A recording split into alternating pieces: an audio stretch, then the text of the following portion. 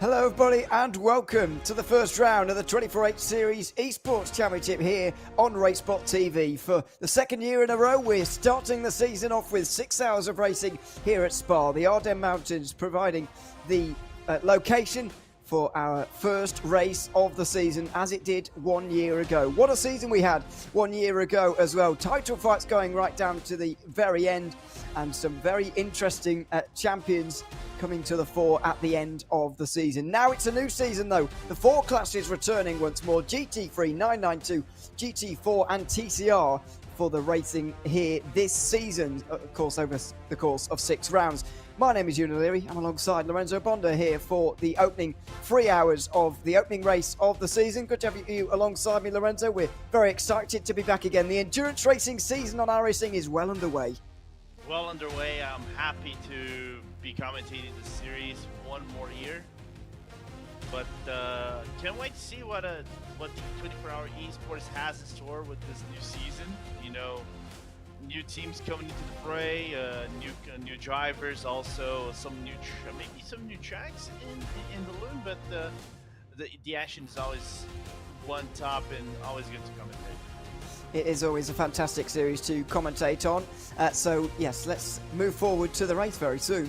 We'll be getting that one underway when we get there, a couple of minutes away from the race just for the moment. But qualifying is now complete. We'll take you through some of the important results from that in a few moments' time. But it is a 6-hour race, of course, very long way around here. So qualifying is certainly not everything. This is the starting grid in GT3. It's an all Porsche front row with Simify Esports and Obsidian Racing looking at the front row. Drago Racing and Sabo Esports are on row 2. Maniti Racing with Alex Bennett's time getting him into the top 5.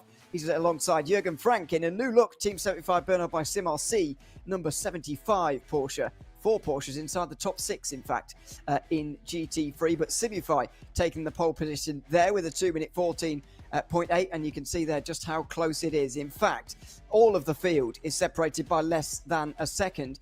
Somewhat remarkably, Pure Sims Esports are last, which shows you the strength of this field. Team 75 Bernard by SimRC are also in 7th place alongside My Performance SRT. Andrea Bristow has taken that car to 8th place. Astro Racing are just ahead of the reigning champions. Nicholas Mateo for Williams Esports driving the number 1 in 10th. ATRS Esports and Urano are 11th and 12th. That's a long way down for Luca Kita in that red Mercedes. Impulse Racing have taken to the Ferrari this season. They're alongside the first of the Pure Sims cars. Falcon Sim Racing team in their familiar livery are 15th ahead of Ruben Bonga's MPS Plus competition. That's a surprise to see them down there as well. Urano in 17th, Movano in 18th. It's a really stacked back end to the grid as well as up the front. Dory Sports are down in 19th, Team Hoytingveld 20th, and Pure Sims Esports in 21st. It's a very, very strong grid all the way through in GT3. And it is down the classes as well. In the 992 category, PESC champion Jordan Caruso is driving for Outer Esports from the front, alongside Thomas Cope for Olympus Esports. Simify Esports have gone third here ahead of Impulse. Then it's Nicholas Last and Henry Salmon to round out the first 3 rows. 7th place is Valkyrie XP with Roger Friedstad Christensen. Then it's Vince Peters, the Ivra Club Sport winning Visceral Esports team in 8th place. Waverley Racing team and Apex One round out the top 10 with Schrerer Esport, formerly Phoenix, of course, and then Williams Esports rounding out the top 6. Kamil Grabowski driving the reigning champions car from down in 12th with Geodesic and Urace BR in 13th and 14th. Bernardo Ferrier going to be starting that car. We'll talk to Lorenzo about that a little bit later on. GT4 then. Pole position for the reigning champions. It is here. Movano alongside 07. Geeks Energy alongside gridandgo.com on row 2 with Zenith Esports and SimRC rounding out the first 3 rows. Bit more of a familiar livery there. Waverley Racing team are 7th out of X-Racer. Then it is Geodesic and Impulse to round out the top 10. Further down, it is the other X-Racer car and Raw Esports with Maxi Stefan 12th place. Then it's Racer Esports team, Servo Esports and Pure Sims Esports to round out the 15 GT4s. And finally in TCR, we've got Entropic leading the way. Obsidian with Michael Polasek alongside them. Naveed Hussein and Marcel Joachim are on row 2 ahead of Eric Goldner and Mark Fryer. Then it's the two-time Ivory Club Sport winning champions Team Huisingveld down in 7th, Carlo Esports 8th, ahead of MA70 Esports and RD Simsport rounding out the 60 cars. It's a huge grid, Lorenzo, and a really stacked one as well. Lots of big names up and down the field, and some cars, you would argue, slightly out of position to start with as well.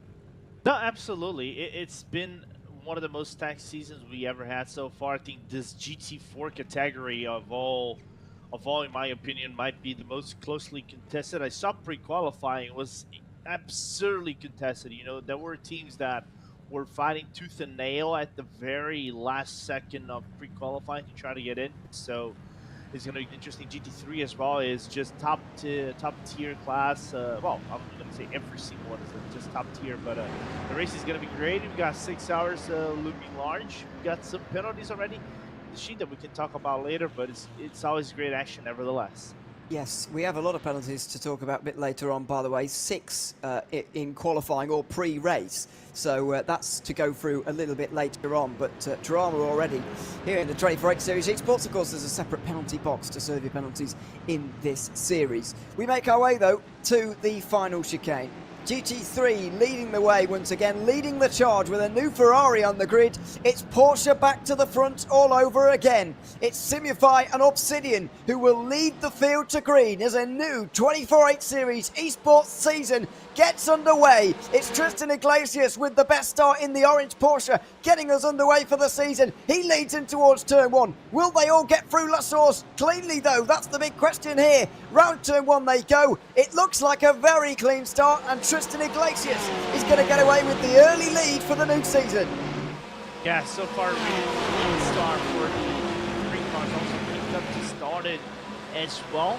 And now it looks like a very clean start between everybody. But look at the Camel Straight. We're going to see some people maybe try to do some overtakes right at the back. I can see CMRC try to do some overtakes, but just cannot get through what it looks like the Pearsons team. And that's Sebelt being pushed out a little bit in the first of the BMWs, by the way. Roberto Ferrari getting offline a bit there, and he's side by side with one of the Porsches again as well. That is Mag Performance, Andre Bristow inside the top 5. Great start for them. Sebelt look back to the outside again, but that could be a bit of a fatal. They get through as well. It's a train of Porsches going through on the BMW at the moment. Now Urano are all over the back of the yellow and white car. You can see the number 91, but the 90 is looking to go through. Down the inside towards Pouon. That's a risky early move here in the 6-hour race, but they've got it done. Williams Esports, the reigning champions, look to get through as well. What a start it's been, and what a bad start for Sebelt Esports. They've lost many places now off this start. Yeah, it's been an insane start. You know, just trying to find yourself in the track is going to be quite complicated with so many teams trying to move overtakes and trying to move up in the field. So you would normally think even, well, 1 hour of racing, 6 hour racing, you know, you would think, oh, let's save fuel a little bit. Let's try to play this more calmly and then follow through accordingly with this race. But not so far. Teams have been aggressive out of the gate. There has been massive things going on also on TCRs as well. Entropic is already out. Yep, Entropic pole position sitters for TCR in the 6 hours of Spa. They're already down in pit lane. We'll have some replays of the start a little bit later on, but this is the front of the 992 category underway for the new season. It's past champion Jordan Caruso, who's held on to his lead. Thomas Cope put in a great qualifying performance there, by the way, to get into second in 992, and he's holding that place as well. There's been all sorts going on at the final chicane, by the way. I'm sure you saw the order changing and switching on the left-hand side. Going around was Daniel Sommer in the Team 75 Berto by SimRC car. They qualified 7th. They're already outside of the top 20 now. That's the other car, the other Team 75 car. That's Jürgen Frank in the number 75. He's had a decent start, but further back, it's not been a good one for the others. There's a look at the new Ferrari. Impulse Racing nestled within the pack at the moment. It's been a busy opening to this race. There is the car that went around at the final chicane. Yeah, and you can see quite the gap he has. I think that's the door car in front. Pure Sims on the inside of Team Huisingveld, the move done and dusted for him. So that's just kind of clean. But I really want to look through these replays, because like we were taking a look at DT3, everything decided to break off maybe on the other team, the other teams and the other classes at the back. Yeah, Ika Maricolo is currently trying to look at about 50 different places at once, so we'll get the replays as soon as we can a little bit later. But for now, just enjoying the opening laps of a new season. It's been fantastic so far. Lots going on. It will settle down surely soon as well, and then we'll start to get into the more strategic side of things and start to a bit more long-form commentary. But right now, this is sprint racing stuff because everyone wants positions. There are cars out of position here. I mean, look at the standard of the even back of the field here in GT3. Pure Sims just overtook Huysingveld for 18th place in this race, Lorenzo. That doesn't happen very often at all. No, not at all. You know, you would think maybe that move would have been for top 10. We're going to look at Mivano at the start of GT4. Like I said before, we would have replays for days happening right here. So, not the crazy thing you would think about it, that kind of a move. But anyway, let's look at the replay. I'm curious. Oh my Four word, wide. That's a big chase to the inside. And there's contact. No. Wow. It's two Mercedes who have made contact, the 412 being one of them, and the Raw Esports 488 was the other one. Maxi Stefanon getting into contact there, but the 412 was the X-Racer car, the all-finish lineup, and what a mess this is. And then TCR embark on this, so that's where it all comes from. So the two are connected, as it turns out. Raw Esports down on pit lane. So are Entropic, Obsidian, Wave Italy Racing Team. 3 of the 10 TCRs are down on pit lane as well. That tells a lot of the story. It was mainly down to the contact on the front straight in GT4. But not only that, but it kind of like broke off the TCR train as well, because I'm looking over here between the gaps. You see Impulse has broken away by 2 seconds on Race for Cat. And then you see the train of Race for Cat and 2RT. Then you have a train of U-Race BR with Team Huysingveld and maybe Obsidian a little bit far behind. So that kind of dictated how the race is going to be on TCRs. So, and we still have a lot of race left, and we still have to see the overlaps being done by the faster class on the slower class, and that is not still far away. I would say maybe within 4 to 5 laps we might be able to see that. But man, what a frantic start! Very frantic start here. It's got to be said. So 4 Porsches in the top 5 at the moment here at Spa. Simify Esports lead the way after 5 minutes of the 24H Series Esports season. It's been a chaotic start in GT4 and TCR. This is the angle I wanted to look at. So Entropic lead the field to green then. And presumably they're going to see what goes on in front of them and slow down, head to the outside. How do they get involved here? Well, it's...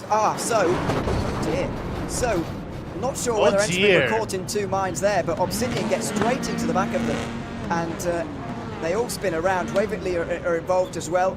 That was a bit messy, really, and yeah, not sure how that all happened, because surely they all would have seen that on the front straight. It was staring them in the face as they ran down towards turn 1 there. If you want to put it, well, that's an understatement. Yes. I never thought we would have such like a suboptimal start, to quote Lewis McGlade. Yeah, it's a very messy start to this race, unfortunately. But the GT3s and 992s, I'm happy to report, have gotten away quite well. The top 10 are locked together. The next battle for 11th, Mivano have made up a few places here. In fact, more than a few. Stefano Prandi has done a good job here to move through the order. It's Ruben Bonga just behind in the BS Plus competition. BMW, not so many of those BMWs this season, absolutely, by the way. Yep. We saw quite a few of them last season, but not so many anymore. For example, the Vila team obviously not here on this occasion. They were in the BMW last season. Side by side further back in 992, though, this is right down towards the back of the 992 field. Actually, it's between Apex 1 and Schrerer Sport for the top 10 positions. Matthias Luxak does get through, though, into the top 10. And BS Competition did get through on Mivano, as you might expect. Lots of the overtakes happening in towards Lecom, which is to be expected as well. Of course, you catch the draft, you try to cook yourself into something, and you get that overtake completed. And the action is always frantic, you know, within this first hour. You never know what's going to kind of pick up in the middle of things. And the gap between the T3 cars hasn't quietly become wide, as everybody kind of like following you on the train. Sorry, just everyone going a bit wide through no-name corner. It's okay. Yeah, it's normal. I'm not used to taking these pro lines when I'm driving. You hope you're supposed to learn. Same. GT4 then, this field has really split into two as well, and that was probably down to the opening lap kerfuffle. Leading the second train is Zenith Esports, Alexander Peregrina at the moment, side by side further back between SimRC and I believe that is Impulse as well. It is Kimo Hayden who's trying to get through on Karim Habets there, two stalwarts of the 24/8 Series Esports Championship down the years. Back again in GT4, SimRC taking on their more standard livery after losing out on the championship last season by only 3 points to Movano, who are the reigning champions, of course, in GT4. It's fair to say, I think, that this championship fight was the best in GT4 actually last season, and a win indeed wasn't enough quite for SimRC to take the title away on the final day. But what a fight it was! Absolutely, it was closely contested between everybody, and like I said, I really want to see this kind of repeat to see if SimRC is still trying to dominate this class. Of course, this crash to start dictated how the race is probably going to go down. Of course, it's not like we're going to get yellow flags. Yellow flags would be in the most dire of circumstances, because it's not a thing that normally happens at the real life Hankook 24-hour series. But looking forward to see what kind of strategies do they come up, as they probably going to try to do that overthink before Blanchimont. That is a little bit of a bold move. It is. Side by side they go. Through into Blanchimont then. Inside line for the Aston Martin. And through goes Havertz into 5th place for the moment, or 6th place, excuse me, just behind Zenith Esports. Alexia Loma is the one who's been overtaken. And that's for the X-Racer 413 team. But what a brave move that was by Havertz. He is up into 6th. There's Simify and Olympus battle for second in 992. Wondered why Autos were getting such a big gap, and that's because Thomas Cope has been forced to defend already. He's pushed out wide now, and Simify are down the inside in towards Rivage. It's quite a dive actually as well, and they're going to remain side by side. If Cope can stay there, then he'll be on the inside again at the no-name corner, and then at Pouon as well. It's a great battle. It's still side by side between them, and watching behind is Maniti Racing. Maxime Marriott is just watching and hoping for this battle to end, and round the outside finally goes Mark Perez to get into second place for Simify Esports. A great battle eventually settled, giving Autos Esports a further 2 seconds in the lead. Yeah, they must be loving this at the end of things. You know, Caruso is not going to mind that. He's going to say thank you, mate, and basically going to drive off into the sunset. But what I like so far is like how racy they are getting. And one more thing, can we talk about Thomas Cope here, even because like his last 2 races, we've seen it at Ibra, at the Club Sports Series, driving basically the same car at a different track, and his pace was absurd. I was talking to my teammates at a U-Race. Like, he picked up so much pace maybe in the last 2 to 3 months. It's absurd. It's not even like a joke. I gotta give him props because his driving has been top notch lately. Yep, he's a driver clearly improving, because I don't think a year ago, even maybe 6 months ago, you would have seen him in this kind of company. In the 24/8 Series Esports Championship, in fact anywhere really. So it's shown a great improvement. Maybe though the race pace side of things catching up with him slightly at the moment, because Perez got through without too much problem there, and now Cope has got a real train behind him. He's got a big job in his hands to stop them all from going through, because there's a lot of cars there now. No, absolutely, and what I like, you know, is this normal pickup train. You know, you see that at the Porsche Sports Super Cup. Everybody just trying to follow the train of one another. I'm liking there's some aggression out of it. They're not, you know, just trying to lift off and maybe, you know, just work the fuel numbers a little bit. You're going to see Maniti come to the outside. You're going to find only Kuhn. Do they have the move? Because Cope's breaks late. Yeah, he's broken a lot later than Marriott, and stays ahead, stays in 3rd place, and so Olympus will cling on to that position for the moment. Movano still leading in GT4, by the way, in case you're wondering for updates there, and TCR as well is quite spread out already. Marcel Joachim is currently leading the way for Impulse Racing, and it's Race for Cap Motorsport who are in the 2nd position, a good 3.5 seconds back, but the leaders will be lapping these cars very soon. The TCRs already a lap down, a Waverley Racing team and Obsidian Racing after their pit stops. Entropic still in the pit lane now, 12 minutes spent on pit lane for the pole sitters in TCR, unfortunately. Side by side a bit further behind, by the way, as Waverley get through on Valkyrie. That's in the 992 category for 6th position in the race at the moment. A change for the lead, it looks like. Drago Racing look to have gotten into the lead, do they? They do. Ricardo Rico has gotten up in the 69 car ahead of Tristan Iglesias, who's heading the field, or was. Now they're into the traffic, and it's Ferrari in the lead. Yeah, it's the new car of the bunch. I'm trying. Is it the correct term to say the new food on the plate, or the newest dish on the restaurant, or something like that, to making that a really good debut? As now we're gonna probably see the moves that done on the bus stop from what it looks like, because I don't think it catches by the entry of Blanchimont unless Tristan has done like a massive blunder. No, that is done on the bus stop. Yep, it's going to be a late braking manoeuvre here. By the way, we're pretty much nose to tail for the race lead at the moment. It's very close as they make their way up towards Lecom. Outside line for Mac Performance SRT. They're going to get to second. What a drive from them so far. Up through the order as well goes Urano. Is that Luca Keita already? It is indeed. 4th position from starting outside the top 10, and now he's going to try and overtake Simify, and Luca Keita's into 3rd. This is an unbelievable start from the Urano Mercedes. No, absolutely, and what I like so far about this, now they're catching up in the TCR traffic, they're just catching the Race PR, W Pro GP. Keita is moving because he needs to move with a sense of urgency. He needs to clear off as many cars as he can and get within really good solid results, because he has 20 seconds of pit for penalties. Yeah, I forgot about that. We'll go through penalties in a bit, because the first 15 minutes so far have been absolutely breathless. Yep. I had a question in from Chris Pereira, by the way, in the YouTube chat. How many cars on the grid today? We started with 60. We've got at least 57 still running.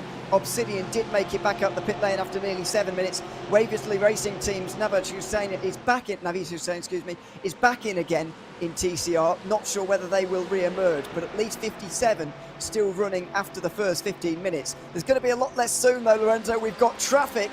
This is what makes this series so special. 4 classes out there all together. From now on, this race is going to be a game of traffic management. No, absolutely. You're going to see cars ducking, weaving left, right, up and down, and you're going to see maybe that's where the blunders can happen. The really big moves that can dictate this race moving forward can happen. Look at I think that looks like to be the Sim RC just coming out on the right-hand side, left-hand side of the TCR. That was a car alarm from what it looked like. But now this snaking is going to be critical. How you negotiate traffic in a race like this. It's just insane. Yeah, it's absolutely insane, but it's what makes this series so special. How can you not love this? The endurance racing season on iRacing is back, and it is alive and well. Over the top of the hill here at Radion, Drago Racing still lead the way. Mac Performance SRT, though, are under pressure for their 2nd place as Urano try and go through. The Impulse TCR in the background getting overtaken by everyone, but Luca Keita's into 2nd. What a start from Urano here, and Luca Keita especially, who's made up so many places. We've seen so much change in the opening moments of this race, and Urano could be on their way to a race lead, as we've got an exceptionally crumpled Ferrari on the Campbell Straight. That's Impulse, and that Ferrari's not looking pristine at all, and the suspension is also probably broken, as he's going to get overlapped by the 992 class cars. Yep. Mate, this race, we're barely 20 minutes in, but they decided, let's give him some action-packed moments right here. I like what I'm seeing. Yes, it's they can't seem to stop coming at the moment for in terms of action-packed beginnings to races. This has been right up there so far. So Drago Racing still lead. Then it's Urano in 2nd in the number 90. Not a big gap at the front of the field, just half a second. Further back, the field separated by about 12 seconds now, if you're not counting the Impulse car, which has now returned to pit lane. I mean, there was no way he was going to get that car around Matteo Victorino, so he decided to take a trip back to pit lane, and this is exactly why. He's got one of the Mercedes right behind. It's the blue and white Ferrari. You can see, it just gets tagged in the rear. It's a big hit at Radion, and just gets tagged in the rear. One of those moments really where the Mercedes behind didn't really see what was up ahead, didn't really see what was coming there. Yeah, that looked like to be the Sister Urano car that actually tagged the impulse car. And I think you said pretty much everything. You know, you come into a corner that you see the TCR that has that massive speed difference, and he cannot see anything at the top of Radion and causing the contact. That most likely can be a penalty for the Sister Urano car. But hey, it's just unfortunate being caught up at the wrong place at the wrong time. Yep. Really unfortunate for Impulses. Luca Kita is not waiting around. Now he sits behind Drago Racing. Now the tactics come into it a little bit, Lorenzo. Do you want to lead the field around, or do you want to save the fuel behind? Now, you referenced the penalty earlier. Let's get confirmation of that. 20 seconds for impeding during qualifying. They impeded, ironically, the Impulse Racing 57, actually, in towards turn 1, did Urano. That will no doubt have set them off a little bit and maybe contributed to their slightly poor qualifying compared to their race pace, but 20 seconds is going to set them back a long way. For example, if the pit stops happened right now, they would drop right to 20th. No, they probably would have been at the very back. Luckily for them, they are at the Grand Prix pit lane, so it is the shortest run. You don't get the endurance run. If that was the endurance pit lane, then my friend, that would be in a world of pain. So I think for Kita right now, it's like this is the funniest topic because we're going to be talking about BOP, and BOP is always that kind of conversation, you know. Normally you would say BOP, you have the Mercedes. I've seen the Mercedes in the official IMSA series. They have been the better car in terms of performance. They've basically been picking that car left, right, up, and down. So you would say, oh, I might have the best car to actually run around the track, but the Ferrari has been no slouch either. So for Kita, it's kind of like making that critical decision of you thinking, oh, should I do this now or should I cook something for later? By the way, the reigning champions, Williams Esports, also have 20 seconds time penalties. So do Door Esports, for impeding, by the way. They're the 3 only penalties so far in GT3. The 488 has a 30-second time penalty in GT4 Raw Esports, but they're already out, so that's going to be fairly inconsequential in the end. And they also had a 10-second time penalty from qualifying as well, so not a good start to their race. In TCR, we have a penalty for MA70 Esports. Lucas Podstata is going to have to serve a 20-second penalty for impeding. And in 997, in 992, we are going to have the 9. Well, I wasn't going to go there, but yes, the 987 is what it's meant to be. It's the 60 in the session at the moment. Is going to have a minute's worth of penalty for them, but more penalties to come, and we will update you at the time when we get there. So more than 20 minutes complete now of the 6 hours of Spa, the opening round of the 24H Series Esports Championship, and traffic's about to get a little bit thicker and faster for the GT3s because I don't think they're far away from catching the back end of the GT4 train. Yeah, I'm just looking. GT4s are right about Stavilo, so we could see like them catching maybe the Ricard car, which I think is the first car, I think, in the whole bunch, or even Roar, the Axe Racer rather, in a little bit, but the bulk of the other ones are going to be around Blanchimont. So that I would say one more lap until we see all those cars having to round out the GT4 field. So this is where things get difficult now for the race leader, Ricardo Rico, for Drago Racing in the number 69. One of the Spanish contingent, by the way, of the team. It's a very multinational team.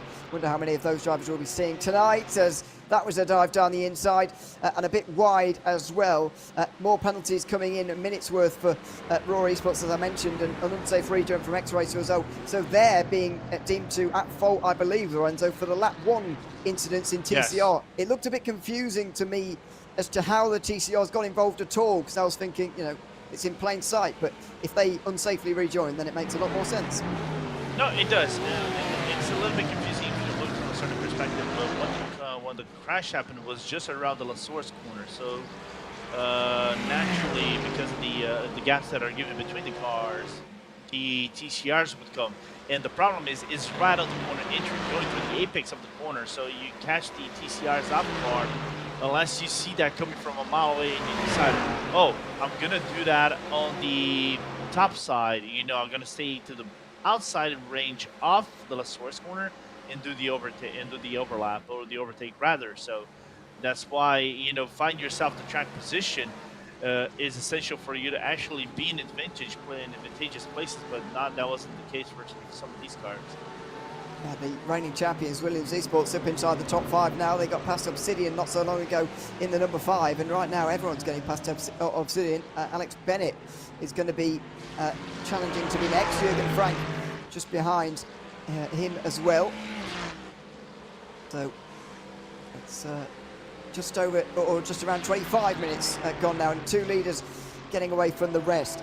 Time penalty now for Astro Racing in the 33. That is the Mercedes, I believe.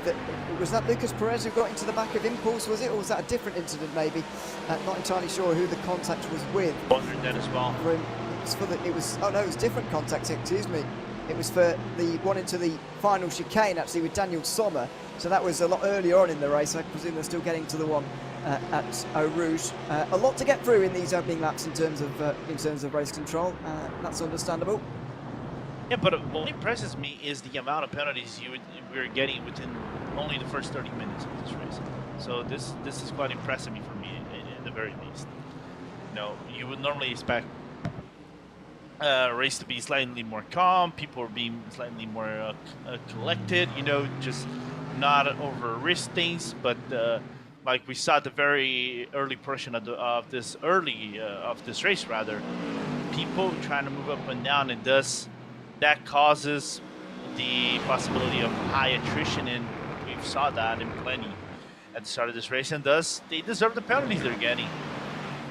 Yeah, so far, still a few to get through, by the way. There's still 3 more on the list to get through, dating back to just 3 minutes ago, so they continue to come in thick and fast. These are the top 4 in GT4 at the moment, and that spin on the front straight really for those behind has separated this field in 2. It's Movano Sim Racing leading ahead of 07, GridandGo.com and Geeks Energy at the top 4. Some names maybe that we didn't expect to see at the front. The group further behind you'd think would be focused on trying to catch the leading 4, but they're just battling with each other at the moment, which I can't see being the best decision. No. If you can move up, you're gonna move up. Why are you waiting behind? In a large group, it makes sense. You know, to try to make overtakes and things like that, because you are in a large group and you are allowed to make those moves without losing a chunk of time, because you still can move back into the train and still follow the toe of the other driver. So that's why you are able to take those bigger risks in like 6-7 car trains instead of like a 3 or 4 car train like the guys in the front. Now Drago Racer look around the outside through and then turn to the inside. Piff Paff, Luca Kita will just follow through. Another dive on Pure Sims, that was late, but they get through. This is the nervy point in the race now. The trains are still going on in GT4. It's the only class really where everyone is so close together, and it's making it difficult now for the leaders. Kita gets very close to the Ferrari now as they weave and slalom their way through. Kita can't go anywhere. Even if he wanted to get the lead, he can't at the moment. Now down the inside goes the leader, and Kita can't quite follow through as quickly. So now there's a car separation. Will Kita be able to get back on terms? No, I think there'll be 2 GT4s between the 2 leaders at the end of this lap. Yeah, and that is going to be damaging for Kita right there, as we see more moves who look like to be on the inside of the bus stop right there with the Team 75 Bernard. Is that Astro Racing that hasn't done it yet? It is them. Side by side towards turn 1 there briefly as the GT4s go a lap down. Look at the train in GT3 as well, by the way. It's carnage back here now. Up the hill they go through Eau Rouge and over the top at Radiant. Simify just skip past the Wave Italy Mercedes, and now the reigning champions are going to fancy their chances. This is for 4th place. They're going to trap the Porsche, I think, behind the GT4s. No, they're going to get trapped. It's the number 1 car that can't go anywhere, and down the inside goes Tristan Iglesias to hold on to that 4th position for the moment.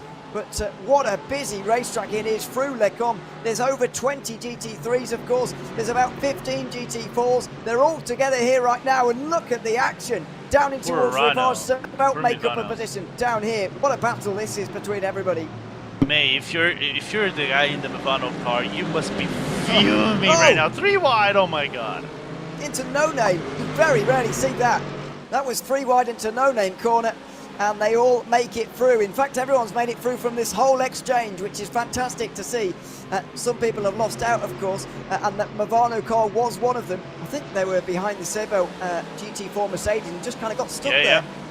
Totally. They lost about 3 positions just because they were stuck behind that Seatbelt GT4, and that's why I was saying, if you're him, you're fuming. What happened to Drago? The leader's off. Oh, into the gravel at Stavolo. The leader, Drago Racing, are off the road and down outside the top 5 now. Obsidian Racing, who they took second place from about 20 minutes ago, are going to re-overtake in the Porsche. We'll have another look in a few moments' time, but Urano now lead the race after starting way down. Luca Kita completes his run to the front of the field, and Drago Racing fall outside the top 5. What a shame for them. Yeah, what a shame. I'm really interested to look about that. I think that is regarding traffic through Piff Path. Are they going to get in contact with the Grid and Go car on the outside? Oh, I can see that. I can see that coming from a mile away. Yeah, 100% Grid and Go just maintaining his line. I think just unfortunate race incident from my point of view. Yeah, I think Drago Racing might have been coming down on the Grid and Go Aston. Kind of depends on that, really.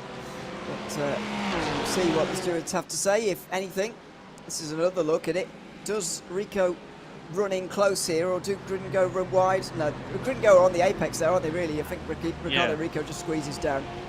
Yeah, but there's some air as well that kind of propel Rico to go and get spun out into the corner of Stavolo, so a little bit unfortunate as now more moves being done in the GT4. Grid and Go in a little bit of trouble, and that is going to cause a pile up of cars in the GT3 as well. What they're going to do.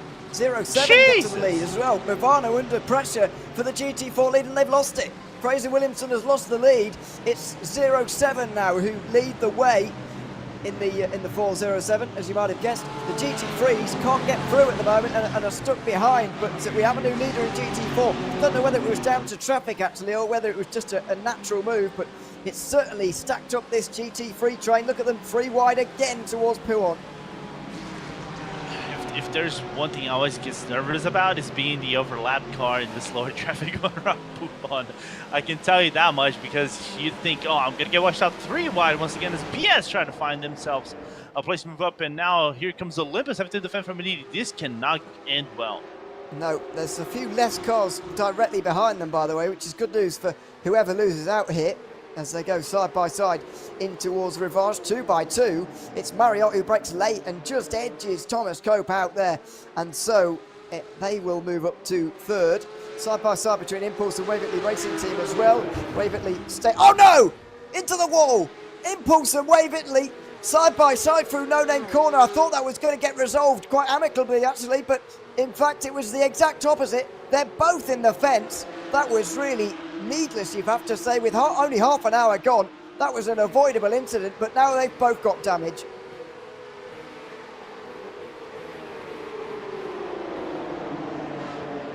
Well, that was a shame for both, really. Let's hope that they've not got too much damage. No, not only that, I think Impulse also gave the position away despite having some damage on the front of the car. Most likely, the question is, how much damage does Waverley has on the side of the car? Yeah, they look all right for the moment, but surely the straight line speed is going to be compromised with damage like that, and the Kemmel Straight, you just can't afford that, as Simify, Mag Performance here, work together a little bit to try and pull back Urano, who are now 3.7 seconds in the lead in the Mercedes. Yeah, Kita is on another level. He's making usage of, thinking of the Mercedes being, what would be the more natural superior car around the track like this, but man, what a race so far from them. Despite the penalty and everything, you gotta give them props, for putting that work, building the largest gap they can build, and be safe during the running of this race, and maybe cut down that deficit they probably occur right now in the other pit stops by the time the race end comes. Well, what an opening half an hour it has been here at Spa. 6 hours on the clock here this evening, or this afternoon. As Impulse Racing, by the way, do make their way in. Pascal Costa is on pit lane as a result of that incident. But that's the first 992 stop, and an unscheduled one at that as well. A good afternoon to Thomas Meinhardt, who's joined and offered his support for Carlo Esports. By the way, they're in TCR, of course, currently running in 6th place, just on the back of a train for 4th, which is what you can describe that really. I was expecting a bit more of a train actually at the front of TCR to start off this race, but obviously the opening lap kerfuffle has put an end to that. Although we do have a battle for the lead. Impulse and Race for Cat Motorsport are together now. I've been looking about that for a few laps also, but what happened is you would obviously, like you said, you wouldn't expect that, but I think the crash that brought Entropic and Wave Italy brought some of the other cars, like your Race PR was on the inside of the corner as well, and some of the other cars like Impulse and MB70, I think also on RD, were towards the outside, so they managed to get away unscathed and without losing too much time, so that's why it broke off a little bit. But because of traffic, now you can see cars coming closer to one another. For example, your Race PR is right behind RD Simsport, while Impulse is the only team that is actually following so far the Race for Cat, like you said. There's the train, if you can call it that. 6th place for Carlo Esports at the moment, back there in TCR. So that is the closest battle for the lead. 1.3 seconds between 07 Racing and Movano, which is somewhat of a surprise. Autos Esports have just over 4 seconds. There they are on the front straight, and now they embark on the GT4 traffic and begin to lap all of those. They're just over a minute off the lead now, so still quite away from being lapped in this race. The 992 cars get lapped considerably less than these days than they used to. Yes, because now their average pace is about 4 seconds slower. It was about 5 seconds or something like that. The cars in the front, they're doing 216 highs, while the Cup cars are doing like 220s high. So it's the improvement of 1 second they got around Spa is just something that needs to be talked about. It's just insane. And that's why they can keep up nice and easy with these cars nowadays. Side by side as Wave Italy Racing Team make some progress back again. They seem to have gotten away with the contact that they had.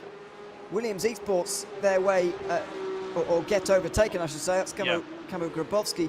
Mush's Lutzak is just behind, but that's remarkable for Wave Italy, really. No, it is. It is a really good, solid result for them so far. Just trying to stay the best way they can within that top half of the 992 class cars. Unfortunately, the other team in the TCRs with probably one of the most experienced lineups you can ever have in TCRs, and unfortunately, just having that issue early on. And so far, doing a good job of course, Kunzer. Doing his best to, try to mitigate the damage, and it doesn't look like there is a lot of damage within the car itself, just on the front side.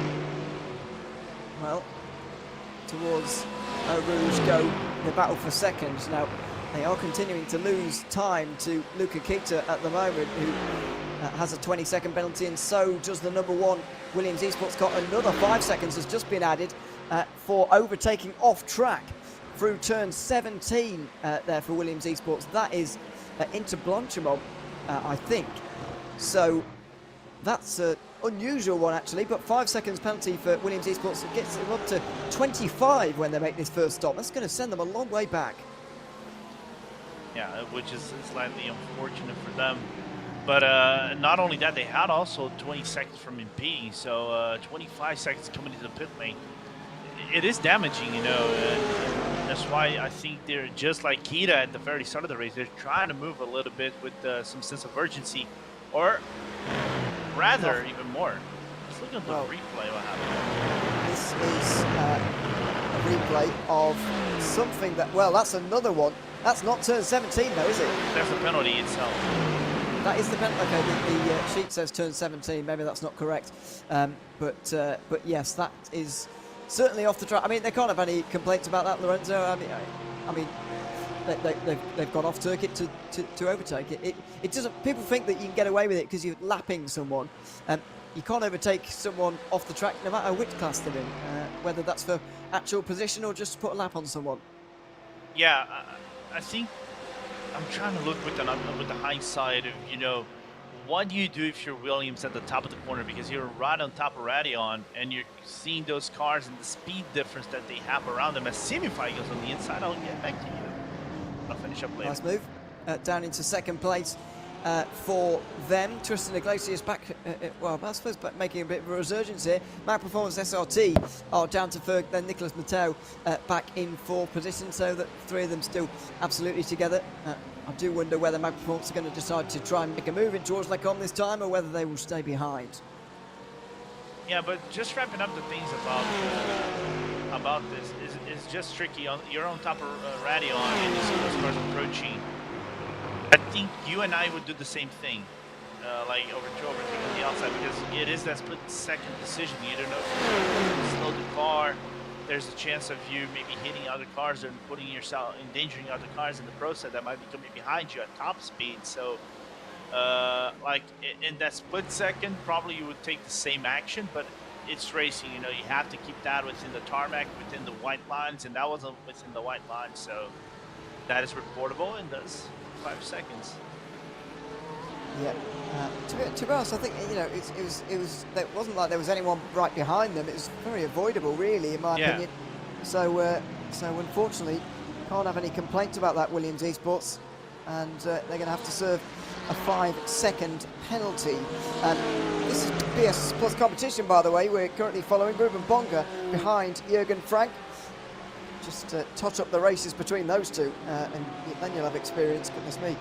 That's the battle for 8th place between Team 75 Bella by SimRC and the BS Plus competition at BMW. Astro Racing just behind Lucas Perez, then Ross McFarlane, Roberto Ferrari rounding out 12th position.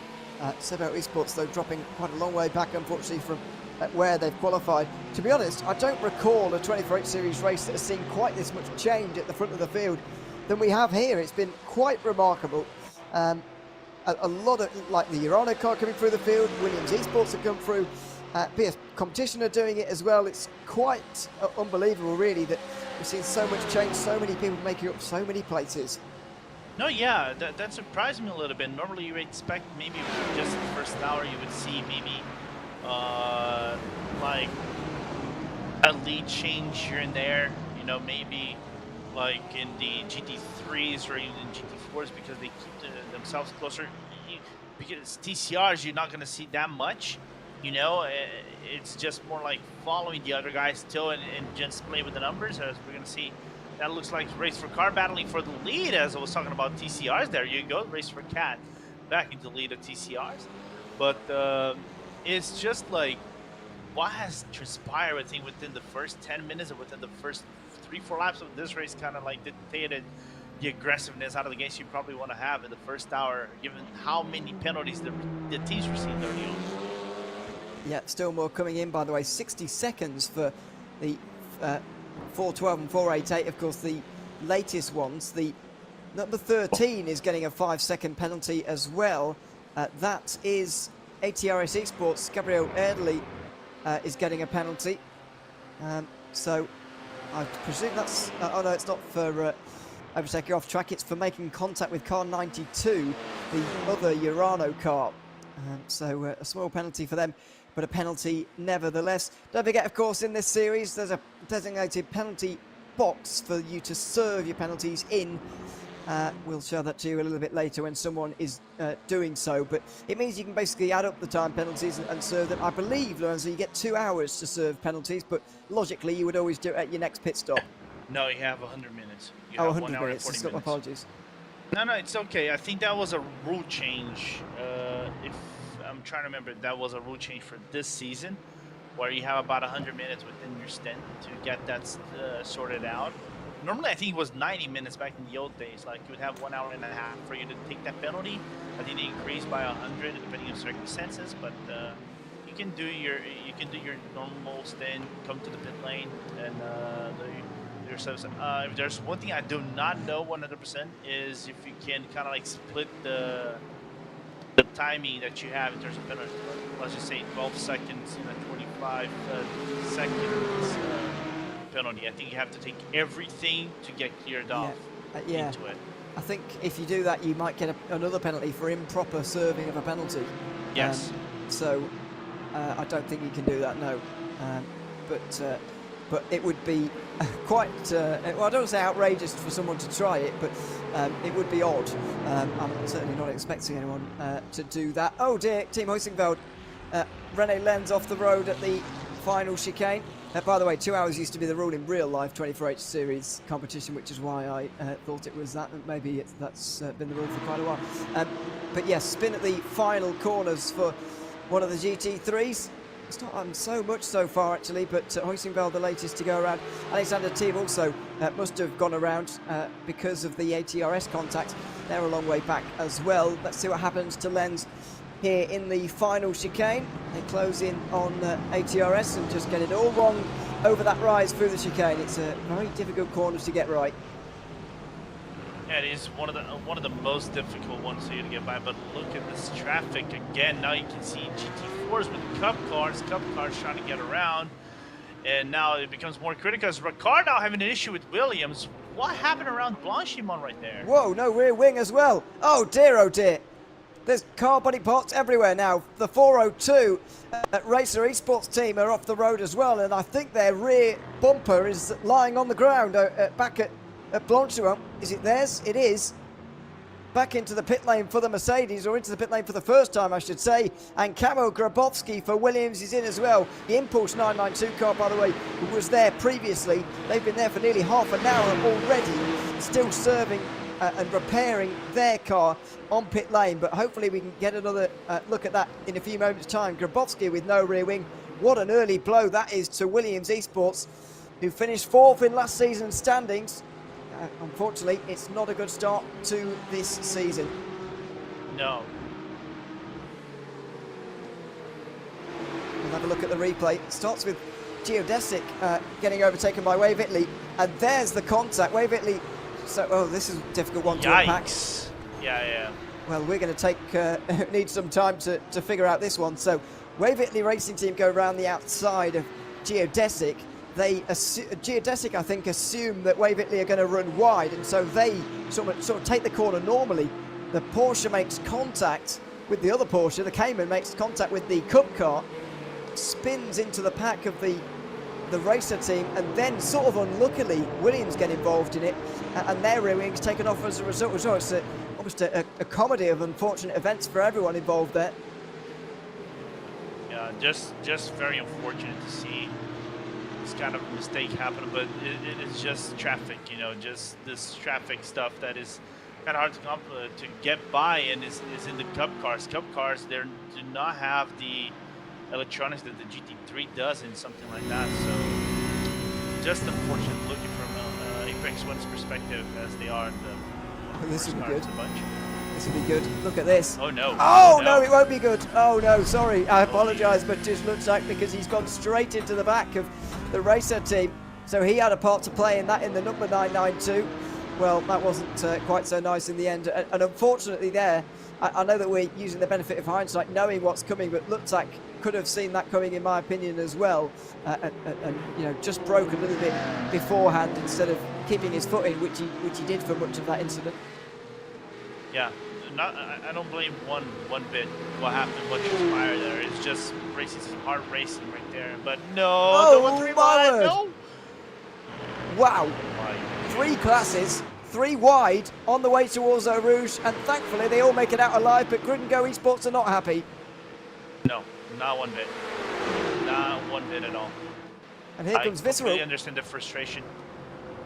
Here comes 3 Visceral wide as well. We could be 3 wide in the class now. Wave Italy looking to make up those places again. Oh, Apex One hit Visceral in towards Lecon. They get pushed wide. Thomas Cope could lose a load of places here. Visceral go round the outside. Vince Peters makes up a place, and he dives in front of Thomas Cope, slams the door in his face, and makes sure he doesn't go for that dive in towards Rivage. aggressive racing in the first hour of the season. It's still side by side between Apex 1 and Waverley. Now they sort it out.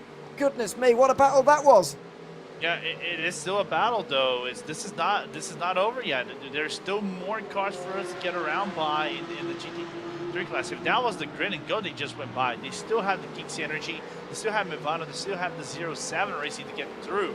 And you still have the TCRs to get through in front of them as well. So this can get like dramatic in just a blink of an eye, just like that. Dramatic, traumatic, all of those things in between. PS Competition look to be on their way through here on Obsidian. Down the inside they go, and Obsidian don't fight that one too much in the end. So up to 7th for them. They've not quite made the progress of the likes of Urano and Williams, for example, but they have made decent progress here of PS Plus Competition into 7th place now. Yeah, just insane as how does Quenzer now get around this and defend and navigate as now classes are merging together. Whoa, Apex 1 on the outside of Thomas Cope. That's Lutzak through, and now Quenzer's going to try and do the same. He'll be on the outside for La Source though. They're going to squeeze free wide. Is Cope going to push him into the TCR? No, he gives the room. The track is more than wide enough at that stage, so they stay side by side. Quenzer very wide though, and that's not going to happen for him. Cope will slide up in front of him and stay in that position, but unfortunately after a great qualifying, Thomas Cope has been overtaken quite regularly now, and he's down to 7th in this race. Yeah, but still, oh no! Contact to Eau Rouge! And a big spin for Luxak. Quenzer's involved, and into the contact as well is Waverley with another one well. of the, it's Valkyrie. I think, no, it's U-Race, is it maybe? Yes. It is. Sorry to say, Lorenzo, everyone slows down over the top at Radion. And, well, oh dear, look at that, the Pebble Straight. We were about 4 wide as they emerged from that. This is going to take some unpicking. One of the TCRs is in the fence as well. That must have got caught up in that one. Side by side, this is the second GT4 pack that we're battling anyway. They didn't need much encouragement, but they've got even more. And so they battle side by side as well. What a moment of madness that was. Oh my goodness. And that is started with the Apex 1, I think one of the GT4 cars. I don't know which GT4 that was. It looked like to be the, I want to say maybe Zenith, but I'm not 100% sure. But no. It was doing the overlap. Side by side. I think, it wasn't Geodesic, I don't think either, although they are in the pit lane. We'll find out in a couple of moments' time. But Zenith, I can see on the track at the moment, so it can't be them, I'm sure. Unless they got away with it somewhat miraculously. It's Geeks Energy, Alvar Gomez. Geeks Energy fiercely forward. Let's see what happens here. Well, Luxak goes down the inside and towards Eau Rouge. Does he squeeze too much? Maybe. They both spin around. Quenzer's involved, U-Race BR are involved. So where does the TCR get involved is what I'm interested to know there. I think might have been the TCR, and then everyone has to slow down to avoid all of this, and it just gets worse for the second GT4 pack. Look at them slowing down through there. Those behind catch up really quickly, and then everyone's side by side. Yep, just it's like the domino effect. One happened after the other, and there's nothing much you can do right there. It's just unfortunate things, you know, and but it's like everything just going on in this first hour, and man. I'm good at it. I'm really good at like for everybody involved. I'm good at for Faria, but look at this from Bustata. No. Oh dear. Well, did he go full throttle into this? I don't think he lifted off much, put it that way. Anime 70 Esports, by the way, for them. Yeah, I don't think he lifted off too much, seeing what was in front. I mean, yeah, I think he thought he saw a gap to go through, and in the end there wasn't big contact, was there? But just clipped in the wrong way, and that, I think, suspension was what did for the Hyundai, really. Yeah, well, I think so. Well, what a shame for them. 3 992s in pit lane as a result.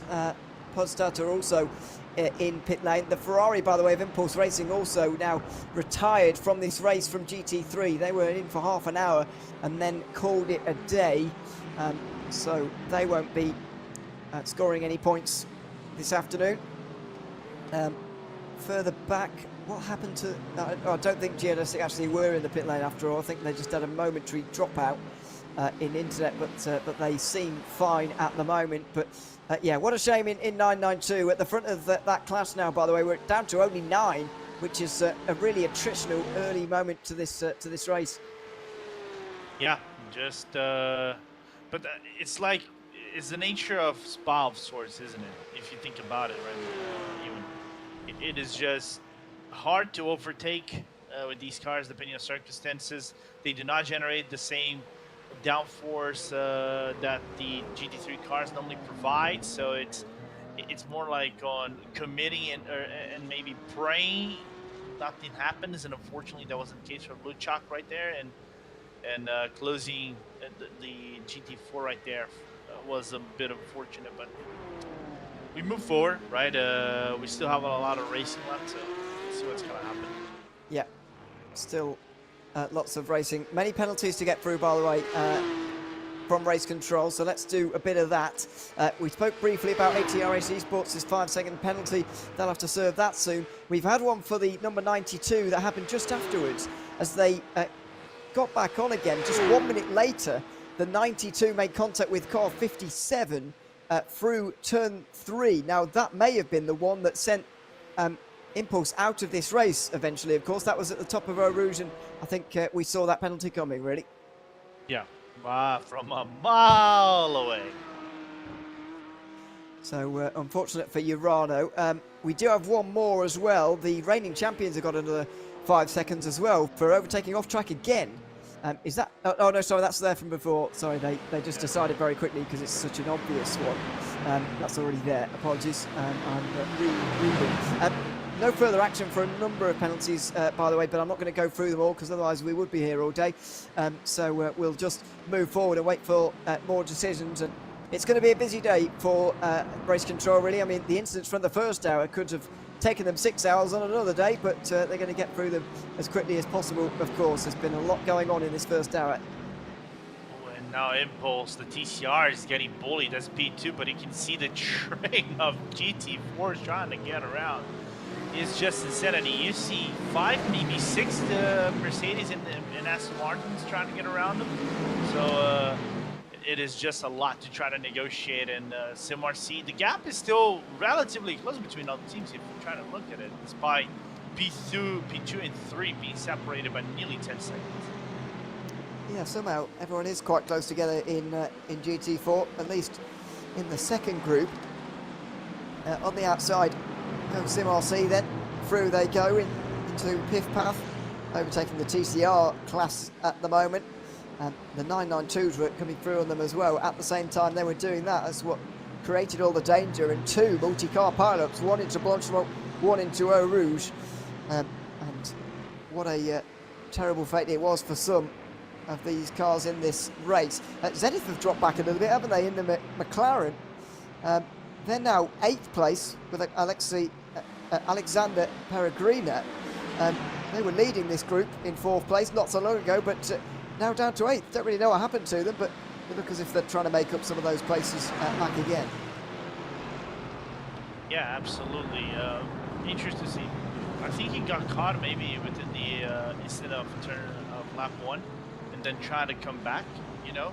That could be a possibility, but still, mate, it's a lot of stuff that we're still struggling to try to keep up with what has been going on around the track, kind of sorts even. So we're just doing our best to try to get in touch. GT3 pit stops are underway then, and the race leader Luca Kita is in after only 25 laps. Now, if you want to do an hour, you'll have to do 27, from what I can remember from Spa 24 prep. That was a while ago.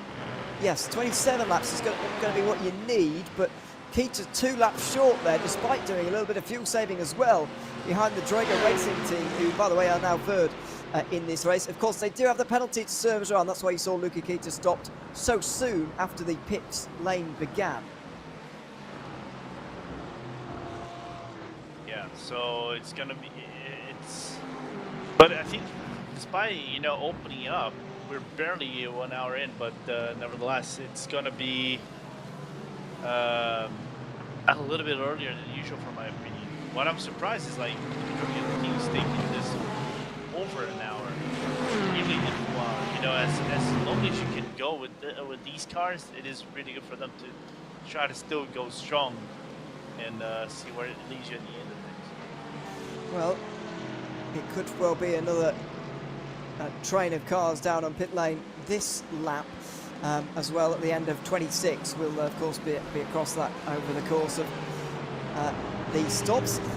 Got a question for you, Lorenzo. It's not specifically come for you actually in the YouTube chat, but I'm going to pose it to you anyway. Do you think the driving so far, as we go free wide now for the lead, this is exactly the point I was going to make, the reigning champions go to the inside, they get the lead as well. But what about the driving in this opening hour of the race? It's, you know, the first hour of a new season, it's a 6-hour race, but there's been, you know, aggressive driving so far. Is it, you know, do you think it's a little bit too much, or is it just the age of endurance racing where reliability is obviously so good, and obviously we don't have random mechanical failures in iRacing, but we do have random wheel failures and stuff. But you know, on a normal day, if you don't crash, you will get to the end. Is the driving a little bit too aggressive for you, or is it just what you have to expect? Maybe it is what we would expect when the car, like, there's 3 categories coming closer, as we see more of these GT3s coming in, like Simify, Drago. I think we still have Williams that have to take their penalty as well. So if you have like 3 cars like GT4s, GT3s in Cup, or GT4 TCRs in the Cup, or something like it, you expected them to be more of a dramatic racing of sorts, right? You have to negotiate where you're going to be in the track and everything, right, Ewan? But there are some spots where I think it is aggressive, like some dive bombs where I think just take the L or something like that. It's just endurance racing.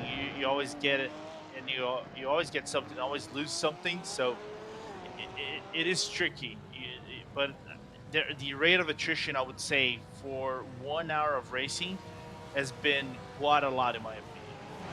Yeah, it's yeah, I've got to say, not any different to what I was expecting, particularly, if I'm honest. But either way, we continue on at the end of the opening hour. Everyone's been in GT3 now, by the way, and Mac Performance SRT have gotten back to the lead with Andrea Bristow. We've got Tristan Iglesias in second, then Manuel Troncoso in third for Traeger Racing. BS Competition are now fourth, ahead of Maniti Racing in fifth. Updates on those who had penalties. Luca Kita had a penalty. He's down to 13th. He's basically starting again. Williams Esports also had a penalty. They're down to 16th now. Nicholas Mateo still at the wheel there. And some of the others further behind have even dropped behind some of the Porsche Cup cars. ATRS Esports are down to 17th, Dory Esports down to 19th, and Urano to 20th. They've all had the penalties. They're all now outside the top 10. Yeah, but I think because the penalties are not that big, you can kind of craft something that is going to be a little bit different. Of course, there's still traffic for you to negotiate with, so things can change within the blink of an eye, and because of that, you can basically say, oh, we might be able to recover those 25s or 10, whatever seconds you would have in the pit lane, depending on the circumstances, as we still move forward with this race. So there's no need for you to panic. But if you get like 1 or 2 more penalties that might accrue on 20 more seconds in the second hour, on a 6-hour race where 6 hours is basically a sprint race of sorts, the way that you are basically driving, it's not like 24 hours or 12 hours at the end of things. Then you can say, okay, now let's do damage control here. Well, you say it's not so important, but what if they lose the race by 2 seconds and they finish in second? Then they'll be ruining those errors, certainly, especially when they're unnecessary in qualifying. Sometimes you can understand the ones in the race because, you know, you're racing hard and whatever it is, but in qualifying, impeding someone really at this level is pretty unforgivable, especially for 3 of the top teams to do it in GT3 is pretty unusual and a very high number, to be honest. No, it is. But I was looking at a picture of one of the Discord of the vicinity that was around pit path. They basically were 3 wide going into pit path. I'm not even joking. Try to give way to one another and try to negotiate who's going to be in front of who on the path. Yeah, I understand it's difficult, but if you want to win the race. Imagine Sebring. Yeah, you've got to avoid it. I mean, look, we had this last year actually in the opening round of the season where a penalty put paid to chances for winning the race, but in the end, it's all done now, and they're a long way back. Also, to it this way, Ewan, at least you're not the team boss who registered the car with the wrong number. When in briefing, the organizer says, this is for the first time in a long time, maybe ever in 24-hour series history, that all teams register with the correct number. I feel bad about myself sometimes. Well, I wasn't going to bring it up totally, but I can bring it up. It's okay. Fine. Yes, that did happen. That did happen. For them, I mean, unfortunately, it's still down on pit lane for Liam Rudinga at the moment. Yeah. I think returned to pit lane actually. I think that they did go out briefly. They just took this 1 minute penalty basically, and I think they're returning the car. Oh dear, into the pit lane for GT4, and it's a bit of a traffic jam. SimRC lead them in the 4.76, and will they have penalties to serve? No, they've just got their pit box very, very early, which is a bit confusing in terms of serving penalties, but either way, Waverley Racing Team don't have to just for the moment. They've continued on, and they've certainly made it to the hour. This is the interesting thing in GT4. Everyone can make it to the hour pretty comfortably, and same in 992. It's just about shortening your final stop as much as you can. Yeah. The question is how short is going to be your final pit stop? Can you give all things, you know? Or if we've seen more than 1 hour, 1 hour and 3, between the 1 hour and 5. If we see try to stick it out on the GT4s, I think Waverley might be the only team who's trying to stick out the longest. If so, is that a cruising advantage coming into the final pit stop? Because the pace within the GT4 has been, you know, pretty much dead even, despite, you know, the traffic being broken up and everything. So, what do you make of it in terms like, oh, your pit's 5 seconds less than the other guy, but do you get those 5 seconds back on the traffic? You know? Yeah. That's the question, really. I mean, I personally would wait till the end to do a shorter stop, and I think that's been the consensus from most. Although SERIES ESPORTS have done a 5-second shorter stop, so maybe they're thinking along your lines of trying to do that over the course of the race rather than all in one at the end. But if you think about it, Waverley Racing Team are going, you know, 5 minutes longer than everybody else. By the end of 6 stint, that's half an hour of fuel that they don't have to put in at the final stop, and that's a big advantage towards the end. So we'll have to see how it pans out, of course. There's still a very long way to go, but early bits of strategy beginning to come into play. Unfortunately, not really in GT3. Pitting and taking fuel and tyres at the same time has, of course, become the norm. Here, it's very different to the last time we had the 6 hours of Spa for the 24/8 Series Esports Championship, where we had that fuel and tyres done at different time business going on. That's no longer the case, so the strategy is a little bit limited now in that class, especially because they only pitted on 2 different laps, like 25 and 26, and then that was it. And just keep trying to move forward and see what it's gonna be around the track. I'm liking this battle so far between Manini and Simify, and you know, Simify, for giving all things, you know, trying to do their best to try to break away, and let's see what's going to happen. They get around the pure sims, and Manini, you know, just trying to play as safely as possible. You know, just do not get bogged down by any possible incident around the most critical section of the track. Actually, I have a question to you. What do you think is the most critical sector in Spa? Right. Well, unless you're talking about the short iRacing sectors, which I don't know very well at all. It's the middle sector, isn't it really? I mean, it's a very long middle sector, and it's where all the corners are, basically. So, yeah, it's pretty slam dunk for me. But if we're talking iRacing sectors, I've got no idea where the boundaries are for that, to be honest. No, more like real life. Oh, real life, yeah. Middle sector's far the trickiest, but it's also where you see least overtaking. So you know, it's they've all got their strengths and weaknesses. 992 pit stops are happening at the moment, by the way. Half of them have happened. SERIES Esports are back out ahead of the others for the moment, at least. But that will, well, will it change afterwards? I think they may well get back to the lead again anyway. But they've gone 1 lap shorter than some of the others. Valkyrie have gone 2 laps longer than them. But they're small differences, really. And they've gone nearly an hour and 10, actually, now, the 992s on this first tank of fuel.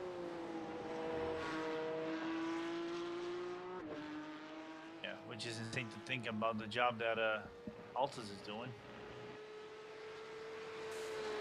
It's a big lead that they had at the start, and they've got 12 seconds over Scherer now, who are the nearest ones to them, but that's going to get a bit closer again once the likes of Simify make their way out of pit lane. Long stops, by the way, for the Porsches, over a minute in the box. That's the longest of any of the classes who have been in so far. I think the TCRs will spend a bit longer on there when they eventually come in, but they won't be coming in for a while yet. We're only an hour and 10 in, and the TCRs can do up to an hour and a half. Yeah, I think, I'm trying to remember, I think this is a new change from last season. I think you commentated more than me in the 24-hour series last season, Ewan. If I remember correctly, back at last season, the TCRs were cut down by, I think, 60% of their fuel, 67% of their fuel, so they couldn't do the 4 hour and a half they normally do. They were basically doing pit stops around the hour. So this is basically now no restrictions on them. The only thing you would get like is a BOP, where I think the Veloster got half a percent down on the engine power and 7 kilos of ballast, and the Civic got nothing. So it's something like good to see that they just let them run the full stuff, and for this race it becomes more interesting, because if they make it to the 90 minutes, if like they do 1 hour and a half, it's just 3 more pit stops. It's a matter of you trying to shorten your pit stop the best way you can and try to cut down deficit on the other guys, but the gaps between them have been quite considerable as of now. I think there is some considerable separation between like Race for Cat, Impulse, and the Race PR, which are in the top 3. Yeah, an interesting moment going on here with Williams sandwiched in between Maniti and Simify. It's not ideal. I wonder if Simify will want Kamil Grabowski to get out of the way at the moment, but he's not for now. Grabowski down in 10th in class, by the way, 49th overall, and he's actually behind the TCRs in the standings by over a minute as well, so he's got a lot of recovering to do, but there are still 11 cars further down than him. Now, have we missed something or am I forgetting something for Movano? Because they just haven't re-emerged after the pit stops, unfortunately, Fraser Williamson. Don't know what's gone on.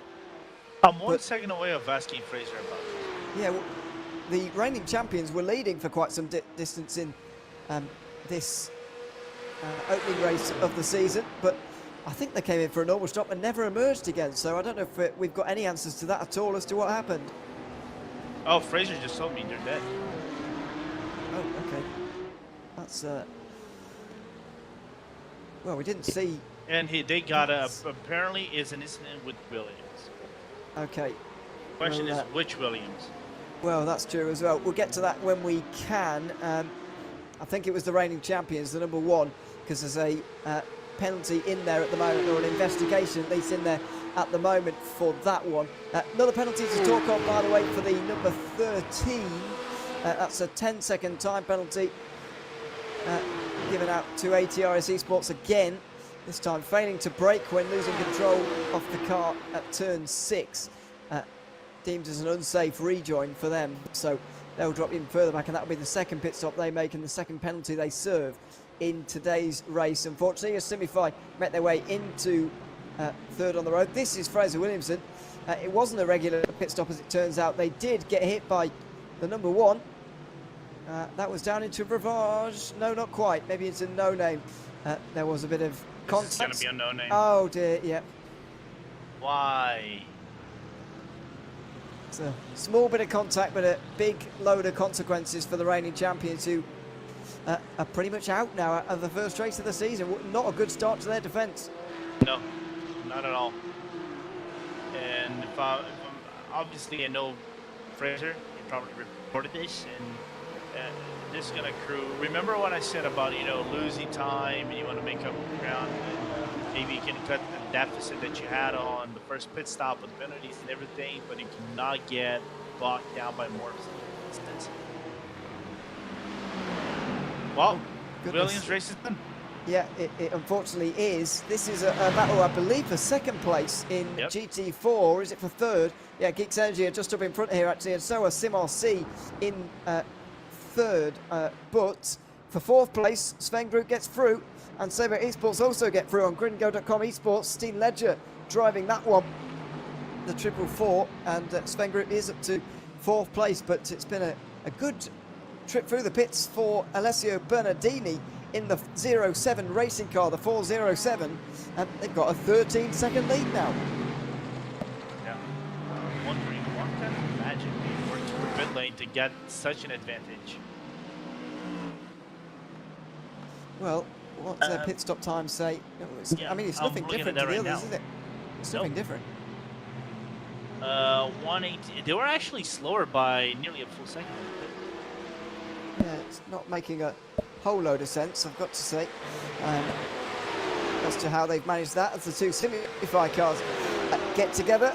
This is looking a little bit ironic. The two Porsches these days look quite similar, GT3 and 992, and those liveries are pretty much identical on those cars. Down the inside goes one of the GT3, and following through is the Mag Performance SRT car. These are the two leaders after all, 1 and 2 in the overall race.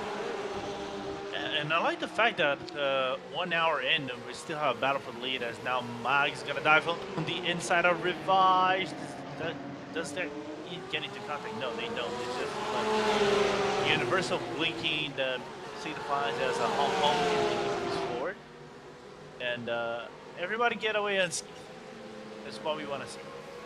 Yeah, have so far. So, approaching 1/4 distance actually in this one already. Approaching 90 minutes into this race. We've got Simify Esports leading ahead of Mag Performance SRT, Drago Racing currently at third ahead of BS Competition, and Maniti Racing Green, who are rounding out the top 5 in GT3. In 992, Ultra Sports are only extending their lead in that class to 10 seconds now for Jordan Caruso. Maniti Racing also in the top 5 here, and Simify also in the top 5 here, so two classes there in the top 5 for both of those teams. SERIES Esports have jumped up to 4th ahead of Valkyrie, who are 5th. Then the GT4s, 07 Racing leading for with Alessio Bernardini there. In second, it's Geeks Energy, Alvar Gomez, then Karim Havertz for SimRC, Impulse Racing, and then SERIES Esports rounding out the top 5. And then we've got the TCRs. Race for Cat Motorsport have actually left behind Impulse now. Eurorace BR are in third, with Team Hoisenberg and Nardini Simsport rounding out the top 5 as well. So that's a top 5 run through of each class. Not all the leading battles are particularly close at the moment, especially not in 992 and GT4, but elsewhere there's still plenty going on. Lots of action out there on the circuit at the moment. Yeah, I'm slightly surprised with the fact that despite having 60 cars, and you would think, oh, this is going to be a gap race. No, not actually. We're getting a lot of stuff around the track. Even though it's barely 1 hour in, there goes Astro in front of the car racing, so the Portuguese survive for one lap, but this pure sims get bogged down. Yeah, they do. How much time loss is that, though, on the top of the hill going through Kemal? That opens up the gap by 1 second, 1 second point 2 average, I think, on both cars. But then again, it's racing. What can you do? It's just like give and take the entire time. Yeah, you have to give and take. Urano and Williams together then, but this is the well. How are these two together at the moment? Because not seeing Urano and Williams battling for a position at the moment, but do we have a GT3 a long way down for now? Not entirely sure.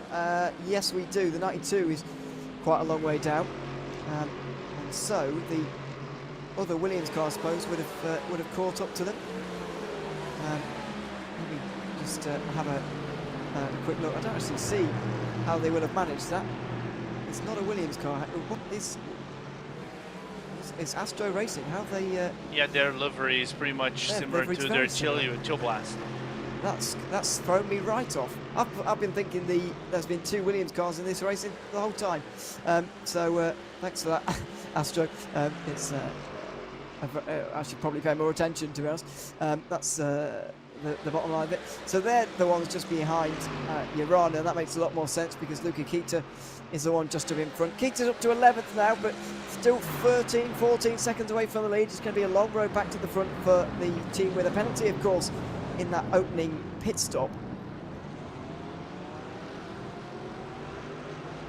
Yeah, but I like the job they're trying to work so far. You know, despite being 11th, it's still points within the points bagging. So it's and they have cars in close, so they can fight for something as they get around the Impulse 992 and looking for what I think is going to be Kita trying to do his best to try to move up the grid as fast as possible.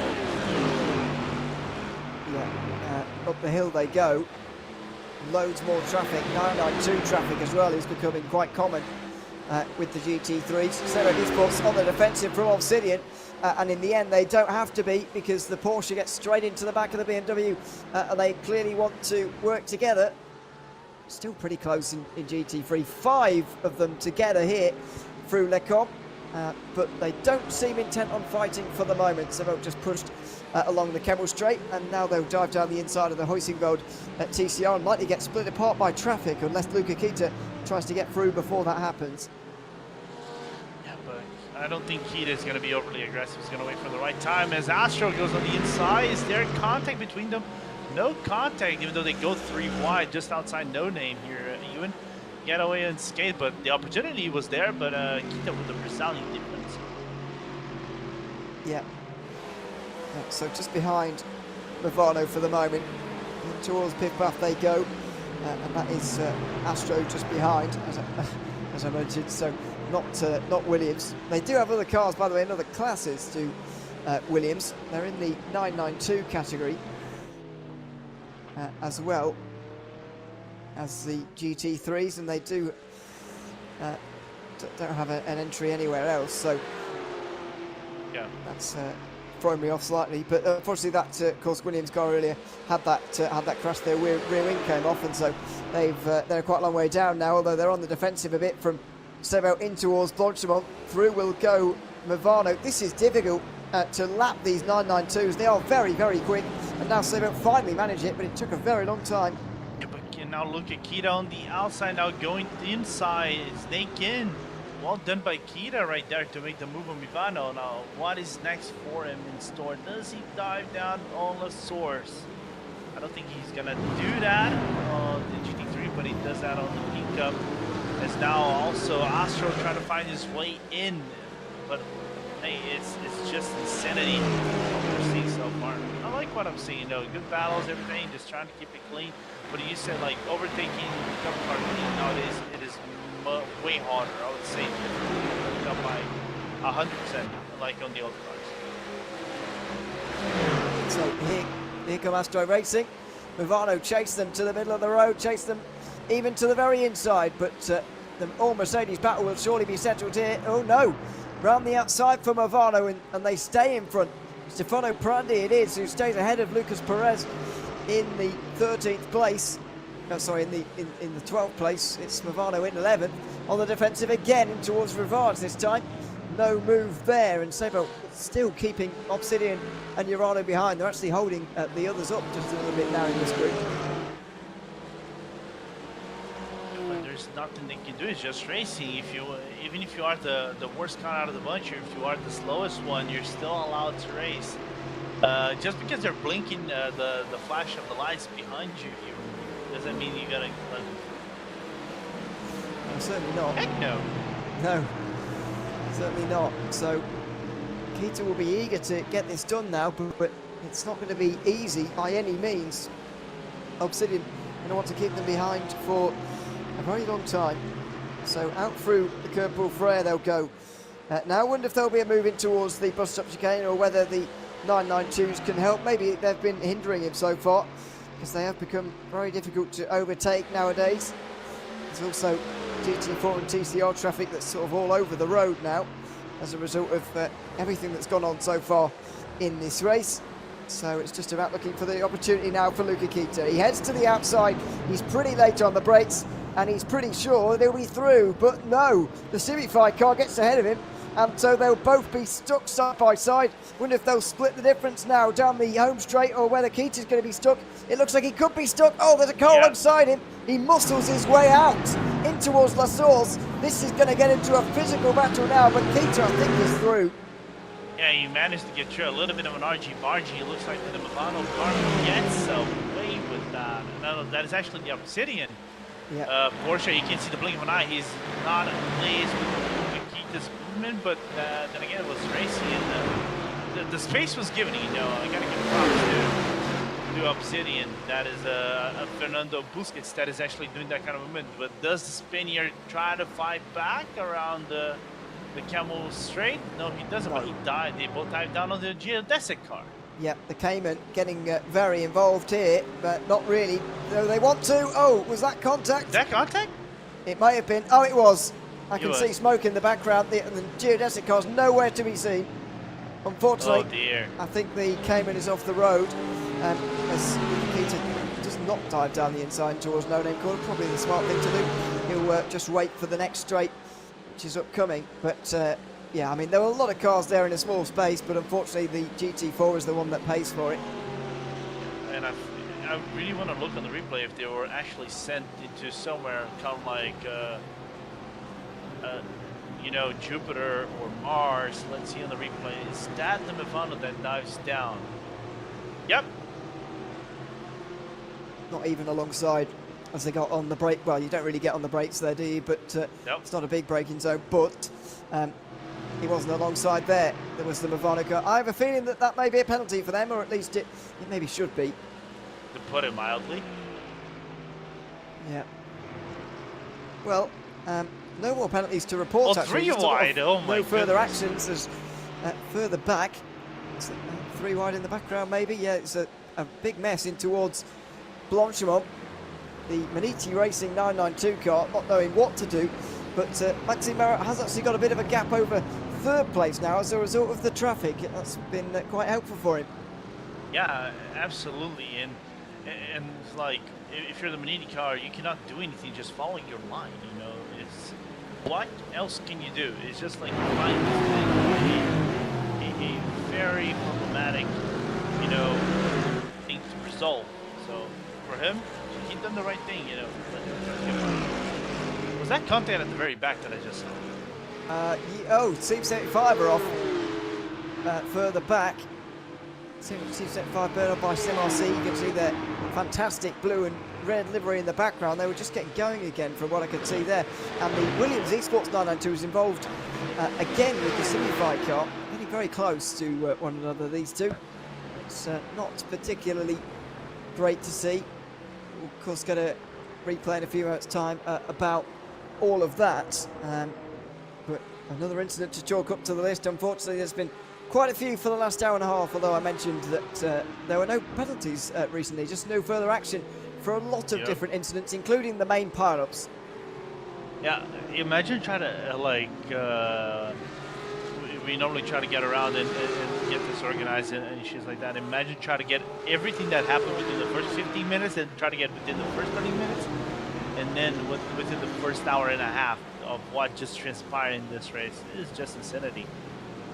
It's Tobias Grunkotter who's driving that one. He just come across on the Mercedes a bit. He brakes very late, and fair play to the Simify car for giving him room. But then Grunkotter doesn't give any room in return and gets pushed straight into the wall. Unfortunately, the 24 had everything that was coming to it there because he did not give any room at all there. No, and do you blame this on Simify? I don't blame him. They're on their line. No, they're on their line. Yeah, absolutely. They were holding their line. You know, they're not obliged to dive out of the way entirely. They can run their own line. And Grunkotter there dived down the inside. I think the dive was actually a mistake, but to not leave any room on the exit was, I think, well, I would say intentional, as if he meant to push Simify wide, but just showed no regard for the 992, unfortunately. And they end up in the wall in the Porsche, but thankfully it wasn't major. I don't think the damage will hold them back too much, if there is any. No, I think there were no damage at all. Let me just see. In the front doesn't look like there is anything. Not even look like on the side, on the doors. Yeah, no, nothing. Just like a pit maneuver while executed on the 24. Unfortunately for the 24, he goes into the wall. But, well, you went out wide and you paid the price. What can you do? Yep. Got to be very careful doing that. Into us, Lecon goes this battle again. This is Astro, is it? Yes.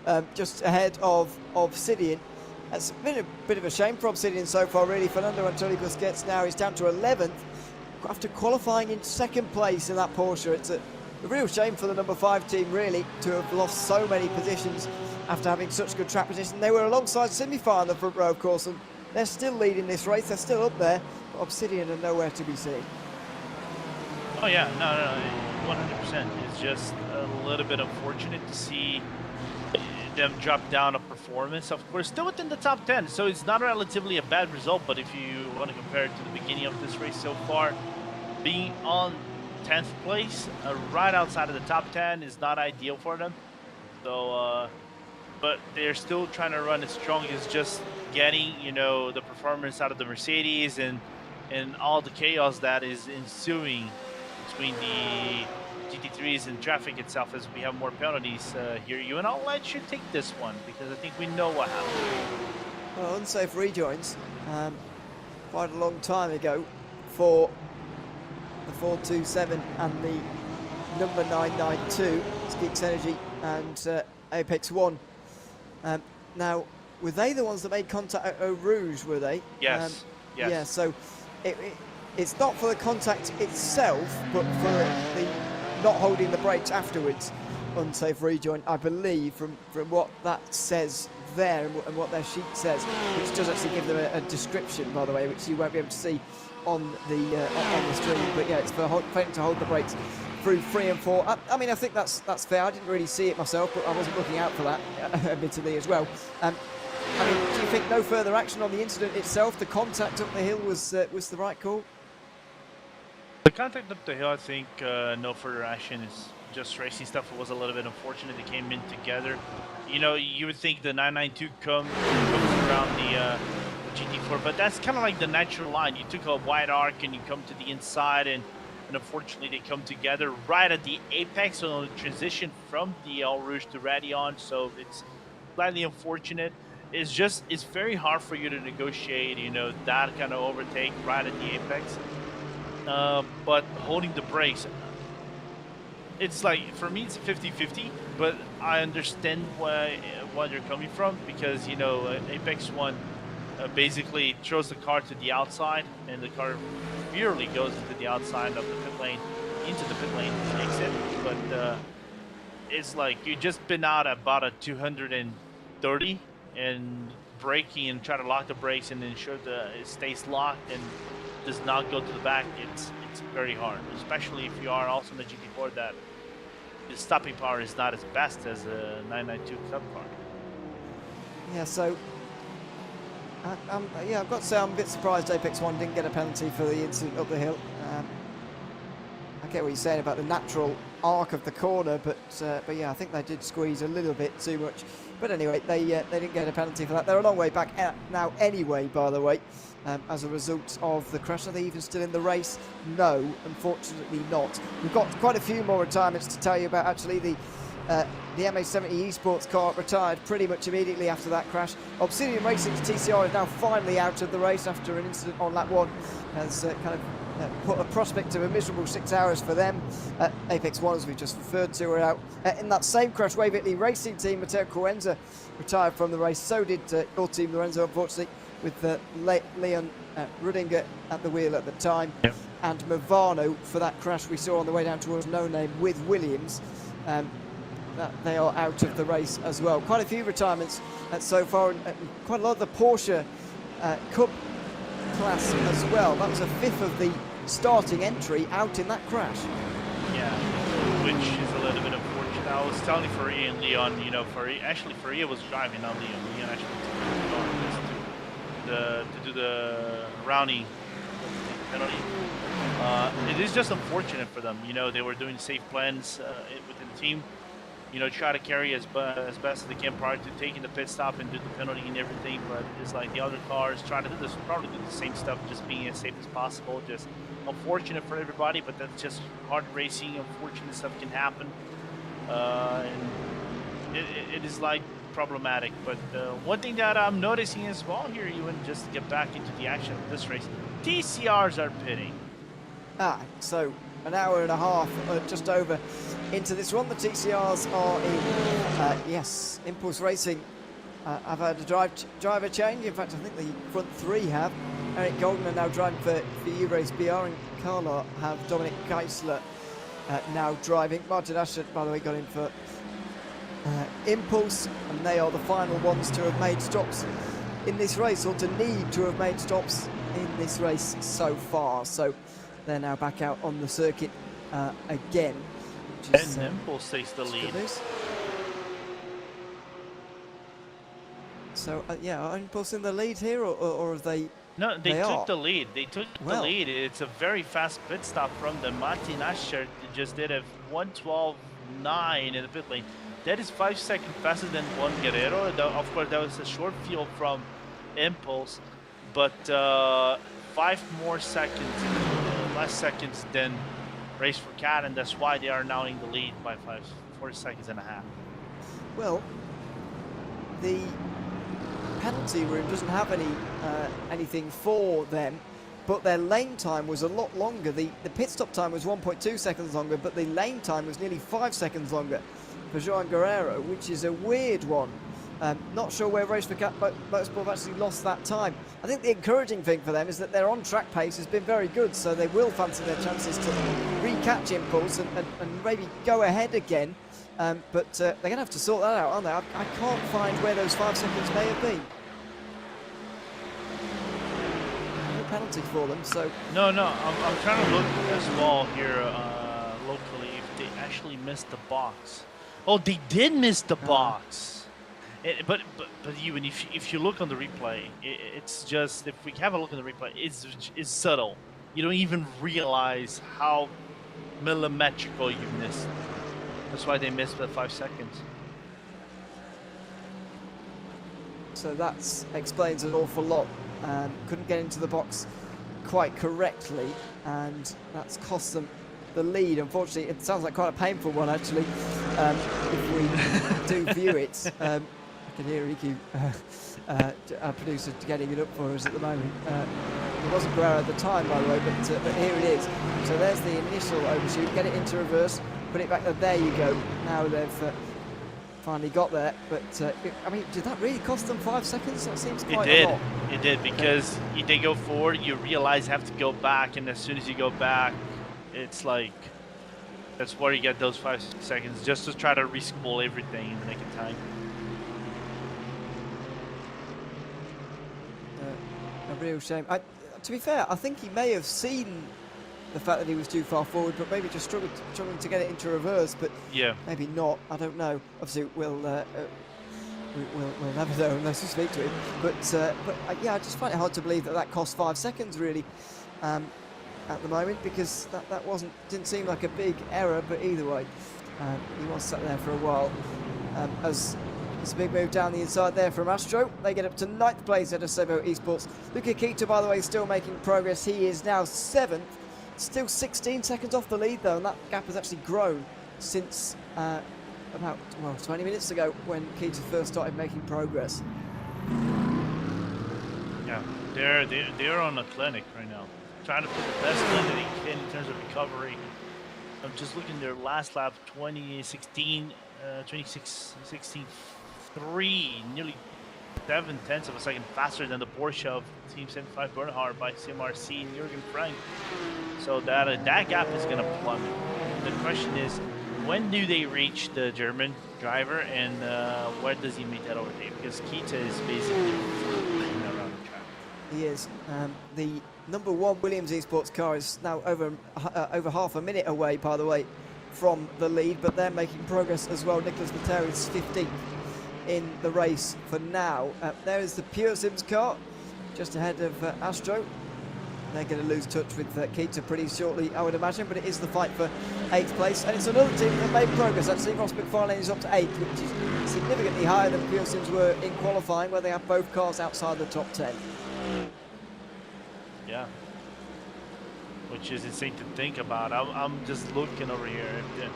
You know, coming in outside of the top 10, just trying to creep themselves into P8.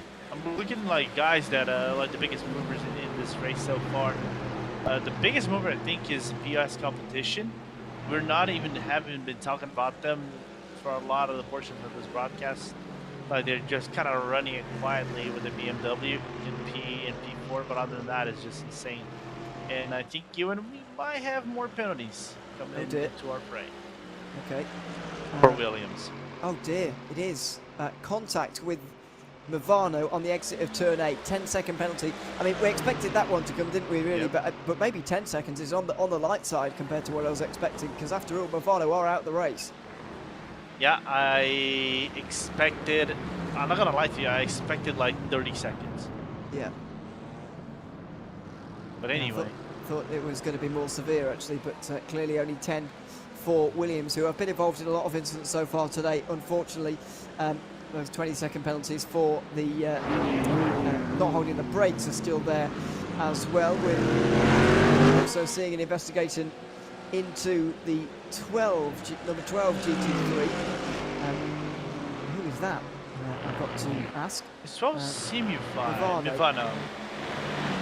Movano for an incident with one of the GT4s. That may have been in one of the battles that I think was involving Luca Keita, maybe. I'm not entirely sure, to be honest. Movano have dropped back quite a way in this group. Stefano Prandi is holding off Busquets at the moment for 11th, but we'll see what comes of that investigation pretty soon. It's been a breathless 100 minutes for Race Control and for us as well. The opening round of the 24X Series Esports Championship season here from Spa, the second season in a row where we have started our season here. Welcome on to everyone. Hope you're enjoying the evening, or the afternoon, I should say. Lots of support for Valkyrie in our YouTube chat at the moment from Jared Martin and Joe Vegard Godestan, former RPC Esports driver. What happened to RPC Esports actually, but he's with Valkyrie now and supporting them in the chat. Which is good to see. There is Valkyrie actually, just behind Visceral, two prominent Ivra teams. Valkyrie, although haven't had the best of time in Ivra recently, Visceral certainly have, winning the GSI Club Sport Series last season. Patrick Hingston is now at the wheel there in 5th position for them.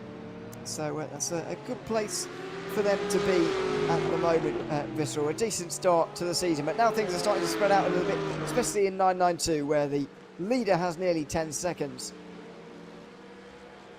And is not even looking back appropriately, so Caruso is just keeping his form, if you want to call it that even.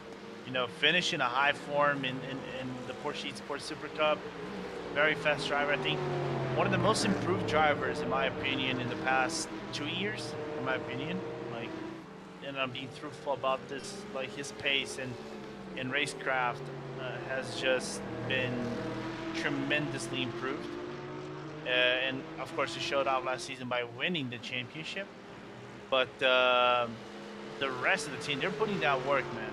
They're putting the work of having a really good setup in the car, trying to find the right strides and everything. So it doesn't surprise me at the slightest of, you know, being at the forefront of this 992 class. But of course, we have also taken into consideration the attrition that the 992 provided early on in the race. Yeah, there was a lot going on. As I mentioned earlier, 9 992s are still on the lead lap, so to speak, although it doesn't really matter, and they are fairly spread out as well, especially the Geodesic 992 car. Unfortunately, it's not been a good start to the season for Geodesic. They've had their GT4 race ruined on a couple of occasions now, most recently in towards Malmedy. Anton Rieger now at the wheel of that one in the 4.62. They're now 11th and 9th place for the geodetic car in 9.92 as well. That's the only 2 cars they have in the 24H Series Esports Championship this season, but it is pretty demoralising when it's not going right for either of your cars. You put your eggs in multiple baskets, and unfortunately none of them are producing any chickens at the moment for Geodesic. They're 9th and 11th in their 2 classes. That's a good analogy, if you ever want to call it one. Gotta give you props. I never heard. I think I might have heard this one before, but it hasn't been in a long time. But it's always good to get here at that refreshing one. But yeah, but if you want to count it that, I think their weekend hasn't been the most bright. Maybe I think except for GT4 in the club category in the Ivra Club Sports Series, but anyway, it's not looked the brightest so far, in this race. That's for sure. No, sadly not for them. Down in towards the final chicane here for Falcon Sim Racing as they make their way down the inside of Pure Sims. That would have been an overtake for 13th place as Lucas Lindqvist falls down the field a little bit now. The 16 Pure Sims Esports car doing a little bit better as Astro Racing are in here with 4 hours 15 to go. That's a very early stop. Suspect, really suspect. I don't know why. They pitted earlier than everybody, didn't they? Well, I don't remember them pitting that much earlier than everyone. They look like they're doing resigning themselves to a 6-stop race here in at the moment, and I guess that would make sense because a lot of these are going to need a splash and dash at the end. Instead of doing that, then they can just do 7 slightly shorter stints over the course of the race and fuel a little bit less each time. Keep your fuel load a little bit lower. So yeah, they did pit a few laps earlier than the others. They seem to be doing 23 lap stints every time, and that should get them to the end on a normal stint. So this race will be about 23 times 7 laps long. I can't do that maths at the moment, but work it out for yourselves. It's an interesting alternate call from them. It may work out. I'm kind of surprised they're the only one doing something different because there's a lot of cars in GT3. I think they had to do something different given the fact they had the penalty also early on in the race. So they probably tried something different to see if it went to be a really nifty spot, but so far not working out the best. It just looks bad at the moment, I suppose, doesn't it? But it will get better for them when the pit stops really realise themselves, if you like, over this race. Battle for the lead is still very close, by the way, between Simplify Esports and Map Performance Junior. However, they're not fighting at all. There are a lot of traffic, actually, at the moment. In fact, this is elsewhere on the circuit, but this is a lot of traffic. It's 992 and GT4 traffic all together. Grid and Go are trying to make up a position here in GT4. Now, which position is this for? They keep dropping down the field. Steam Ledger's now in 7th place, just ahead of Wave Italy and just behind ex-racer of Alexi Aloma for 6th place. So this is not a bad position to be in, but it's a little bit lower than Grid and Go were at the start of this race. No, absolutely. It's just slightly awkward to see the position they're finding themselves in. I'm just trying to... That ex-racer was the one that got involved early on in the crash of lap 1. But if they were, well, it was the other one, if I remember correctly. But anyway, I was going to mention, weird to see the name of Alexia Loma in team data. I'm trying to remember if it is Core. But I like, Iku can, we have our producer Iku, he's from Finland, so he would correct me on our ears if I'm saying something that is probably blasphemous, like I probably am saying right now. Oh yeah, we know it's a Finnish team, of course, ex-racer. I'm glad about Alexi Loma actually driving because he's one of those names that we can get it's kind of right. Maybe you could have different opinions, but we have got some challenges coming up after I looked at the entry list earlier, and we're going to have a difficult time with some of them. I don't think there's any completely incomprehensible ones, but you know, we'll get things wrong as we sometimes do. So I apologise in advance. I'm just making excuses before I need them. Banking them ahead of time. 6th place for Aloma at the moment, though, just behind Sven Group in the impulse car, and for whatever reason he's heading the train right now. I still can't quite understand why 07 Racing are still quite so far in front. I think Alessio Bernardini, to be honest, is just putting the pace on, and that's what's giving him such a big lead. Can I call the BOP or like the Parfumé stewards to check that car, please? Something. I don't know what they're doing. Like, I know they're actually taking a lot of their time into traffic themselves. They're taking really good benefit of the traffic, but their pace has been astounding. And I know it's like I've been saying, the pace within the GT4 class has pretty much been that equal, except for the leader. It's just what the job they're doing has been nothing short but stellar. Like last lap 228, of course, within traffic, but they've been doing like 225, 226 lows, 226 mid high. So they've been taking really good advantage of the traffic whenever they have the opportunity. Yeah. Also, quick thing. Go on. Since I've been looking at this, in TCRs, Race for Cat has dropped down to 3rd place. Yes, certainly. So they're dropping away even more now, 34-2 on that last line, and they're continuing to drop further. The reason you really mentioned that, Lorenzo, is because you want to say you Race BR are into 2nd.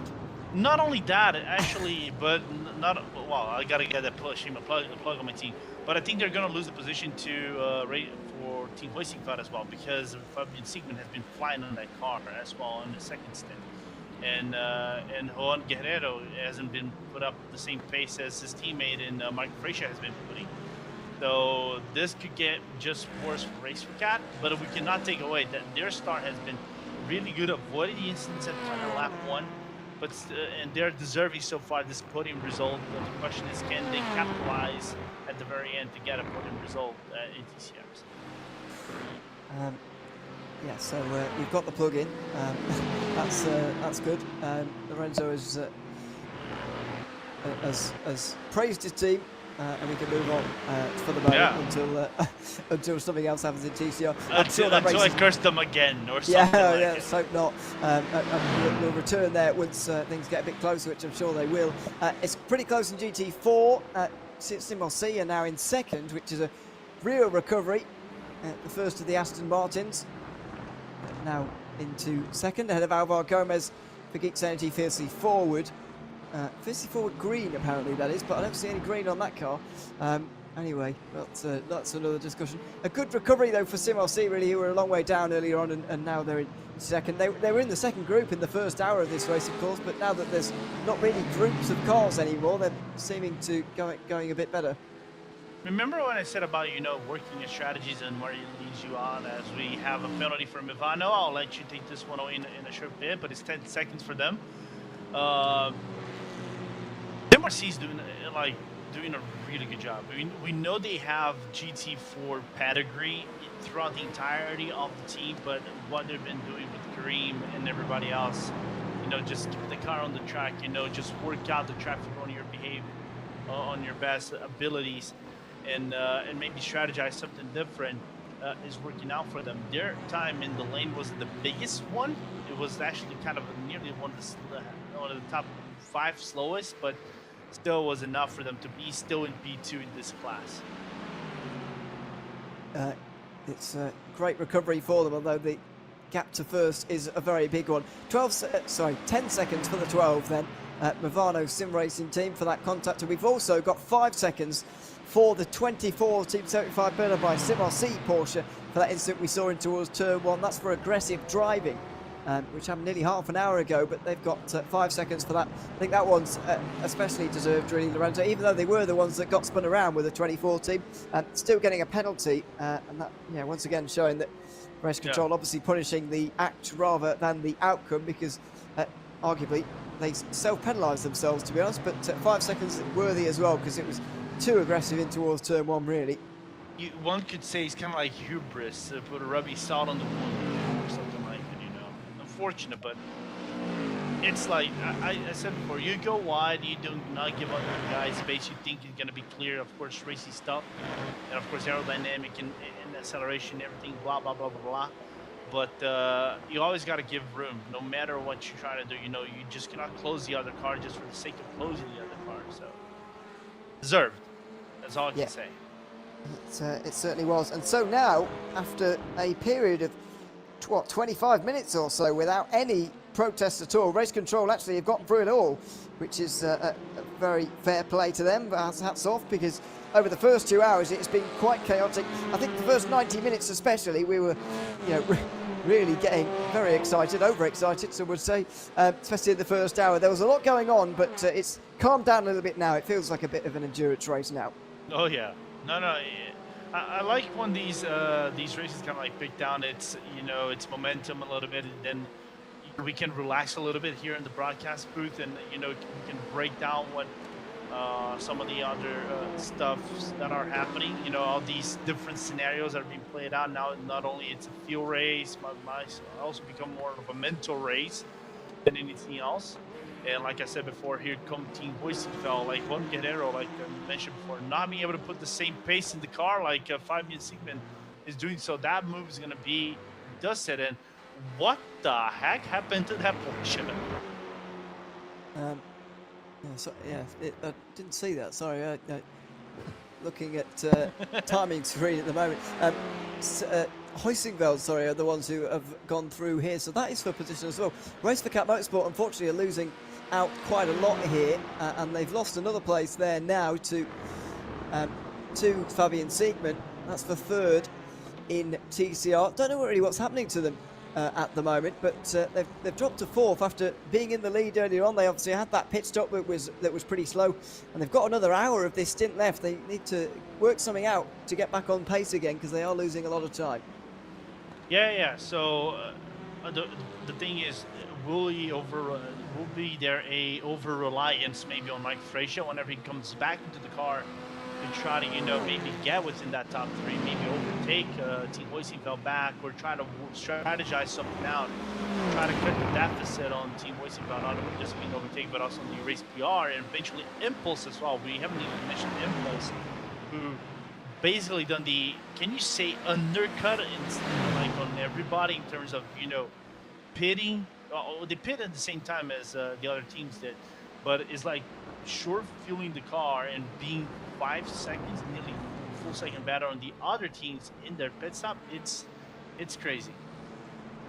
Yeah, it is. So nearly 2 hours complete in this race. I see a lot of YouTube chat from people supporting various teams. Apparently, Race for Cat stands for Catalonia. Is that true? Yeah, Race for Catalonia. Okay, I was thinking of the animal when I was initially reading that team name. I would not mind that either, to be honest with you. Fair enough. Yeah, it's an all Spanish team after all, and thanks to Alexandra Herrera for letting us know. In the YouTube chat, he's one of the registered drivers there. By the way, we do have damage here. Yes, so this is the no lack of front end we were looking at. The number 99, it is 4. That's one of the GT3s. Which of the GT3s? Mag Performance. So they were running in second. And indeed battling for the lead. They were running second and first at points, with Simify right behind them. So has something happened in that battle for the lead? I guess there must have been. Am I going crazy, or they have no bumper? No, they don't have a bumper. No. Wait, was that the car that lost the bumper? No. Am I seeing things? Like, I don't think I see a lot of things. Oh no! What was that about? And a big hit in the wall at the top of Eau Rouge and Radion. Somehow the suspension has survived that. The bodywork hasn't, but they've gotten away with a huge one there. I'm making gestures and saying "Mamma mia." What the? I can't believe he's got away with red that. Flag or a red flag for them? Did they car snap or like kind of like bottomed out on the transition? Just seemed to lose it entirely. Yeah. I mean, it almost looked like a mechanical failure of suspension. It was so sudden and so uniform, if you like, the loss of the car. They are into the pit lane now, no longer running second. They're back to 6th as things stand. Got overtaken by Jürgen Frank there, and now they've got Luca Kita right behind as we're about to end another hour here. That was the 51st lap of the race.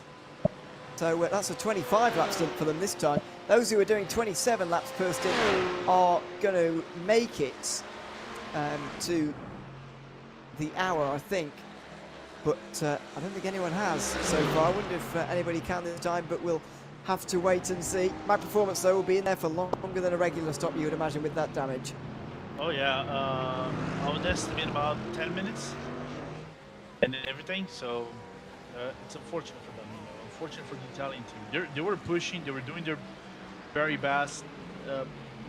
Had a very promising result, but that's just hard racing right there. I'm really looking forward to see what kind of a snap did they have this Yeah, it would be interesting to know, really, because it looked somewhat odd from what we saw. Urano car now, though, very close behind ATRS. This is a bit further back, or at least it was before the pit stops. Urano took in behind the Mercedes. They look to the inside here, and surely this is going to be a move in towards Lecombe, and it will be another position gained by the number 92. They haven't come in yet in this round of stops, and so they are up to 11th place. But of course, we'll drop back a little bit later on in this race, I would imagine, from everyone else. So that will be coming soon. We're nearly at the 4-hour mark, though. Nearly everybody has made it here to the hour mark and making it on their fuel. Who's still yet to come in? Well, quite a lot of the field. So maybe this is going to be a 5-stop race for some of them. If it is a 5 pit stop, it's just how short it was going to be that final pit stop. BS competition nearly, you know, decided to go full NASCAR, as some other cars decided to go full NASCAR too close to the wall, but you know, that's what they got to do to try to stretch some time. But it's looking spicy. 4 minutes, some people coming around the clock. I like what I'm seeing so far. Some of these teams cooking. Man, it's been a good race, you know, in terms of strategies, fuel and everything. I like what I'm seeing towards the end portion of this race. Too bad I'm not going to be here to commentate. Yeah, we are unfortunately going to be leaving you in an hour, me and Lorenzo, or a little bit less than that, for David Haynes and Joey Tebben, I think it will be, who will take you through the second half of this race. But stay with it, because it was a very dramatic and exciting end to the race a year ago.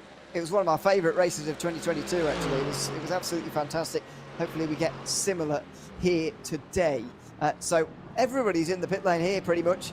I think they're still a lap short. I think everyone will need to do 1:27 lap stint, and then they'll be okay. Simify Esports make their way out of pit lane, though. They are still in the lead, although I think Traeger Racing are a lot closer to them than they were previously. The lane time, 1.5 seconds shorter for the team just behind.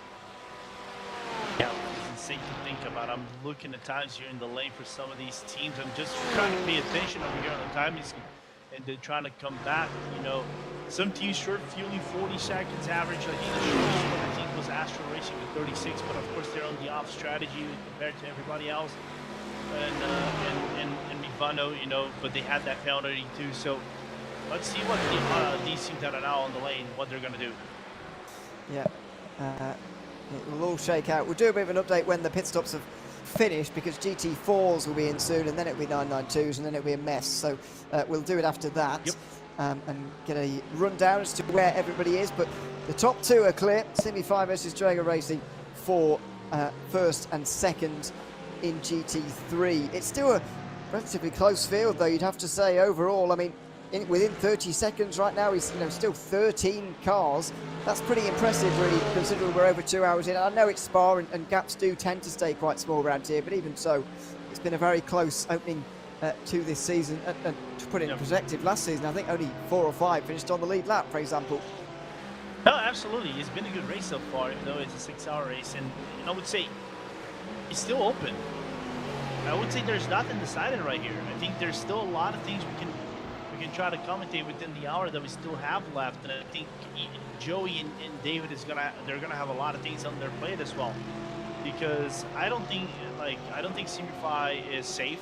They could be you know, undercut by Drago. BS competition. Well, I don't know what BS is doing in terms of strategy. Their strategy has been, you know, of course we have all the attrition and everything, but I don't know what they're doing with that car. What are they cooking with that BMW? I have zero idea. So it's been a really good race for us, for me as a commentator, to take a look at and try to, you know, break down these technical aspects and see, you know, who would have a technical advantage out on top of the others coming to the final half of the race. Yeah, BS are sort of stealthily working their way up the order, aren't they, really? And it's nothing dramatic, but they are making progress.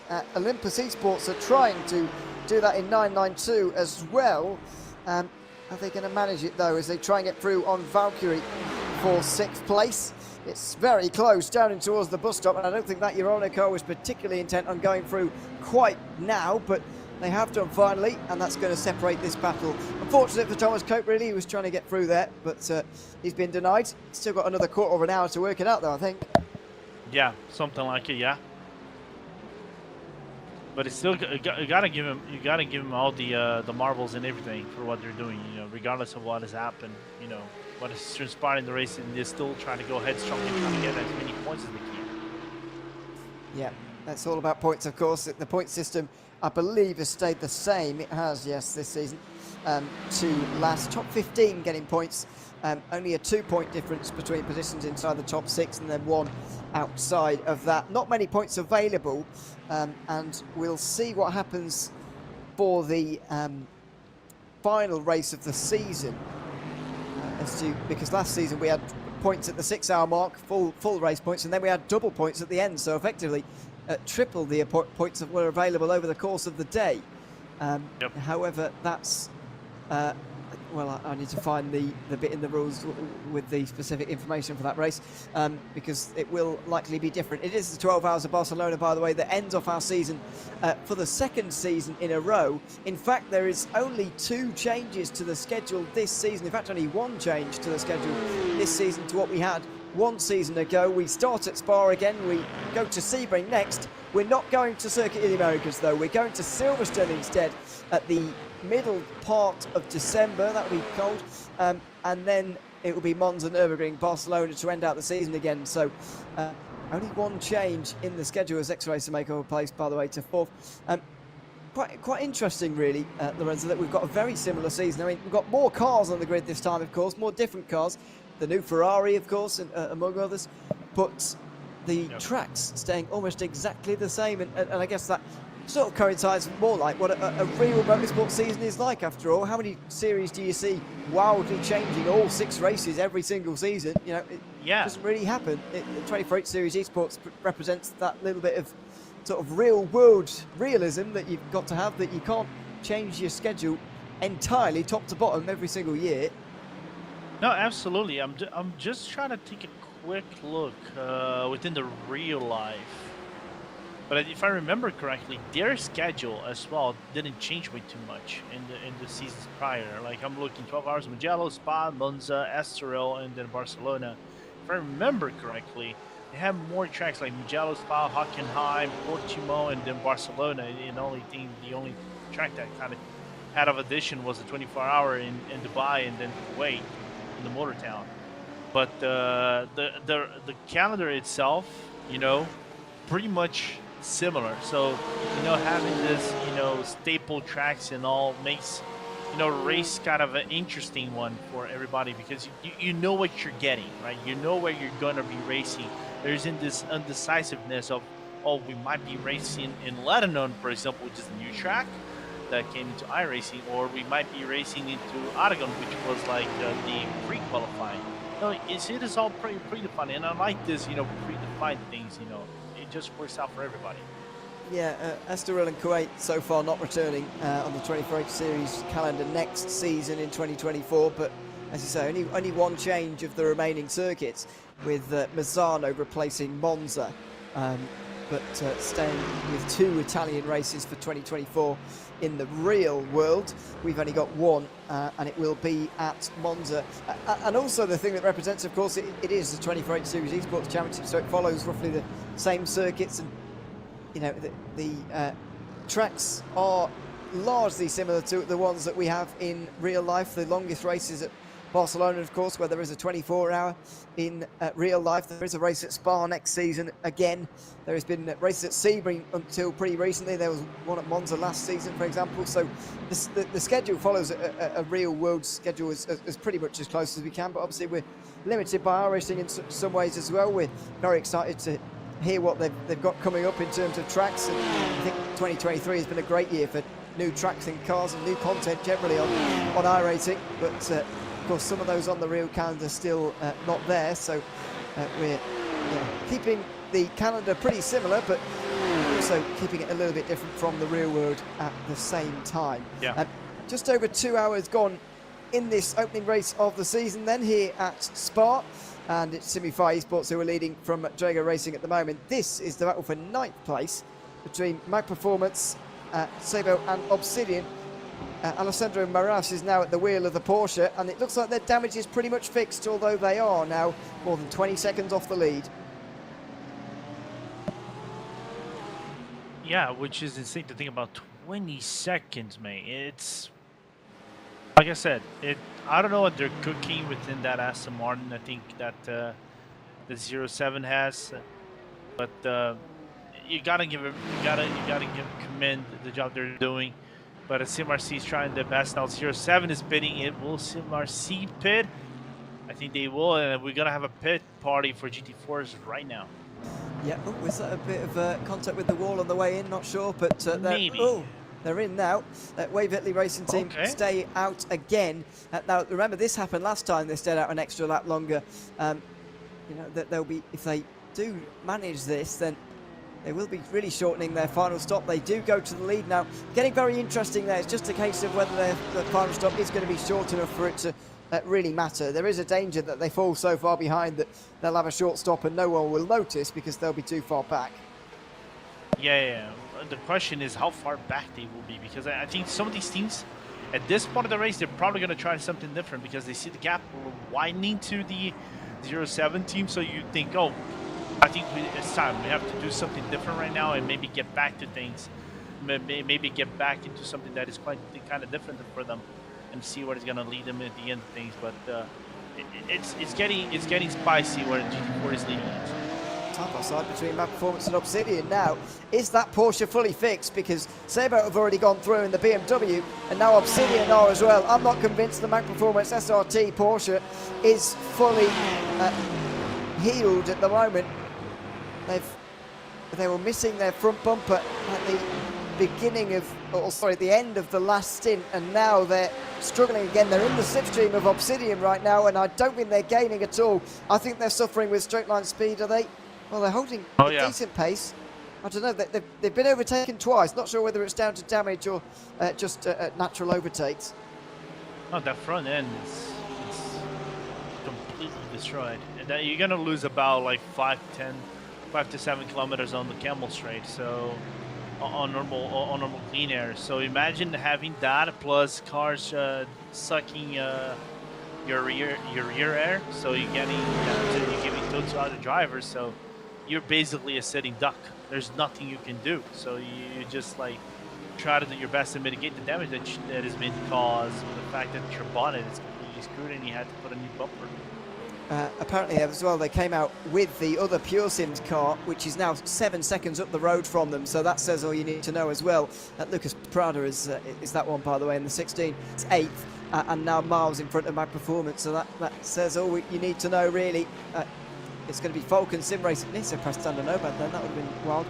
It's Falcon Sim Racing right behind the Porsche, and surely getting through very soon as well. It's got to be, to be fair, I've never driven in this situation, Lorenzo, where the car is damaged, it's down on top speed, and you know that, and you're just getting overtaken left, right and centre. However, I can imagine it is the most demoralising feeling you can have.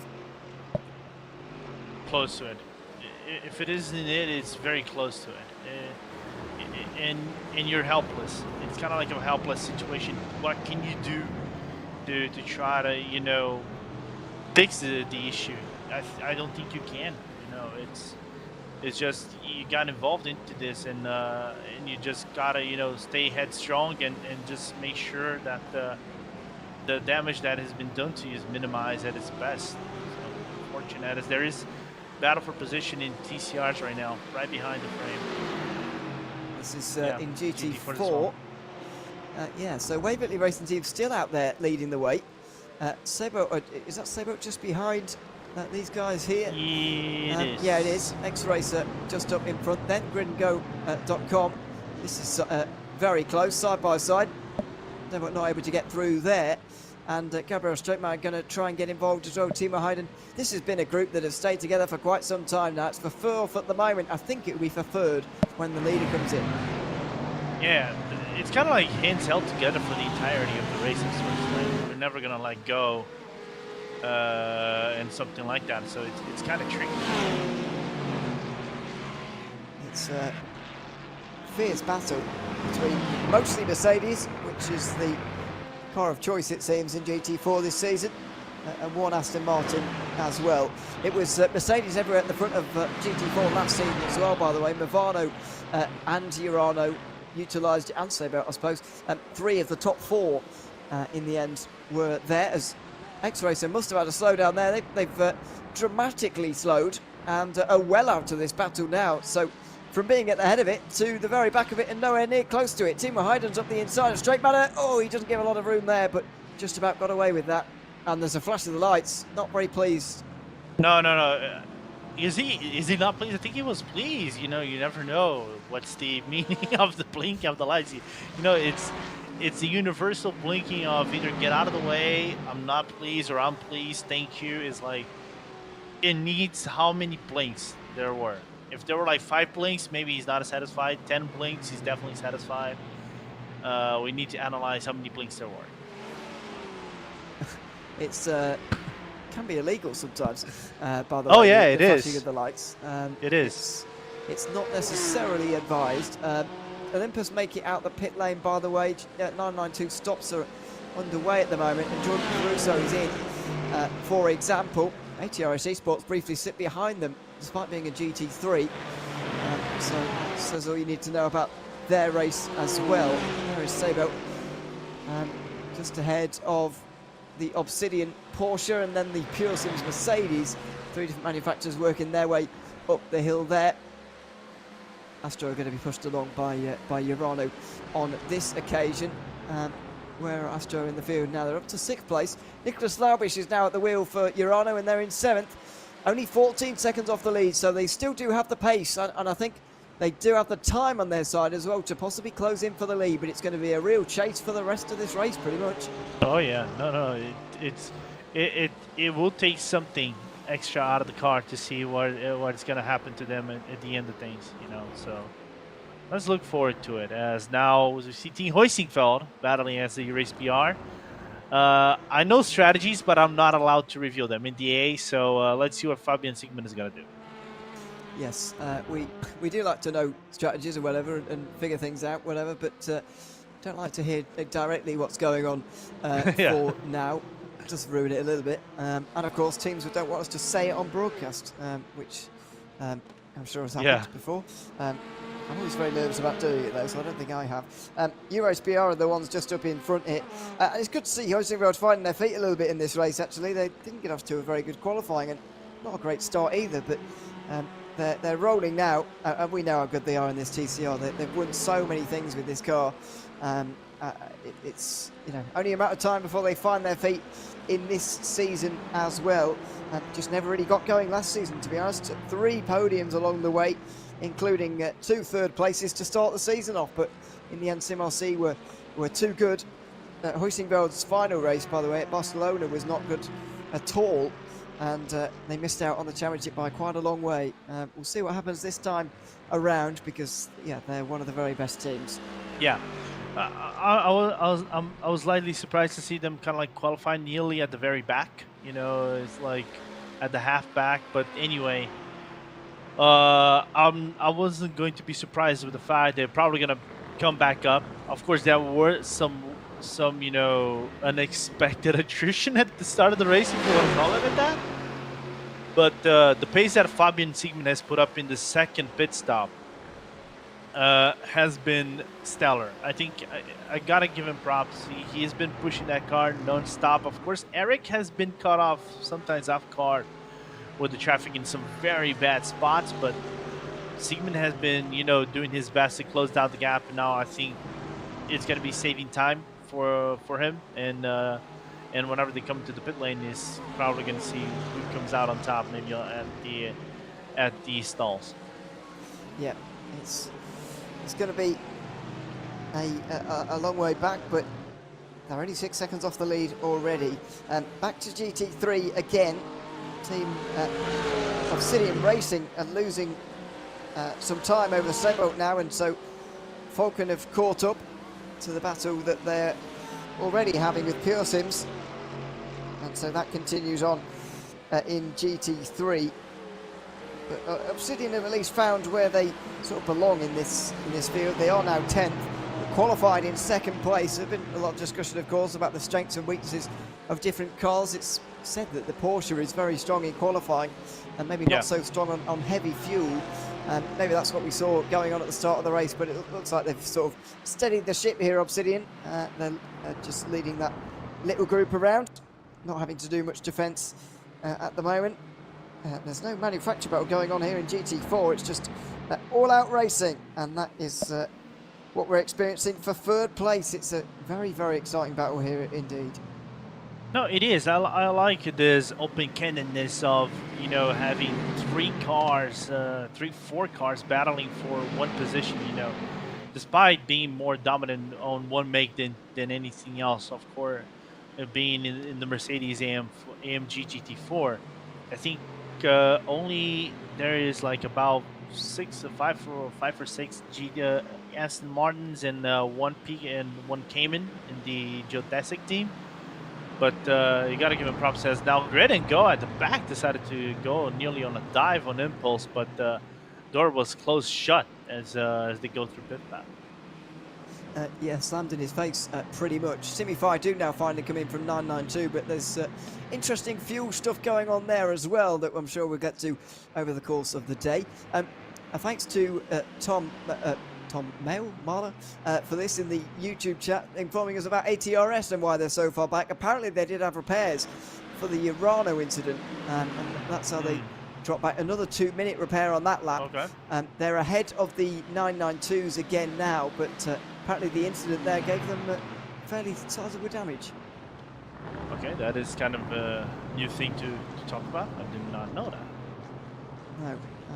Well, we knew about the incident, of course, because you've only got a penalty for it, but I didn't realise it gave ATRS any damage. Clearly it did, unfortunately. Someone asking in the YouTube chat whether this is a 24-hour, 6-hour race. What's going on? It is a 6-hour race. It's round 1 of the 24/8 Series Esports Championship. I know it's confusing. They're not 24-hour races, but that would be a very long season, 6 24-hour races. Instead, 6-hour racing. Very exciting racing as well. It's been over the first 2.5 hours, and I hope everyone who's been tuned in so far has been enjoying the show, because it has been entertaining so far. Nearly 2.5 hours through the opening round of the season, kicking things off at Spa once again, but very much feels like there's a long way to go at the moment. We're not really very close at all to finding out who's going to be winner in any of the categories. No. Not even close. Maybe the only one that we're starting to see break away might be in GT4s, right? Whereas 07, I think he has never looked back in terms of strategies, unless there's something that I'm not seeing, Ewan. Let's be honest. Unless there's something that I'm not seeing in terms of strategies, 07 has this one in the back. But GT3s, I think you can even put Urano into this, like the number 90 or even Pure Sims, as teams that can contend. They are, of course, like 15 seconds, 18 seconds. But this is still tightly contested, that this could change kind of quickly. And in pickups, also, Simi-Fi has done really good for them, but it's been basically Alta's race so far, and anything can change. And TCRs, I think, is still wide open with the strategies that Impulse has made. Sure, fueling a little bit than the other teams. I think iRacing PR and Hoisenfeld are saving a little bit, so I think they're going for the short fuel, as short as they can be in the final pit stop, and try to gain advantage on Impulse. So I think this top 3 has still not yet been decided. No, not in any category have the top 3 been decided, especially not in GT4. It's been wild racing, especially for third. Sabre currently hold that position, but Grid and Go just got into 4th. Then it's Waverley Racing Team, Impulse Racing after that. And there's an NX Racer car that's caught up as well in 7th. That will be the 413 of R2 Hakaleto. In the Mercedes further back. Out of La Source they go from the battle for third. And it continues on. They're all giving each other slipstream for now. And sort of pulling each other along, or they would be working together if they weren't fighting so much. But there's been no suggestion that at any point these guys work together. It's been all-out racing from pretty much start to finish. No, yeah, and like I said before, if you really want to get racy around this track, I think this is the perfect moment, or the perfect train for you to get racy around one another. Here comes Impulse on the inside, Ewan. Does he make that overtake stick side by side? Evidently will have the overlap coming forward, but no, and they have contact, but still, everybody getting racy one another. But if you want to do battles, this is the kind of train you really want to do. 5-car train, maybe if you lose one spot, you can still be within the toe and catch back, but that nearly broke off everything. Yeah, it showed signs of breaking apart on multiple occasions, actually, but not for the moment. Okay. What's gone on? CMPS competition fighting for a battle. Yes. They've lost a place here, haven't they, actually? Tim Matzke's through. As you were saying earlier, I can't work out what PS competition are doing on their strategy either, but they are stealthily making their way up the order, and now in 3rd place. Or, well, they were 3rd. Maniti are now there, but these two teams are so experienced, and you know, we haven't talked about them much so far, but they are fighting for a podium place, and that is typical of those teams. No, it is. Normally you would think that Maniti would be fighting for victories. Of course, they fought a lot at Ivra, not only the club sport but also the endurance series, but in here as well in other categories too. So we saw even that maybe in the cup class a few seasons back, but still battling for podium. With nearly half a race to go, it's pretty optimal for them, and starting within the top 5, still retaining that top 5 position. That's what pretty much they want to have in terms of debut. Yeah, good start to the season there. Good to see a lot of people in YouTube at the moment and chatting to us. Ian Lake mentioning that Geodesic deserve the bad luck award, if that's the thing, or deserve to get some better luck, especially in GT4, because they've been bashed around quite so much so far today and had so many things go wrong. They're still 11th. Justin Rem is at the wheel at the moment, but they're nearly a minute off the top 10. In fact, they are a minute off the top 10 at the moment, and yeah, they've just had a lot of bad luck today. Really, it's hard to argue against them having their fortunes turned around soon, because surely they must have used all their bad luck by now. Yeah, but more than that, how much did Justin get paid to drive the Porsche? Well, he does like it, doesn't he? He likes the McLaren. Well, that's true, actually. I forgot about that. Yeah, he's more of a McLaren driver. So I don't know. But then again, no one's chosen the McLaren this season, I don't think. Or is there maybe 1 or 2? It's not been very popular this season, the McLaren. What surprises me? Yeah, just a little bit. Maybe it's not so viable this season, really, the McLaren. I'm not entirely sure. Zenith have gone for it. I think they're the only team, though, who have chosen the McLaren. And they are, yeah. But for Geodesic to not choose it, to have such success in the McLaren, to have obviously Justin Rem to use in the McLaren, which is a real weapon, they're not, and that's a surprise, really. Yeah, I'm just as surprised as you are, because like you would think it's a car that favors them. Justin, John Betafore, and everybody else know how to get around this car. For me, I drove this car on the IMSA Pilot Challenge, the 2-hour series, with this car in Indianapolis. The grip that car gave you on the second half of your stint, if you knew how to save the tires, if you knew how to conserve them, because Spa might be a different location than Indianapolis in terms of how the tire wear has been, it does give you a lot of performance. So I think that's why I'm surprised not them, which is a team that knows how to work around these things. pick up the Porsche, which is a really good car. I'm not gonna lie, it's a really good car, but instead of a car that would give you maybe a second half performance of a sprint, and then maybe can catch up positions like the McLaren normally does. And by the way, how refreshing is it to get the amount of manufacturers and different cars on the grid that we can these days in iRacing? I've got to say, when the update was announced that it was going to happen, I was somewhat surprised, because first I didn't think it was on the cards and really a priority for iRacing anyway, but second of all, although that's just me speaking entirely from my own judgment and not from any information whatsoever, and secondly, it wasn't exactly a small jump either. You know, we're allowed a lot of cars in an iRacing session these days. It's a fairly sizable jump from previously. Yeah, we jump about 33% of what we normally have. Like you go from 8 to 12, and you have this freedom to choose pretty much all GT4 cars, the most modern GT3 cars. The 992 is one make, and of course the TCRs would be the odd one out, but you still have two really modern cars that are used nowadays, and they do give you a lot of performance in terms of the Civic and the Veloster. And let's be honest, I like the Civic and the way that it looks, because for me that is Type R through its years, man, it's very pretty looking. I like, because I've also seen Gabriele Tarquini drive the back in WTCC days. But anyway, it's a car that, despite not being overly popular as the other ones, is still a car that nowadays have real close ties to IMSA, and having them, you know, just it's really cool to see it still being used by a lot of people.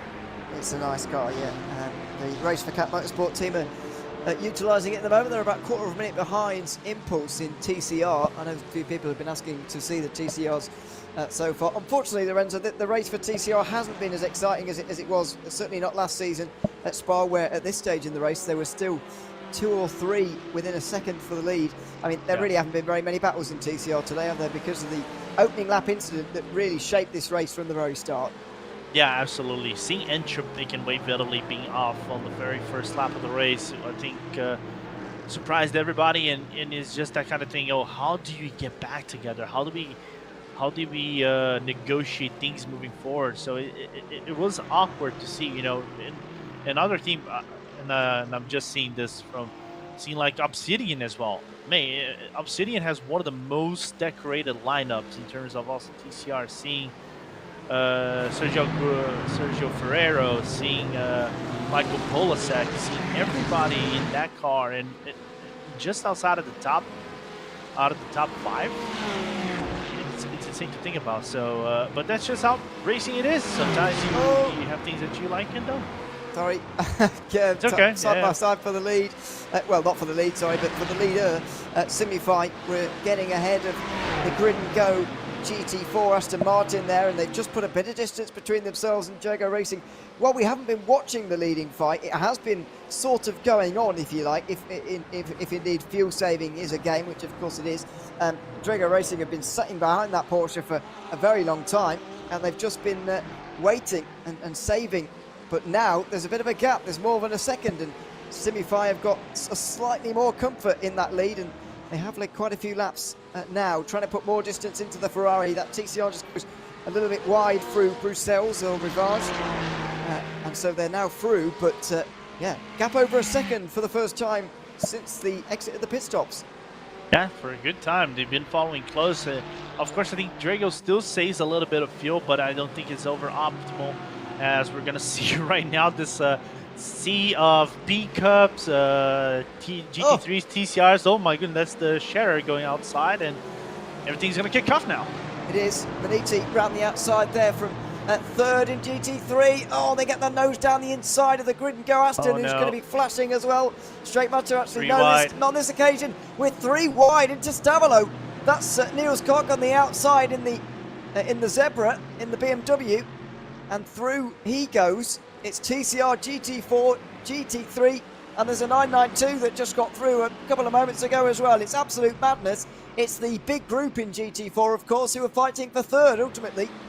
Yeah, now you're going to see Astro kind of like split the seas. Oh, look at Urano. This is killing them. Jesus. It's killing Urano, this. Now they're finally going to get through, and they still haven't negotiated the Huizinveld TCR. Oh, Nicholas And the Lowry is Huizinveld going to TCR be nearly got furious. into an RG with the Wave Italy GT4.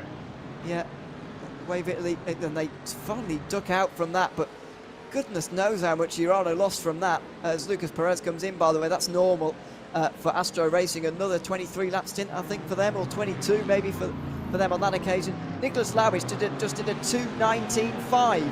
And I know the others around him did that similar region, but I mean, if they were driving on their own, they'd be about 3 seconds quicker than that. No, it would be downright insanity, as now 3 wide and once again going through All Rouge. Now, it's just insanity. It's kind of like rush hour of sorts, you know. How do you negotiate this kind of stuff? You know? Oh, look at this. Look at Impulse in Williams. Impulse getting pushed by the Williams car, which is a few laps down, of course, after losing its rear wing earlier. This Impulse leading TCR is so slow on the straight, but they're running at full pace, don't forget. The GT4 trying not to hit its own teammate. Oh, they're very close as well. Round the outside goes everyone, including one of the TCRs, and lapping itself. Obsidian, This is absolute madness. Absolute madness. And Obsidian has to back out because, like, it would get a little bit dangerous. Now you still have the Impulse pickup. You still have, I think, another GT4. This is downright insanity. It is. Just, I gotta breathe. Yeah, I mean, we talk about this becoming a proper endurance race and getting into a rhythm. This is exactly what makes endurance racing so good, is that there may not be, I mean, there are on-track battles for us to watch at the moment, but even if there weren't, just watch this. It's very, very tense for everyone, including those driving, of course. And finally, I think we've filtered through and have got a little bit of calm, although no. There's another 10 come round the corner just as I complete the sentence. So it's just complete madness. The fact that the GT3 field is still so close is helping along. And that was a bit of assistance for Visceral to end up in the gravel. Yeah, getting into some contact with the RaceSpotTV TCR. I think he wasn't cleared itself out of the picture. You know, you can see Huizinveld just right behind the TCR of Race and nearly 3 wide, separating them again and again. That was everyone trying not to hit the Impulse Racing TCR. Oh, it's too close. Huizinveld are off. Huizinveld are off. They're going to save it. Oh, no, they're not. They're in the wall. Huizinveld in the wall. And what a shame that is for the TCR. Stalwarts they are. What a shame for them. They were running third, and now RaceSpotTV have no pressure from behind. Are they going to come in? No. I think they're going to get away with it. It was a brush on the wall, but Huizinveld there was certainly hit. And I mean, surely that was only a matter of time with the amount of cars that were going through there. No, 100%. That was disaster in the making. But how, like, look at when we saw the pan of the camera come zoom in the car. No damage whatsoever looked like to be. How did you get that? Not really sure how they managed that, but we'll have another look in a few moments. I think the Visceral 992 was involved, as they have a look at about 30 cars on the Kemmel Straight all at once. I think it was the Visceral at 992 involved. I think RaceSpotTV's TCR was there as well, although I don't think they did anything. We'll obviously have a look and find out, and the stewards will probably have a look as well, but they've not had an incident, by the way, for quite some time. They went 57 minutes without a report, but one did just come in about 10 minutes ago, so they'll be busy once again. But it has been a fairly calm last hour, although for whatever reason clumps of traffic have started to appear, and it all got mad there for the last 5 minutes. Yeah, it just got insane, and it's not stopping. There's still more cars coming in. I wish we could have like the track map just to showcase where everybody's positioned around the track and see the separation of the cars, because it is insanity. It's just downright insanity. I bet someone is enjoying a lot of free track space at the moment somewhere else. Not where we're watching, but somewhere else. Someone is enjoying that.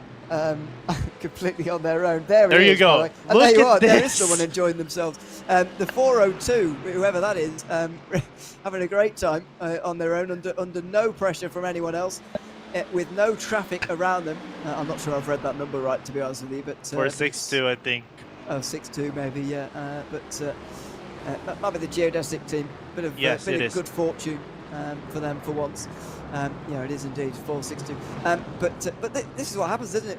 For whatever reason, and it's a phenomenon, to be honest, that needs studying by a top-level sort of science department in a university somewhere in the world, because it's a very bizarre phenomenon where in endurance races, the longer it goes on, the more thick the traffic seems to get for some reason, and you get groups of cars for no reason. I mean, why wouldn't that have happened on, obviously it doesn't happen at the start because there's that first run through traffic, but in the first hour, stuff like that doesn't happen. But in the third hour, it's not out of place at all, and it needs studying, to be honest, because I've no idea why it happens.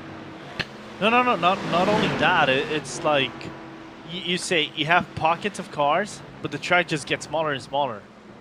Yeah, it's weird. I don't understand, but it's great for us. I mean, it's been great entertainment for the last 5 minutes. I'm not complaining. Also, of sorts. No. Here's the incident, by the way. Siegman sort of gets, well, I'm not sure there. I think he sort of loses track of everything there and almost drifts into, I think, what was a GT4 alongside him there. Yeah, maybe. But how did he not get suspension damage from that hit? I don't know. He hits the Armco, still goes fine-ish.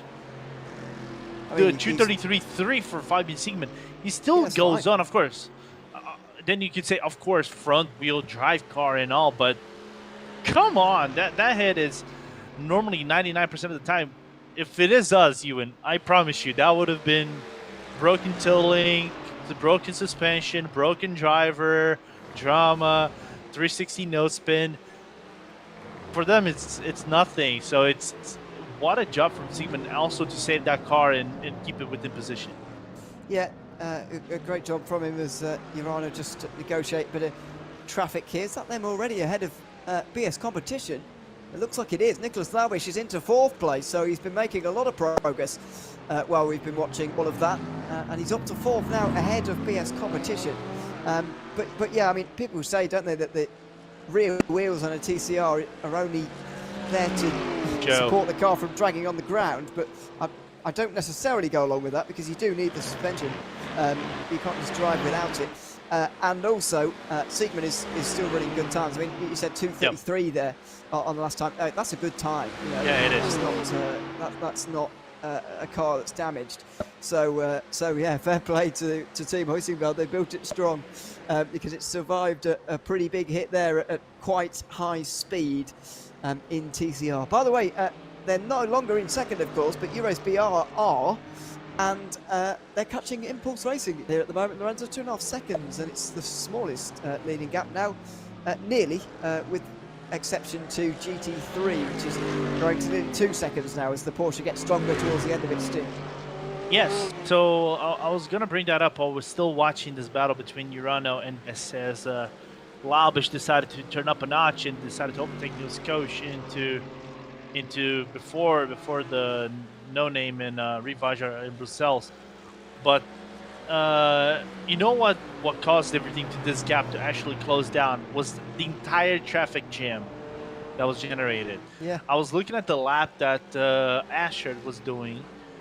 He did a 2:39, whereas Goner did a 2:35.9 on that traffic jam. And that's how the gap came down to nearly 3 seconds. And in the laps after that, it just came down to 2 seconds, 2.1 between the 2.1 to 2.3. So that's how close it has got, like just like that. Yeah, people think that sometimes that when you're the slowest class of an endurance race, that you're not actually really affected by traffic in terms of losing time. Oh no! But that is certainly not the case. You do lose time, and there's not always a lot you can do about it. As down the inside there go Valkyrie on grid and go. Urano again are going to have to be really slow. Sorry, this is the other Urano car, isn't it? But even so. Urano again caught up behind traffic, and there's the problem again as the 992 goes off the corner. It's like a GT3 car sometimes, that car behaving. I mean, their fastest laps of the race are very similar. They're only 3 or 4 seconds slower, and on general lap speed, they're really not that much slower than the GT3s at all. Quite a short problem there, but that's been sorted now. Grid and Go are now ahead of Sabo, and that's up to 3rd place. But of course, SimRC have gone. They're no longer involved in this group. They're attempting to close for the lead. 07 Racing still holding a very healthy advantage, though.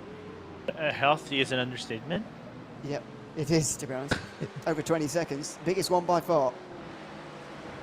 Yeah, it's the largest one, and I think it's the one that it's being hard to come down. I'm seeing like SimRC to do everything and that is possible and not possible, and nothing. They come out with nothing.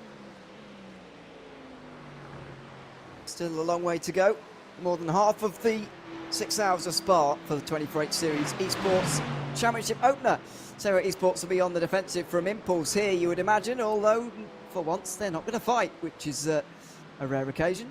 We'll savour it while we can, because it doesn't come around very often. These guys are not following that though. Maniti and their 992 now in 2nd place, but being overtaken by a battle just outside the top 10.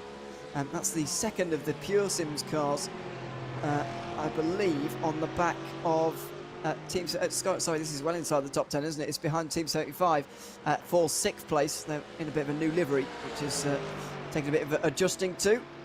A bit more, well, a lot more white and a lot less colour, which is not helpful. But there it is. It seems like a special edition sort of livery for them. Marvin Strel is currently at the wheel of that one for 6th place. His battle is for. Yeah, I'm just trying to wonder, has like a team of Bernhard or whoever's in the painter of the team has taken pages out of the BMW creative program in terms of trying to make liveries with colors and things like that, because we know that BMW used to do that quite a lot. But it's a good looking livery, I'm not gonna lie. I think the display of everything is just pretty well looking and everything. So like what I'm seeing from that car, and it's having some really good performance. Yeah, it certainly is. So through Blanchemont go the GT4s again. BritainGo.com Esports still in that 3rd place, holding on from the 2 behind. It's not such a big group anymore. Only 3 of them involved in this fight, with 3 hours and a quarter remaining of this race. 21 seconds the leading gap in GT4. As I mentioned, it's by far the biggest. The smallest is in TCR, as U-Race BR catch up to Impulse Racing in that fight for the lead in TCR. They have left Huizenveld behind a bit as well. That gap's now 8 seconds, which is bigger than it was after the incident. Yeah, I'm just trying to look into the laps of I've been seeing the past few ones. 2, 33.3, 33.5, 33.4. I don't know if he is going to be able to do 32s, but it might take something else. I just don't know if that damage, if they have damage on the rear, might be affecting something. 33.3 last lap. Now for Goner, I think he's just going to save fuel for the time being until he goes into the pit stop, because we're still looking into this battle for P3 in the GT4s. Yeah, it's very close here. Now, this is what we wanted to see, the lead battle in TCR. It's been a while since we've had any sort of TCR battling to speak of at all, actually, but now we've got one for the lead. The pit stops aren't far away. They'll pit just over the other side of the halfway mark as their 2nd stint comes to an end. These cars, of course, can run a very, very long way. Maybe U-Race BR will decide to run this car even longer. There's surely fuel to be had by sitting behind the Impulse Racing car if they can. Yeah, my only question is on the talk about Impulse. They've short fueled by, I think, half a second on the team. On the U-Race BR team, actually more than a half a second, nearly a full second. 0.8 of a second is the actual difference on the stall. Does that accrue like to a lap or something like that, or do they come at the same time? So these are small questions that needs to be asked. But Impulse just got the short end of the stick in the traffic in the past like 5 to 6 laps. That's why the Brazilian team, Brazilian team came into into the position of having a battle for P1. I like how you slipped the fact that it's your team in there. I raced the team. I'm proud, but I gotta be, independent. I gotta be unbiased. Yes. It's not the first time, is it? We have RaceSpotTV people drive sometimes in these races. So yeah, all bias goes there, including myself on occasion. But anyway, that's a thing of the past. Yeah, we won't talk about how the eRace Beyond 992 race went for long, because it wasn't a good time of things, unfortunately. We did see, though, and kind of goes to a bit of a wider point about the way this race has been run now. Over the first hour and a half or so, there was a lot going on in terms of traffic, and unfortunately a lot of incidents as well. Race Control were looking at a lot of things all at once in the first hour and a half, but the last hour and a half have been, yeah, pretty much calmer, as Sebo made their way through on grid and go here. It's been a bit of a calmer time for this most recent hour and a half. Far less multi-car pile-ups, which is there were 2 of in the first 90 minutes, and really we do want to see less of them. So that's been a good thing, and we went nearly an hour with no incidents reported to Race Control at all, which shows the calmness of this race compared to... Well, no, it's over now, that's why I'm saying it. It's already been in the past. Yeah, we've had an hour of Race Control not looking through any incidents, and yeah, it feels like we're very much in a more of an endurance racing rhythm than we were in the first hour, where we were questioning whether driving was too aggressive or not. Yeah, or even at the final 6 laps, in the 6 laps previous to this, so average, give or take, when we saw that traffic jam and maybe some drivers cutting left, right, up and down, outside, inside, outside the wall, inside the wall, whatever you want to call it, and somehow they got away with the only incident being the team hoisting valve one, right? But it's been very calm. I like what I'm seeing, you know, and furthermore, despite all the attrition that we've had on the track, I like to see the fact that I'm seeing cars like, for example, the Hydro Race Geodesic GT4 still running, the Wave Italy car is still running, I think Entropic and Obsidian is still running. I think cars that are not running on the track, I think we have about 6 cars that are not running in the track. So that's kind of cool, you know. Despite not being in the contention, you're still trying to do your best to see where it gets you at the end of things. Yeah, and I think I've got 7 actually out, and maybe Geodesic could be as well. Although I can't see them in the session at the moment. I think there's been another bit of bad luck for Hydro Race Geodesic Racing, who have just had a torrid time today. I mean, it's hard to think back to a time in this series where someone's had more bad luck in one day than Geodesic today in GT4. Yep. We'll try and get to the bottom of it for you before the halfway mark. But yeah, dear me, what a day they've had. Unfortunately, it means they're going to be out of the race. Somewhat surprised they don't continue on for the points. You need to complete 60% of the race, which means in theory you can lose nearly an hour and a half worth of time.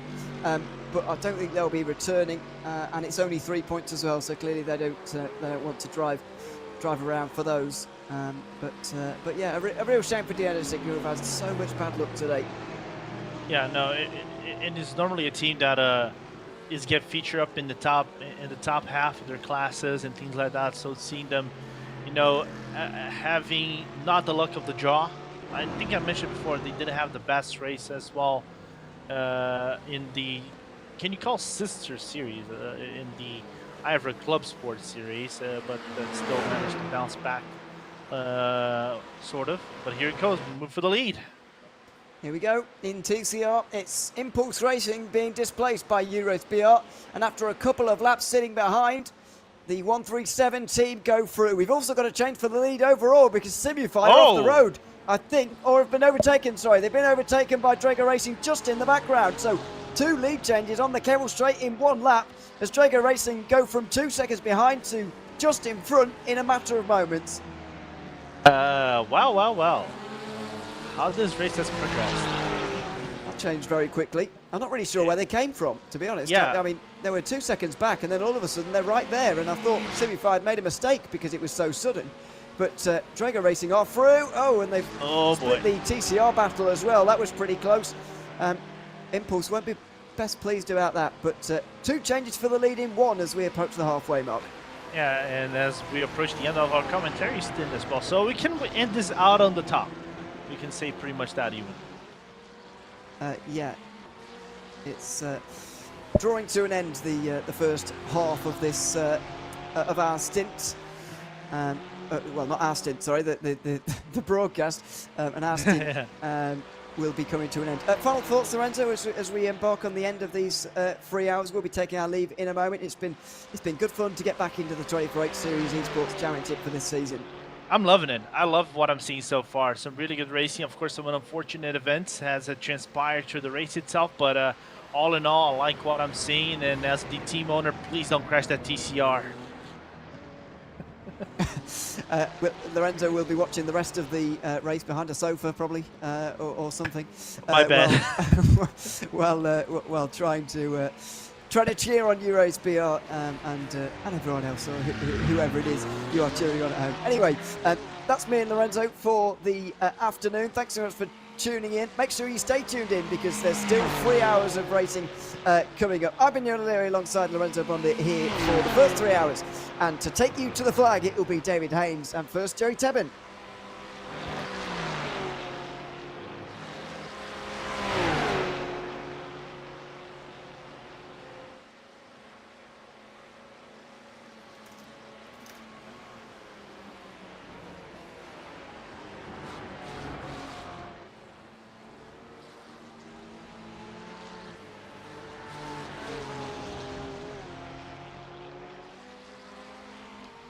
Sneaking our way back into the commentary booth here. A little bit of a switch over thanks to Ewan and Lorenzo for all their service. Ewan's got to get going to another broadcast. Lorenzo has to, as Ewan said, go hide behind his sofa, maybe calm down with some food and try not to die of anxiety with that iRacing TCR in the lead of the class. We've got about 3 hours to go in this race, David. I'm excited to see how things develop here, and I'm very excited to see that the overall lead between Drago Racing and Simify Esports, they're separated by absolutely nothing after 3 hours.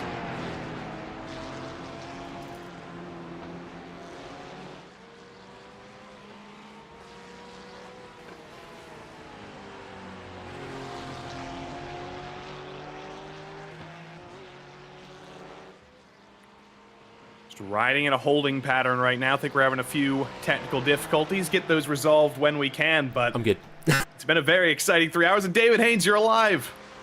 Oh, I am. Thank you so much, Joey Tebbin. Delight to be here on 24-hour Series Esports.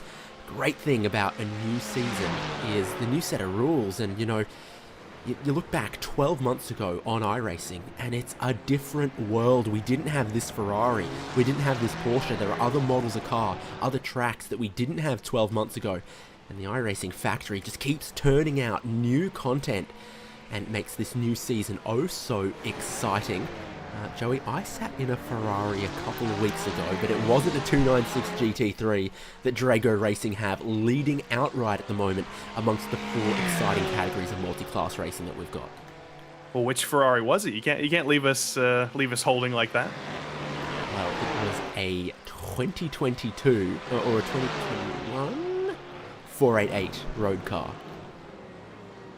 It's a pretty good choice. Just saw a pit stop there for somebody in the TCR class, not one of our 2 leaders, but there could be a change for the lead here, for the overall lead. Simify Esports back on Drago Racing and Lake Com. Easy as can be, David. Just diving it back to the inside, and that's the number 14 Simify GT3 repaying the favor and taking the lead back.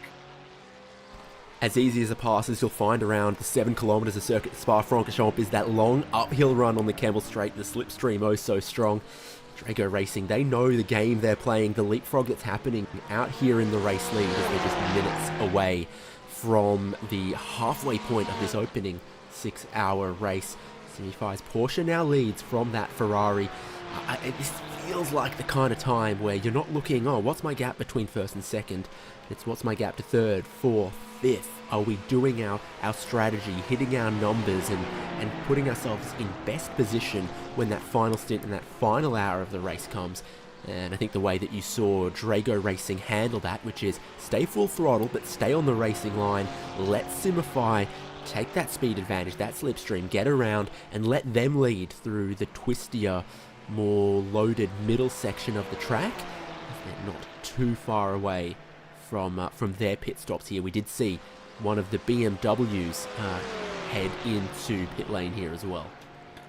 Yeah, that was the Saybelt number 91. We were slightly disturbed by an optical illusion. Could have sworn it was a TCR car based on the couple milliseconds I saw, but it was the first pitter of the GT3 class, and that tells us that the pit cycle's kicking off again. It's been just over, I could not tell you the exact stint length. I think it's been just over 24 laps since our GT3 teams last came in, so should be a couple of laps time, couple of moments time until both of these two up front come in for their second round of service, or their 12th round of service probably since the start of this race. Here comes Urano down pit lane already, and that signifies totally, David, that the pit cycle is undergoing right now.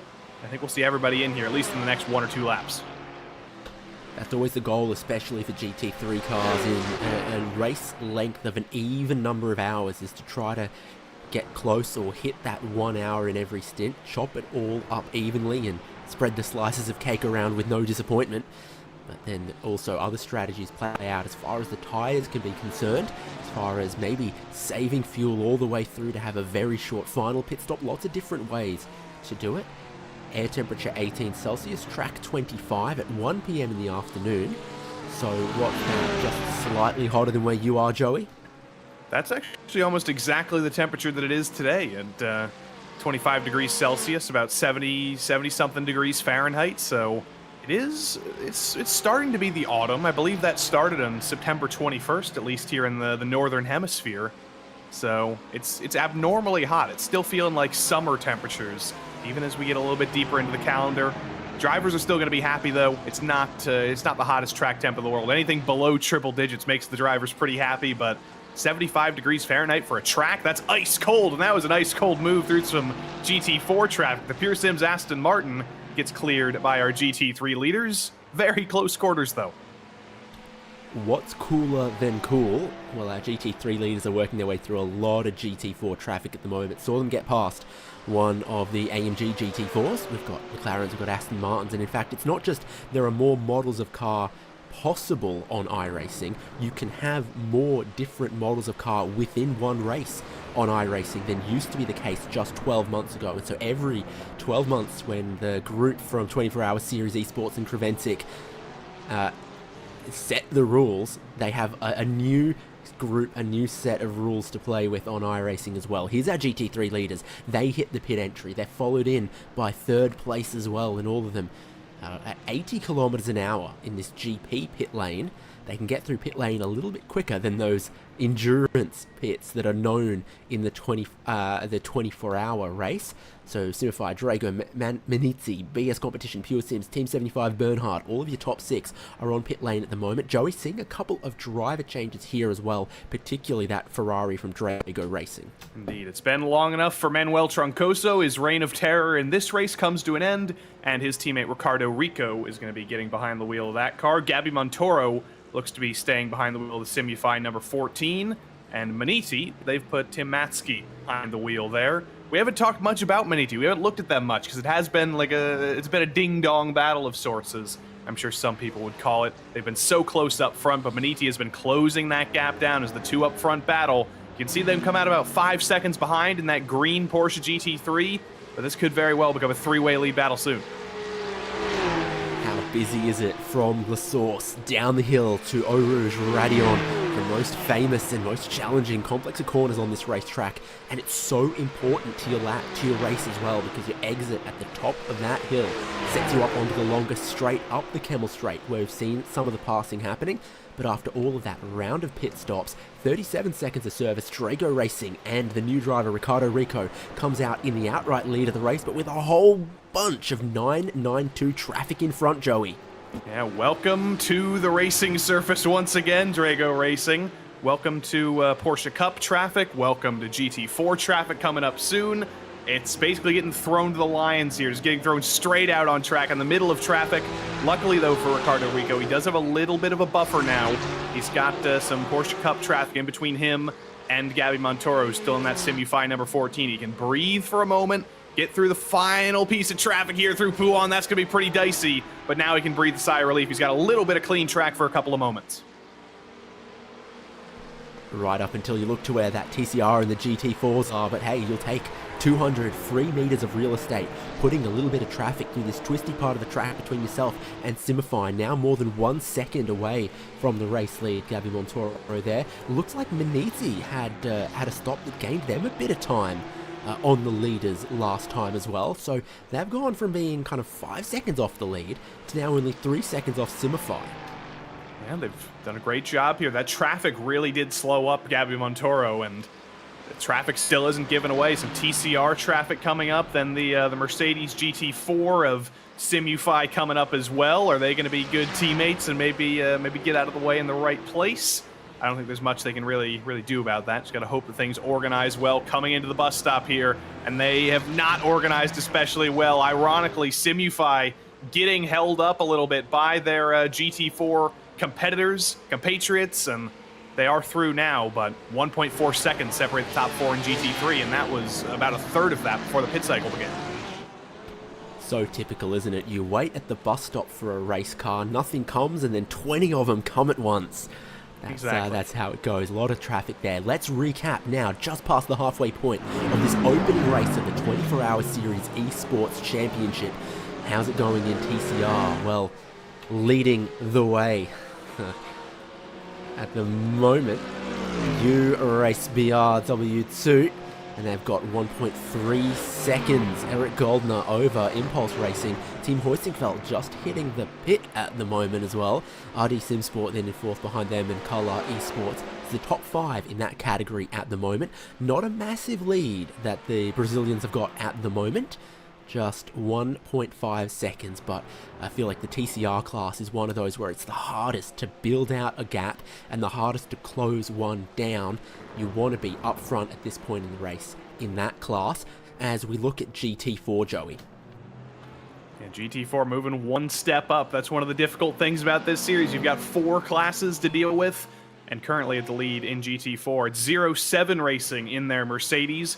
Quite a comfortable gap right now. Not really going to be worrying about SimRC behind in second. Karim Havu's currently behind the wheel of the Aston Martin. This class really exemplifies the diversity of manufacturers. Mercedes in the lead of this class. Aston Martin in second. It's back to Mercedes again. Alessio Santonce currently behind the wheel of the Seibelt GT4. And then this is actually a battle for positions. That's Impulse right behind in the 457. Another Mercedes. Surprise, surprise. So 3 out of the top 4 Mercedes. Timo Hayden currently behind the wheel there, trying to take third. And how about a 3-way battle for third as well? Because Grid and Go right behind, Gabriel Streitmatter behind the wheel. 3 cars, 1 position, all battling for the podium. Maybe even battling for second if they can all chase down SimRC over the next couple hours. Joey, you're clued into the world of racing. What engine is in that Aston Martin GT4? Good question. I have no clue. I got to dive here for third. Impulse Racing up to third, but is it a Mercedes? It's definitely a 4-litre twin-turbocharged V8. If you see anything else to the contrary, it's lies, slander, misinformation. But GT4s, certainly, they're having an exciting race in this part of the grid between Impulse, between Seibelt. Grid and Go not far behind as well, 35 seconds away from their class leader, 0-7 Racing. Moving up the field and up the speed, up the classes to the 992 class, made up of the latest specification of Porsche one-make races. Altus Esports are leading that class at the moment. They got 12 seconds over Maniti Racing 978, so Oscar Mangan leads from Maxime Marriott. In third, though, it's a bit close there. Simify Esports, David Bosger, is currently holding down a podium position in class, but you can see whichever mirror he looks in, he's going to see another one of those Porsche 992 races, because in fourth is Scherer Esports' Luca Alpert, just off the back there in fourth. And fifth is Valkyrie Bonzu. They're not quite as close to that third, fourth battle in one of the best sounding single make race cars that there is anywhere to be found in the world. And I'd say one of the best sounding last names as well for Renzo there. You can't beat Eulenbroek. Can't beat it. Yeah. What does that mean in Dutch? I don't know. And if I did know, I feel it'd ruin the mystery and the mystique. But yeah, they're holding down fifth at the moment, as you see your GT3 leader making their way through a little bit of that 992 traffic. It's Ricardo Rico leading GT3 at the moment after the most recent wave of pit stops, starting to build out that lead over Simify's GT3 machine to 1.7 seconds. The traffic has been good to Drago Racing, and Ricardo Rico has hit the ground running. Of course, we already talked about Maniti Racing Green. Tim Matska is third in class at the moment in his Porsche GT3. Mercedes AMG Esports Team Urano are fourth at the moment in class, looking about 6 seconds away from the next car up the road for position, where the podium in class currently sits in fifth. BS Competition, you cannot talk about them without talking about Pure Sims in the Mercedes, who are nipping at their heels, and also Team 75 Bernhard Sim RC just behind that as well. Really competitive section of the race here for GT3 cars. Very competitive stuff. I was trying to Google what Eulenbrook means the entire time you were explaining and bringing us down through the GT3 class. I had no luck whatsoever. There's no Dutch name translators online, apparently, so we're gonna have to hope we have some Dutch viewers who can tell us if any of those words actually translate to anything. Brook is definitely, I feel like, definitely going to be bridge, but Maybe. I don't know what an Erlen is to know what it's a bridge letters. over. Let's see if I can translate just one of those syllables. It would be absolutely beautiful. But I have a Put feeling a space there's at in least between when you throw there's it at into least Google a couple Translate. Dutch viewers watching, so they'll know what to tell us. Now for a second, with the long camera shot down the Kemmel Straight, you almost couldn't see the Pure Sims car as it was tucked up right in behind BS Competition in this little GT3 battle at the moment. Certainly very, very exciting, and you don't want to bump draft in GT3s ever, especially not on the current kind of damage model as well. You take way, way too much risk. But the closer you get, the better that slipstream, the better it's going to help your fuel consumption, the quicker of your pit stops you're going to have. And we saw Drago Racing just have that sort of 1 second quicker pit stop on the fuel fill last time around, and it's jumped them from being neck and neck with Simify for the race lead to building out a 1 second lead to being able to then extend that through the traffic to now leading by almost 3.5 seconds. You save a tiny bit of fuel here, you save a tiny bit of fuel there, and it really, really can help your strategy later on. Very wide in the background was one of our Porsche 992. I believe that's the maybe the Team 75 car. I think it's the same car that confused you and O'Leary. But trying to get through some Porsche Cup traffic up ahead are the two GT3 battlers for P6. Pure Sims looking to the inside, looking to the outside, and unfortunately just realizing that there's one line coming into the bus stop with a little bit of Porsche Cup traffic. You just got to slot back in line behind the BS Competition BMW again. Nothing happening there. We did just have our final, or not our final, but our next phase of pit stops in TCR, URaceBR. Lorenzo, if you're watching, I hope you're happy. They have still come out in the lead, and they've actually extended their lead. It's 3.5 seconds over Impulse Racing in TCR. Yeah, now. Oh, but here's our guy. To a replay, and it's not going to be great. No, it's not. Late look down the inside of the TCR car. Our friend, the Eulenbridge, late look on that TCR machine, makes contact, and that's netted them a 5-second penalty to Valkyrie XB Bondwell Racing for that late move. It's the kind of thing, if they'd committed to it earlier, they might have had the side-by-side, might have had a chance to ask for the corner. They were just sort of late, a little bit clumsy, and it's the kind of thing you've got to avoid doing. You've got to be decisive one way or the other and try to avoid those penalties if you're looking for the race win to start your new season in perfect form. That's one of those interesting things about this series, and as Lorenzo said, sort of its sister series in Ivra competition. We have live stewards. They review every little bit of an issue. They can hand out live penalties. It's another dynamic you have to deal with that you don't necessarily have to deal with in the iRacing special events or some other big events. You do have penalties that are handed down immediately, and that impacts your strategy. A 5-second penalty, that's not going to be too much of a worry, I don't think. It might drop them out of the top 5, but 5 seconds is way easier to get over than a 30-second stop and go, or even 60 seconds that we've seen handed out It's just a little bit of a slap on the wrist, avoidable contact. It's going to hurt him a little bit in the short term, but with 3 hours left to go, you can definitely come back from a 5-second penalty. The way it's going, though, it absolutely can snowball these little losses. We've seen how 1 second has snowballed out to a 4-second lead for our race leaders. Looking at a replay amongst the GT3 cars, Robert Glera and Pure Sims Esports. There's a bit of a check-up through Puon here, and he makes contact with the GT3 in front, and he sheds some parts all over the infield of Circuit Spa-Francorchamps after that. Yeah, you were talking about the new damage model. There it is on full display finally, just parts flying everywhere. Smaller crashes are kind of what we need to consider more with the new damage model. Obviously, if you crash like that with the old damage model as well, your day would be done. But with the new damage model, the way damage affects the cars has kind of changed. Previously, if you got damage, it would definitely affect your straight line speed. There would be a little bit of engine damage, but it wouldn't affect cornering necessarily that much unless your suspension was damaged. But now with the new damage model, the handling affected a little bit more. It becomes actually harder to drive. Straight line speed isn't hurt as much, so it becomes far more difficult to handle a damaged race car. Saw a little bit of bump drafting there, I think, from Pure Sims down the Kemmel Straight, though. They're not worried about the new damage model. They're not worried about crunching that nose of the Mercedes a little bit. They're going all out. Well, we've got the two GT3 cars with the biggest, strongest, toothiest grills going around. One of them's the beaver and the other one's the whale mouth. Between them, they don't seem to be too scared about damaging that grill. Good thing for our friends at Pure Sims that they were driving a Mercedes and shed all those parts, because if they were driving an Audi GT3, no chance of getting any spares, any support from here on out. I'm just thinking, which one's the beaver and which one's the whale?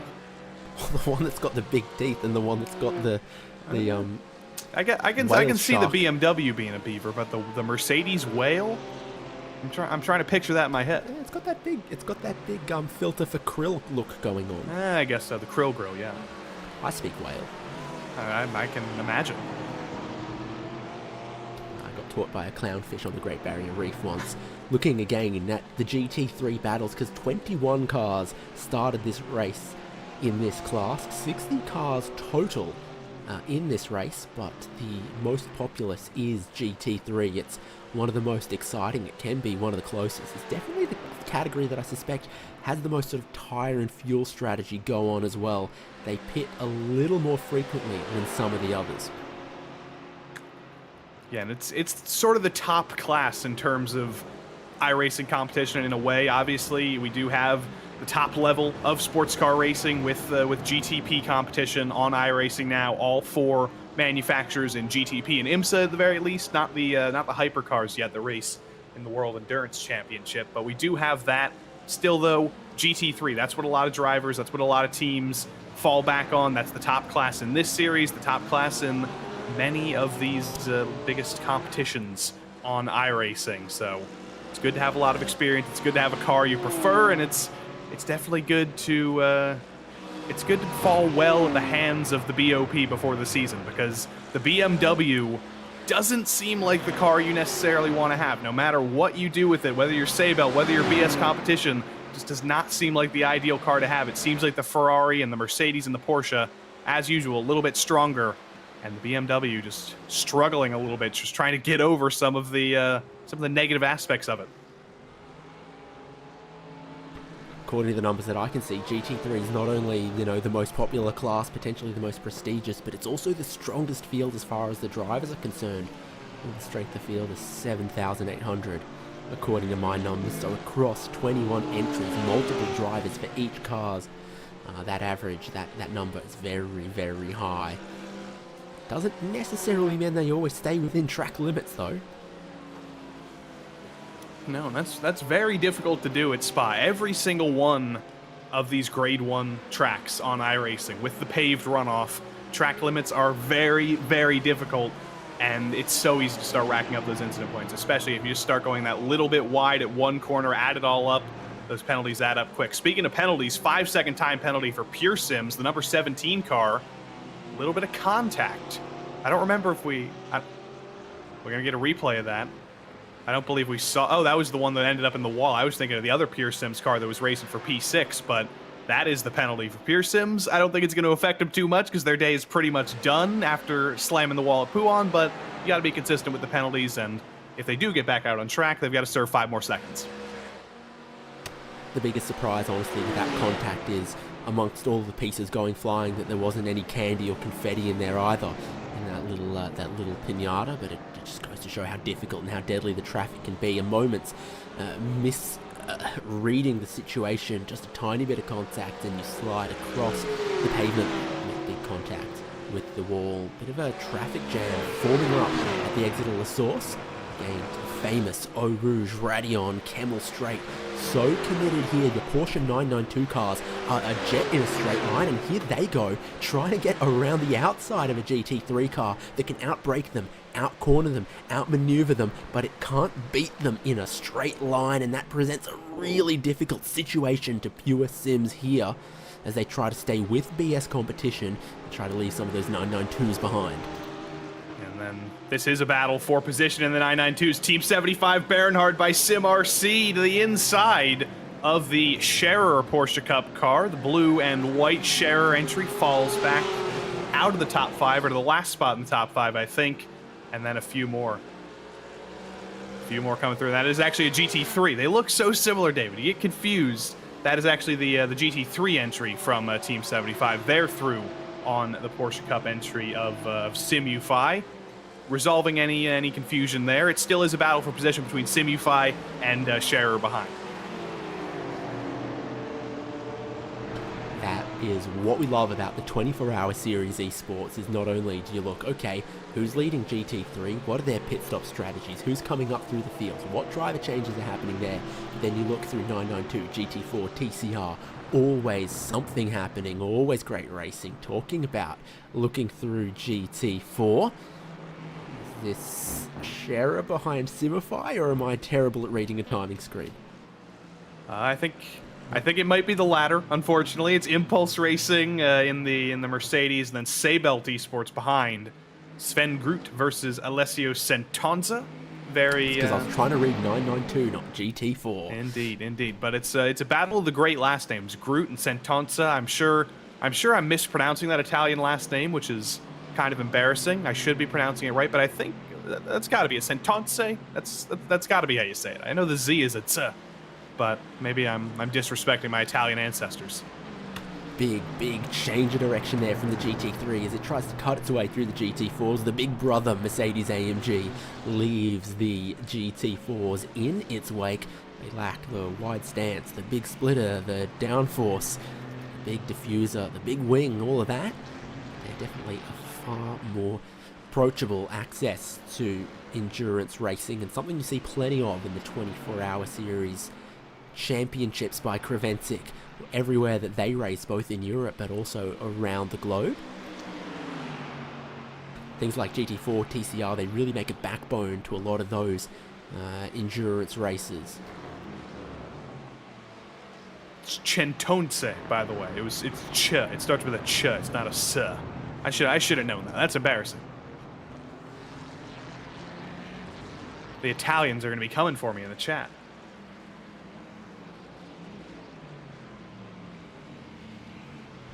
Yeah, that would be bad. Here's another one of those Ferrari 296 GT3s, brand new model. I like it from the front. I'm not sure how I feel about it from the back, but it's a new engine, a new power plant for Ferrari, 120 degree, so very wide angle, very low center of gravity V6, a new engine for Ferrari with turbochargers going on as well.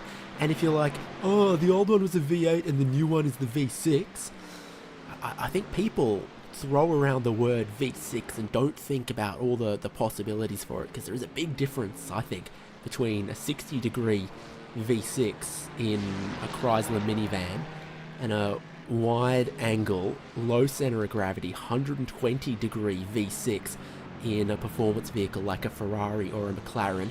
At that point, you're closer to a Porsche flat 6 than you are to a family V6. This is why I'm glad you're in the booth, David, because we complete each other's car knowledge. I'm so I'm focused on motorsports. I know so little about actual road cars, and then I just need to stop by with you and give me all the information. It's like engine Wikipedia over here. You got any other search queries for me? I'm sure I'm gonna have Got more some over the blue next 2.5 links to click hours. on? I'm gonna have to think of some more. Maybe some. We'll get some H16 facts out. Some W12. There's all sorts of engine questions I could ask.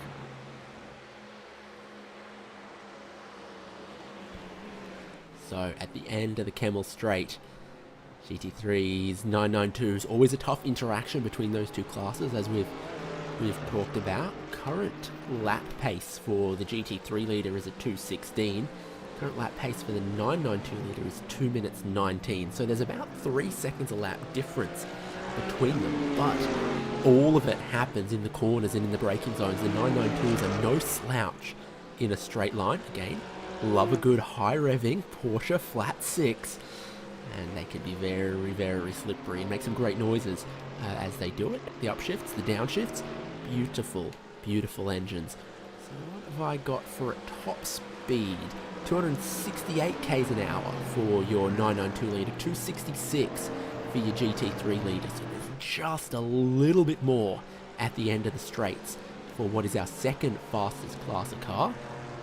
A racetrack is made up of more than just straights. It's made up of a lot of braking zones, medium speed corners, slow speed corners, high speed corners, changes of directions and traction zones, and that's where a GT3 is absolutely in its element, with all of its sophistication of the aerodynamics, of the drivetrain, of the traction control and the ABS, all of those things that really let you live on the limit of the traction and do it for a whole 6 hours of a race like this.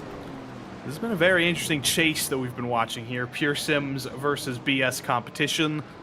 They haven't really done much. They haven't done much to bring up the excitement. They've just been riding one by one, just riding in line, running their own middle of the stints here. Nils Koch in the BMW, or Koch, I should say, in the BMW BS competition entry, and then Lucas Prada behind in the Pure Sims Mercedes. Not really interested in battling right now. Not interested in sending the dives of some of the battles elsewhere in GT3. Not interested in really switching things up.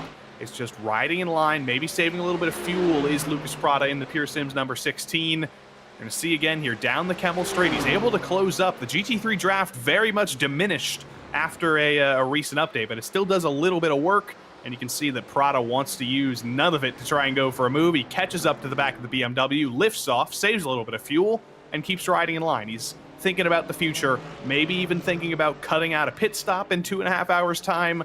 That might be a little bit too big of an ask, but all that little bit of fuel helps with 2.5 hours left to go. Might not be able to drive your way forward on track, might not be able to get up to the lead on track, but can definitely do it on strategy. You can save gallons of fuel just riding behind the BS competition BMW. Prada says it's all Gucci and lets Nils Koch lead that little group. Looking again at GT4, more Mercedes action. And I swear I'll read it correctly this time, because Sven Groot's Impulse Racing Mercedes AMG GT4 leads SERIES Esports Alessio Centonce in this little group here. They're not very far at all ahead of XR though. That's the car you see behind that was 4/10 quicker last lap as well. So 6th place, hunting down 5th and 4th here, who find themselves just a couple seconds behind Grid and Go Esports, 3rd in class. GT4, it's the kind of battle, it's the kind of grouping where you can't afford a mistake here, because you can see them just ahead of you with 2.5 hours still to go. You've got to be a part of that. You can't have little mistakes, you can't have off tracks, you can't be racking up incidents or burning too much fuel. That's the Grid and Go Aston just making its way into Lacombe and Melmedy. Impulse and Sebel, are they going to be able to catch, or will they first be caught by the 413 behind them? Yeah, and this is the time of every endurance broadcast where I get to live my fantasy of pronouncing Finnish names in front of our director Iku Merkala. That is, I gotta read the name here, Attu Hakkaletto for X-Racer. From what I know, we're hearing groans in the background. I thought I did a decent job there, but what I do know about X-Racer, a new name, really. We don't hear from them often. I believe it's the first time they've had representation here in the 24H series. Finnish sim racing manufacturer, or sim racing equipment manufacturer. I believe they have an online store. Unfortunately, David, that's all the information I can provide because all the descriptions of their equipment is in Finnish. Well, all the descriptions of Koti Pizza are in Finnish, and that never stopped me navigating their website. So, X-Racer Racing Simulator on Huippuluokan Kilpa-ajo Simulatori. And it keeps going on. You're gonna get yourself in danger if you keep Yeah, I'm talking. gonna get kicked out. Guy behind it is Matti Alamaki, former European champion in Rallycross. He's kind of the head honcho behind there, and he's leading the charge to get X-Racer involved here. Not the only X-Racer entry, I believe, that was on the provisional entry list, or in the race for that matter. They got the 412 and the 413. Kari Kortelainen behind the wheel, the second X-Racer GT4. A little bit further back, though. Hasn't quite had the same luck, but still, dual representation in the GT4 class. Spreading your net wide gives you double the chances, and it's good to see a new name in this series that we hadn't seen before. Your entries, a brand new slate almost every 12 months when we kick off a new season of 24-hour Series Esports, and there is a lot of long-running heritage to this championship, originally formed when driver swaps, team endurance racing was first possible on iRacing back in 2015 or 2016 or so, and they've had a season each year since then, an endurance championship season, bringing together some of the best teams in some of the most exciting racing cars, and then in recent years in partnership with Creventic with their 24-hour series, making us the 24-hour Series Esports, and making a really great real-world connection there, and also offering some decent prizes out there as well, free entry to races, all sorts of stuff. We've been watching GT3, a little bit of 992, a little bit of GT4 battling, but at TCR, well, the leader for Eurace BR coming under somewhat of some pressure here. The Hyundai trying to hold off one of the Honda Civic TCRs. Yeah, Kaike Piroppo currently behind the wheel. I really hit that with the Brazilian pronunciation to make Lorenzo happy, but he's doing a great job holding the lead right now. Just trying to keep pace, trying to keep calm, and trying to make sure that this lead that they've fought so hard to get back after an early penalty, they'll be able to hang on to and hang on for the next 2.5 hours in TCR. But the draft is very, very powerful in TCR. You saw that yesterday on RaceSpotTV with the Ivra, or the GSI Club Sports Series by Ivra.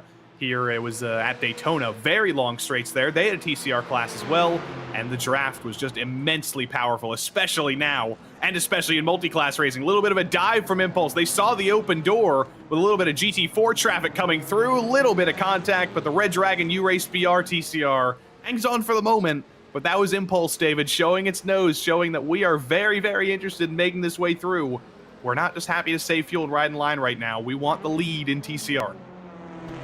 And it made a very interesting moment for SimRC's GT4 there as well, as they're like, I think I can get past both of these cars. Or not if they're too wide into the braking zone for the slowest corner on the racetrack here at the bus stop. I'll just have to wait and power down off the exit at my 4-litre twin-turbocharged V8. 4 litres V8 power past me on the pit straight towards the source and get ahead of this on the next straight rather than putting my nose into a dangerous closing wedge in the braking zone at the bus stop chicane. No look into Lakon this time. If my information serves me correctly, I think Kaike Piroppo has been in sim racing potentially for longer than iRacing has existed. So very experienced driver in all sorts of types of simulated competition. He's got the pressure on his shoulders right now, but he's used to it. It's Marcel Jochheim in the Impulse TCR right behind him, that 122. Another very experienced driver, very fast driver, maybe the faster of the two at this stage in the race. Definitely has the pace to lead. Does he really want to go for a low percentage move and take the lead when he can ride behind a little bit? I have to imagine that we're seeing a little bit of strategery here, riding in line, through the middle sector where it's much, much more difficult to make a move in this car. But once he get a chance, I think, into the bus stop this next time around, he had such a great shot last time around, he's going to go for it again, as there was near death behind with some Porsche Cup traffic and some GT4 traffic. This is going to heat up in about a quarter of a lap's time, though. Yeah, a bit of 3 wide immediately behind manages to sort itself out as the TCR lead battle rages on. If you're looking at timing.RaceSpotTV with the live timing, you'll see, despite the little bit of battling that seems to be going on for the race lead, Joey Tebben questioning, is Impulse Racing a little bit quicker than New Race BR? Well, the two of them together are still quicker than anyone else in class out on track. So despite battling like this, like they are, heading through the super quick parts of the track here and towards a big stop at the bus stop, they are still the quickest 2 cars in class out on track. Maybe a little bit of impulse cooperation here as their 992 class car comes through, leaves the door open for the GT4 to take the lead in class. That was a slick little bit of teamwork. Very, very slick, and maybe living up to their team name. Maybe that was an impulsive move, seeing what was going on, immediately reacting, you know what, I can help out my teammate a little bit here, and it certainly worked out. Maybe not deliberate, maybe it was a little bit of organization. Either way, Impulse Racing to the lead in TCR, and I'm interested to see how they can start running away with things. How fast is Marcel Jochheim now that he's in clean air? He's got a little bit of traffic behind him, a bit of traffic behind him still coming through, but that car, that Honda Civic TCR, seems so fast, and I would not be surprised if we start to see this 122 pull away a little bit and maybe pull out a draft range in about 2 laps time. He's got a slipstream off some quick cars. He hits 228 kilometers an hour before the braking zone at the end of the Camel Straight, thinking, can I put 1 second of time between myself and second place, try to break that slipstream that is at its strongest in this TCR class compared to all the other cars. The other ones are really quick in a straight line. They spend more time than waiting in the corners because they navigate the straights longer. Proportionally, spend a lot of time at full throttle, punching through the air and giving off a slipstream that the car behind can use to stay with you, stay in touch, stay in contact. An Impulse GT4 now. Race BR will be rubbing their eyes as they see 1, 2, 3 white, teal and black cars from different classes getting past them in just 1 lap. That cycles out. You mentioned Coty Pizza a little bit earlier, David, and that's actually somewhat relevant because I believe the Havu 979 is actually in a battle for position here. It's in a little bit of a cloud right now with some GT4 traffic and some TCR traffic, but a little bit further ahead, that is the leader in class. That's the 977 of the Valkyrie XP Bonduel Racing number 977. So not for position necessarily, but maybe if they are a little bit quicker, maybe try and getting on the lead lap. But for now, that is, unfortunately, as we look at the Coty Pizza number 979, them going 1 lap down in the race, but 1 lap ahead in our hearts. I mean, you look at the race leader and you think that's going to take some topping. I wish I had anything else loaded up, but I'm just not going to be able to follow that. No, that's fine. I've left you in a tough spot with that one, to be fair. So SERIES Esports are leader in that class. Second in that class, Altus are still leading it. Bit of a pit cycle happening in 992. Valkyrie actually scored in the lead for the moment. Altus were leading last time we checked in the 992 class. Yeah, so that will put Havu back on the lead lap in the Porsche Cup class, but things still have yet to cycle out. There's a big difference with the Scherer strategy, with the Valkyrie Bonduel strategy. Altus, will it cycle them back into the lead? Will it cycle them in third where they are now by the end of the race? That's a very difficult question, and that's the kind of thing that the strategists are thinking about right now. We're into the latter half of the race. In a couple of minutes' time, we'll be into the last third of the race. You'll be counting back the stints, counting back the pit stops. How do we split things up? How are we going to end up on that final stint? What more work do we have to do? Right now, Altus may be on the back foot in third, but they know their strategy. They know where they're going to end up at the end of the race. And just as I say that, you see the 977 coming in. That's going to promote Scherer into the lead. just for a moment, though. We know they still have to make their next stop in the near future. Do they? Did they stop on the same lap? Or not in the near future, not... but in the semi-distant future, they'll have to make their next stop. But it's still a different cycle around than Altus, I believe. Different tires going on between first and second, which means over this stint, Joey, we should have the tantalizing potential of Altus and Oscar Mangan having a little bit more grip to try to close down SERIES Esports. But like we talked about 40 minutes ago, this is not a particularly abrasive or sweltering day or track temperature. Tires should be holding on a little bit nicer than when you get a really roasting Belgian sun. A really frying... No, never mind. A really frying sun. There we go. Yeah, that's how they say it in Belgium, I think. But yeah, they are... It's going to be an interesting chase, I think. SERIES in the lead right now. I think they call them Fritz instead of fries. The waffle sun. Black hole waffle sun, won't you come? Something like that. But it's going to be an interesting chase here. Altus versus SERIES. Tires are the difference. That's what the pit delta tells us. But will it be enough? Because I feel like we haven't seen a ton in terms of tire wear. We haven't seen a great drop-off in lap times, but it is definitely going to help Altus a little bit. Will it be enough to bring down a 9-second gap, though, with how comfortable SERIES has been, with how comfortable in the lead that beautiful blue and white Porsche Cup car is? I don't know, but the chase is on. It's a little bit like a sprint race now in this stint, trying to close down that gap with the fastest lap times possible. Not necessarily thinking about strategy right now, just thinking about the fastest lap times in the world. Well, the thing about Spa-Francorchamps is there's 7 kilometers of it, and everyone seems to be on the Kemmel Straight right now, 3 wide. Multiple lanes deep, cars trying to pick and choose how to get through this. GT4 car, the McLaren there, being side by side with the 992 car that we know is strong in a straight line. Looks like a Williams GT3 boxed in here, now 3 wide, looking to the inside at Rivage, diving down the hill, using that ABS, using that braking performance to try to cut through some of this traffic. But my oh my, is that an expensive piece of traffic, with the Mercedes now ahead of a McLaren, Porsche, McLaren, a couple more Mercedes, and just to balance it all out, an equal opportunity, we've got a Hyundai and a Honda there. And the Valkyrie XI Bonduelle Porsche Cup car, kind of a little bit of a pinata, kind of bouncing in and out of reality. That's distracting, but there's a huge crash through Pouan. We just saw the end bits of it. There's a TCR involved. I think one of the Williams Esports cars involved. Jones. Falcon Sim Racing team is missing some parts, including the front grille was their contact with a TCR car there in Pouan. Big difference in speed through a high-speed corner like that. The front-engined, front-wheel drive TCR versus the grip and the traction and the speed that we know the GT3 cars have got. It creates potentially a big pinch point.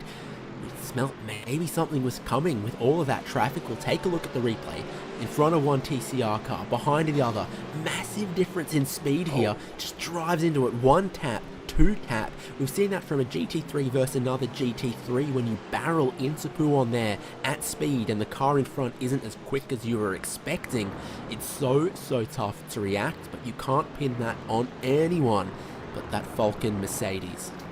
Yeah, and it was very hard to recover. The second that first little bit of contact was made by the Falcon Mercedes on the Obsidian TCR, it just unsettled the car a little bit. They both tried to save it, but just got flung into each other. So bad luck for the Obsidian TCR. They already had a little bit of bad luck today. We're riding in the latter half of the pack in TCR, and the hits keep on coming, unfortunately. That's actually the U-Race BR TCR and the Impulse TCR who just came by.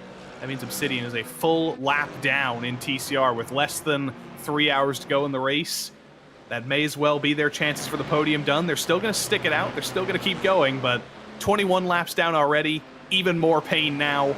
It's not going to get better in the next 2.5 hours, unfortunately. The way the points pay, though, the less cars there are in your class, the more reward there is for sticking it out and being a classified finisher. If you're last in GT3, probably not picking up any points, but if you're last but a classified finisher in TCR, where there's 10 cars, you stand a much better chance of then using that to not have you on such a big back foot when we get into the later rounds of the championship. So I think anywhere, any class that you'll want to stick it out, it's going to be TCR, because we've got 21 in GT3, 14 in the Porsche 992 class, 15 GT4s, and 10 TCRs, making up a very, very nice 60-car grid of teams, which means I think I saw something on the order of 140 drivers for this race. That's what it takes to put it all together for this opening round of 24-hour Series Esports. A lot of drivers, a lot of people involved, multiple officials and organizers, and that's not even to mention the broadcasters. It is a very, very large undertaking. Takes a lot of people, a lot of power to get this done, but that's what we love about this 24H series on iRacing. It is a labor of love, I think, for everybody, and it's a labor of many people synchronizing things together, and somehow it always adds up to some fantastic racing. We're about to have some more of that in the Porsche Cup class. Hydro Race Geodesic mentioned they've had some terrible luck in this 992 class. Had some bad luck in the GSI Club Sports Series yesterday as well at Daytona. Could have won multiple classes. Came home with none of those class wins, unfortunately. And it's them versus Olympus in Porsche Cup right now. Two very different looking liveries, I think I can say, David. The beautiful psychedelic colors of the pink and yellow and blues, and then the Hydro Race Geodesic car looks good in its own right. That's their typical livery, but a little bit more muted, and it's a battle of two different design strategies, and some GT3s getting bullied as well. And then a bit of a moment through the middle of the corner there for Olympus as well. No one's asking, did Ian Pollock paint the geodesic car? For Olympus, you might ask that for Olympus Esports Atlas. Just a little always tough amongst the GT3 cars when you're a 992, because you don't want to lift out of the throttle and let them by. But they also need a big braking zone to get clear of you, and they haven't found any here on this part of the lap. Oh no, that's it for the Mercedes. Too close behind the 992, out of position. Astro Racing take a massive, massive hit at the top of Eau Rouge. That is a big one. Carlos Moreira de la Chica, just absolute destruction. Just the littlest bit of a loose moment. Looked like a little bit of a slide up over Radion, and I thought he had it saved, but just an overcorrection right at the wrong moment. That wall is still there in the current scan of Spa on iRacing. It's moved a little bit further back in real life now, but that is total destruction for that Astro Racing Mercedes. Unfortunately, that's going to be the end of the day. That's going to be the launch scrubbed, I think, for Astro Racing. Let's ride on board here, coming up through Eau Rouge and Radion, riding behind the Hydro Race Geodesic Porsche Cup. Like David said, not necessarily able to make the move with the straight line speed of the Porsche Cup, but clips the curb, gets a drift on, overcorrects, and that is a kablamo of epic proportions. It was rapid, it was unplanned, and it was a disassembly for Astro Racing there, as they were so close, picking up aero wash behind one of the 992 cars, as you say. Got them wide out to the left, over the curb there, got them unstable, and the walls have been moved further back, but they're still oh so close, particularly on that right hand side. I know it's on the exit on the left hand side that the wall's been moved a lot in that area. On the right hand side, I'm not sure it moved quite as far. Now, penalty coming through from race control, 5 seconds to Falcon Sim Racing team. I think we know why. I think we saw it. Yeah, I think the lack of bumper, I think, explains that one. I think every time we look at that number 44 from now on, I think we're gonna say, yeah, that's visible evidence of the penalty. Yeah, it wasn't the rear bumper missing. It was the front bumper for sure. The whale mount. Fastest class of car, and your front bumper is missing. Well, it says something. Here's a GT4 class. Again, still Sebelt just sitting in behind Impulse at the moment. It's always hard to ride behind Impulse, because every time you see that team name, you're just thinking, I can't prove the team name right. I can't use my own impulses and go for a move that's not going to work. I have to ride behind. I have to prove that team name wrong and be smart here. But this battle for second is heating up in GT3. Maniti and Simufy, as Draco Racing and Ricardo Rico have just kind of run away in GT3. It's almost a 5-second lead. Things are getting very, very close as Tim Matsky chases down second place. One of the strongest drivers that the Maniti roster has to offer. Gabby Montoro, very, very fast in his own right, was one of the fastest drivers on track at Sebring last week in the 1,000 kilometers of Sebring in the Ivor Endurance Series. Falling off just a little bit though, getting into the coattails of Matsky, or getting into the view of Matsky at the very least. And this could be a battle for second before we know it, and that would make Draco very, very happy. That's even less they have to worry about if these two are slowing each other down. And for everyone who's watching timing.RaceSpot.tv, they'll know what I'm about to say, that if you ask the question, is Drago Racing going quickly or is Simify going slowly? The answer is Drago Racing are going very, very quickly, getting away with this race lead while second and third close up a little bit. They're the only car in the 2-minute 15s in class at the moment, Drago Racing. Simify and Maniti are doing 2-minute 16s, and there are a lot of other cars in class doing 2:17s as well. Maybe a friendly wave happening here? Yeah, maybe just Gabby, sticking the hand out, saying, hello, I'm coming through, Simify teammate. It's always difficult to tell the difference between the Porsche GT3 and the Porsche Cup car. You can easily tell. If you're looking at it for a solid second, it's very easy to differentiate the two. But when they're flying by, especially for some of these virtual fans in the stands, I think, David, they're going to be looking at some of those intersections and being like, wait, what? The one Simify Porsche is faster than the other? How did that happen? But luckily, we get multiple seconds to stare at the front ends, and it's instantly resolved. The answer is that the GT3 is very, very wide. It's very extra wide.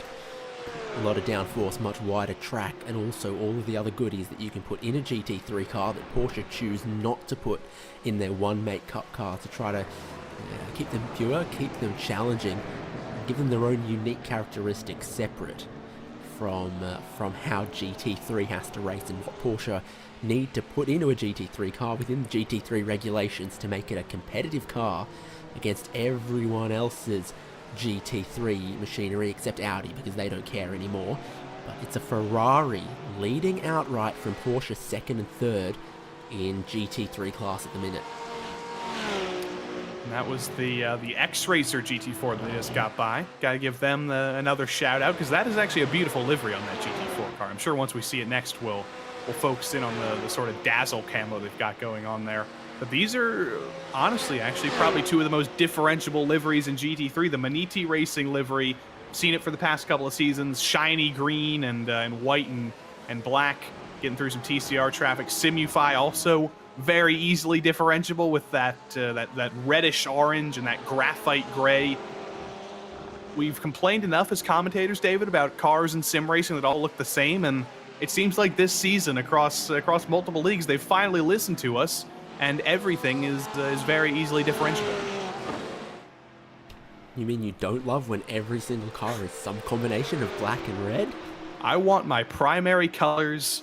I want bright colors. I want what Olympus has going on there with the Beatles yellow submarine colors going on. I want my simple mind to go, red, I know that car. Or white and blue and highlighter yellow like Pure Sim. See? Easily differentiable.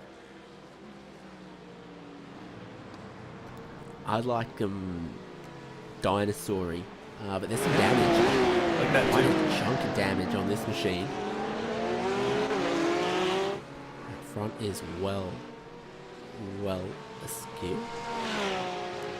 Oh, I think what producer Iku Maricala is trying to do to us is he's trying to say that the Pure Sims car looks quite a bit like this Porsche Cup car a little bit further back. I mean, they do look similar, I guess, in a way. They're similar colors between Pure Sims and somebody else, but not quite. It's not quite identical. I think we can differentiate the two. I did just see absolute heartbreak for fans of URaceBR running second in class. I just saw them in the background of my screen. Destruction onto the back straight. Didn't see what happened. We'll catch a replay when we can. But URaceBR, they're not fighting for the TCR win anymore. 43 seconds behind.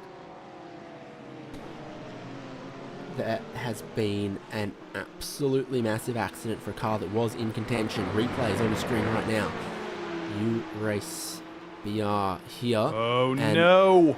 Oh, super late communication with the 992. Try to save it, try to he save it. almost In had it contact with saved. one of the other TCRs, sends them into the concrete wall and puts massive damage on the nose of that Hyundai Veloster. They were all the way to the right-hand side. The Porsche was barreling into them.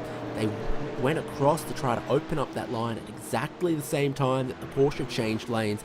That hit them, checked them up, sent them sideways, and then the other TCR car helped them and finished off the job. That was the leader in the Porsche Cup class, in the 992 class, Luca Alper. We ride on board with him, trying to come through. Jinx to the outside right as Kaike Piropo in the U-Race BR TCR comes across. That's heartbreaking, and it's even more heartbreaking because we saw Piropo save that car. He had it pointed straight, and unfortunately, right as he saved it, the Team Hoistingfeld TCR came in right behind, made a little bit of contact, and really just put the bad in the flavor there.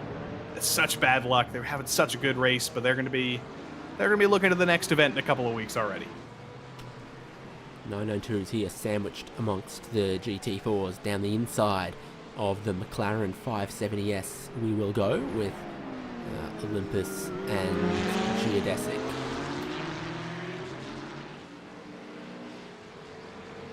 If only there was like a worldwide series of athletic and other games named after Olympus.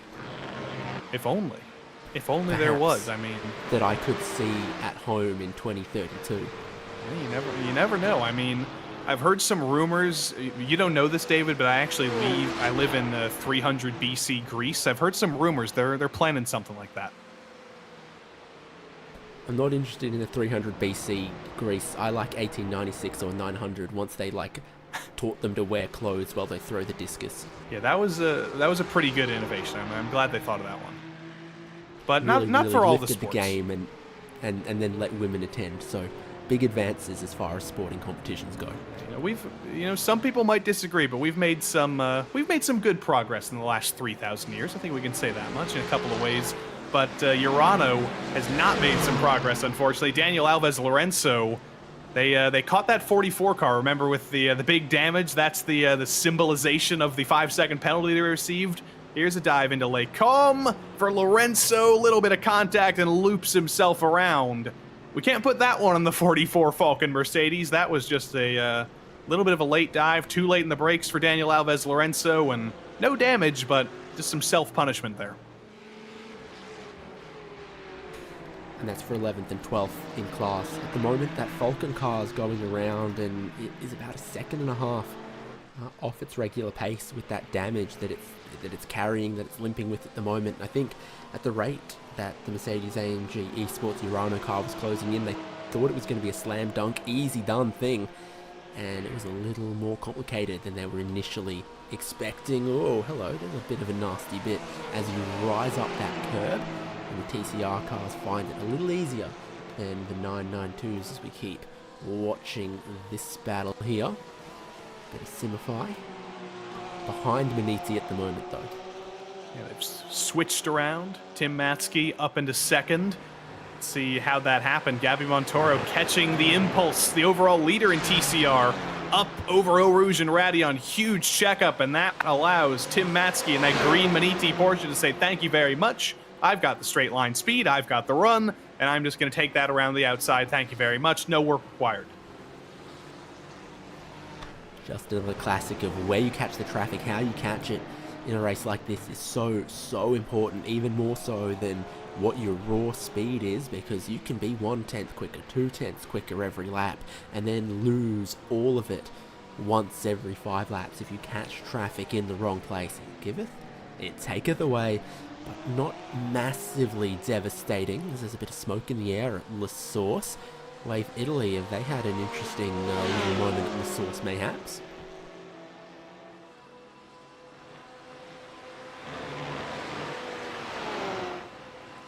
With Wave Italy Racing Team 161. Mehmed Hussein, I think. Here we go. More trouble in TCR. Yeah, Naveed Hussein, like you said, into La Source, turning in. Oh, no. Oh, no. That's going to be heartbreaking for the team, and that's one of those incidents, David, where when you're behind the wheel of the car, you lose that little bit of focus for a second, you turn in that little bit too early, and the second it happens, you're like, yeah, I screwed up. That's when the face starts to get red. That's when the sweat starts pouring out. That is not going to be a very popular incident in the Wave Italy camp. They're going to be quite sad about that. Shaved it a little too close, and I think he's nicked his chin a little bit on that one. Yep. For a lot of cars, the best way through La Source there really is to monster over the apex curb, use a little bit of the elevation there to help you rotate in the middle, and of course in a TCR car, once you've got the car rotated on the apex, you can just mash the throttle and really straighten it out on the exit, but treated it a little bit like a street circuit there and just cut too close, cut the concrete on the inside, and picked up potentially a chunk of damage. Definitely lost a little bit of time, put some smoke up in the air. Not ideal for their Honda to navigate turn 1 La Source hairpin quite like that. And these cars that are a little more oversteering, I think you stay further away from that apex, but the TCRs definitely have a unique driving style all of their own that does see you looking for grip in places that others might not.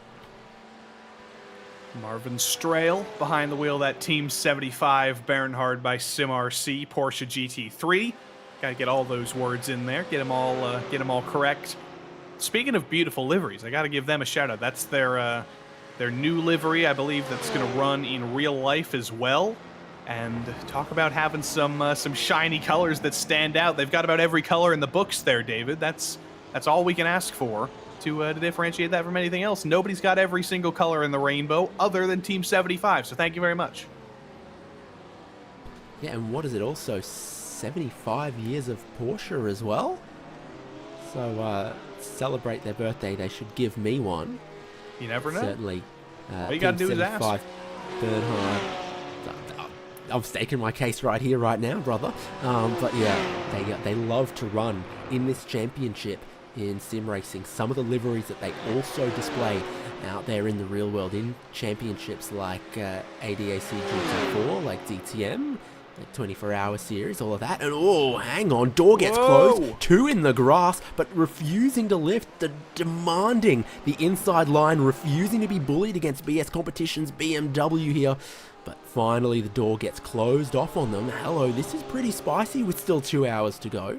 Very, very spicy, and I guess fittingly, there was no BS taken from Nils Koch there saying, no, you're not going to take that. There's no room there. I'm not letting you do that. You're going to slot back in line, and we're going to keep racing here. But that was terrifying. That was not, you don't normally see a two-wheel on the grass overtake. It doesn't normally work out, and I'm just amazed that we're both still rolling in a straight line here, and there was no contact. Certainly gutsy to look to that inside line there, and it's just getting slowly closed off and say, no, you're not going to scare me. I'll put 2 tires in the grass if I've got to. I'll still look for this inside, but not able to complete. You're really not able to carry any momentum once you put 2 tires in the grass. And isn't that a relieving change at Spa-Francorchamps? It is quite relieving, and also the grass physics have been recently updated here on iRacing. It's not as icy as it once was. There is a little bit more grip. It's a little bit more sticky. It has been changed a bit, so it isn't as sticky as it once was, and you can't run into it as much as you once could, but still, it's going to slow you down a little bit like it didn't in the past. Going to be a dive here in some Porsche Cup traffic for the BS Competition BMW, but they're going to come into the pits. They're going to be followed in by Team 75, and basically everybody else in GT3 in at the same lap. Simufy, Drago Racing, they're all in. The pit cycles come around again. First time they come to the pit straight after the top of the hour. Now 1 hour 59 left to go in this opening race of 24-hour Series Esports. We've got a whole raft of GT3s up front in the pit lane. We saw Ricardo Rico get into Drago Racing last pit stop, but he's made way right now for Manuel Troncoso and Simify. I think there's also a driver change happening there as Tristan Iglesias gets in. So we're going to see a real paradigm shift at the front of GT3 where things have been so close, but that great pit stop. That gap that Ricardo Rico built up last stint, it gets heavily rewarded as they come into this next stint. And they've got time and time and time over Manizzi, over Simify, and over others. It's all coming up very well across the last hour for Drago Racing. It's an interesting strategy they've gone for. It seems like in the first 4 hours of this race, they've gone Ricardo Rico for the first stint, Manuel Troncoso for the second stint, Ricardo Rico for the third stint, Manuel Troncoso for the fourth stint.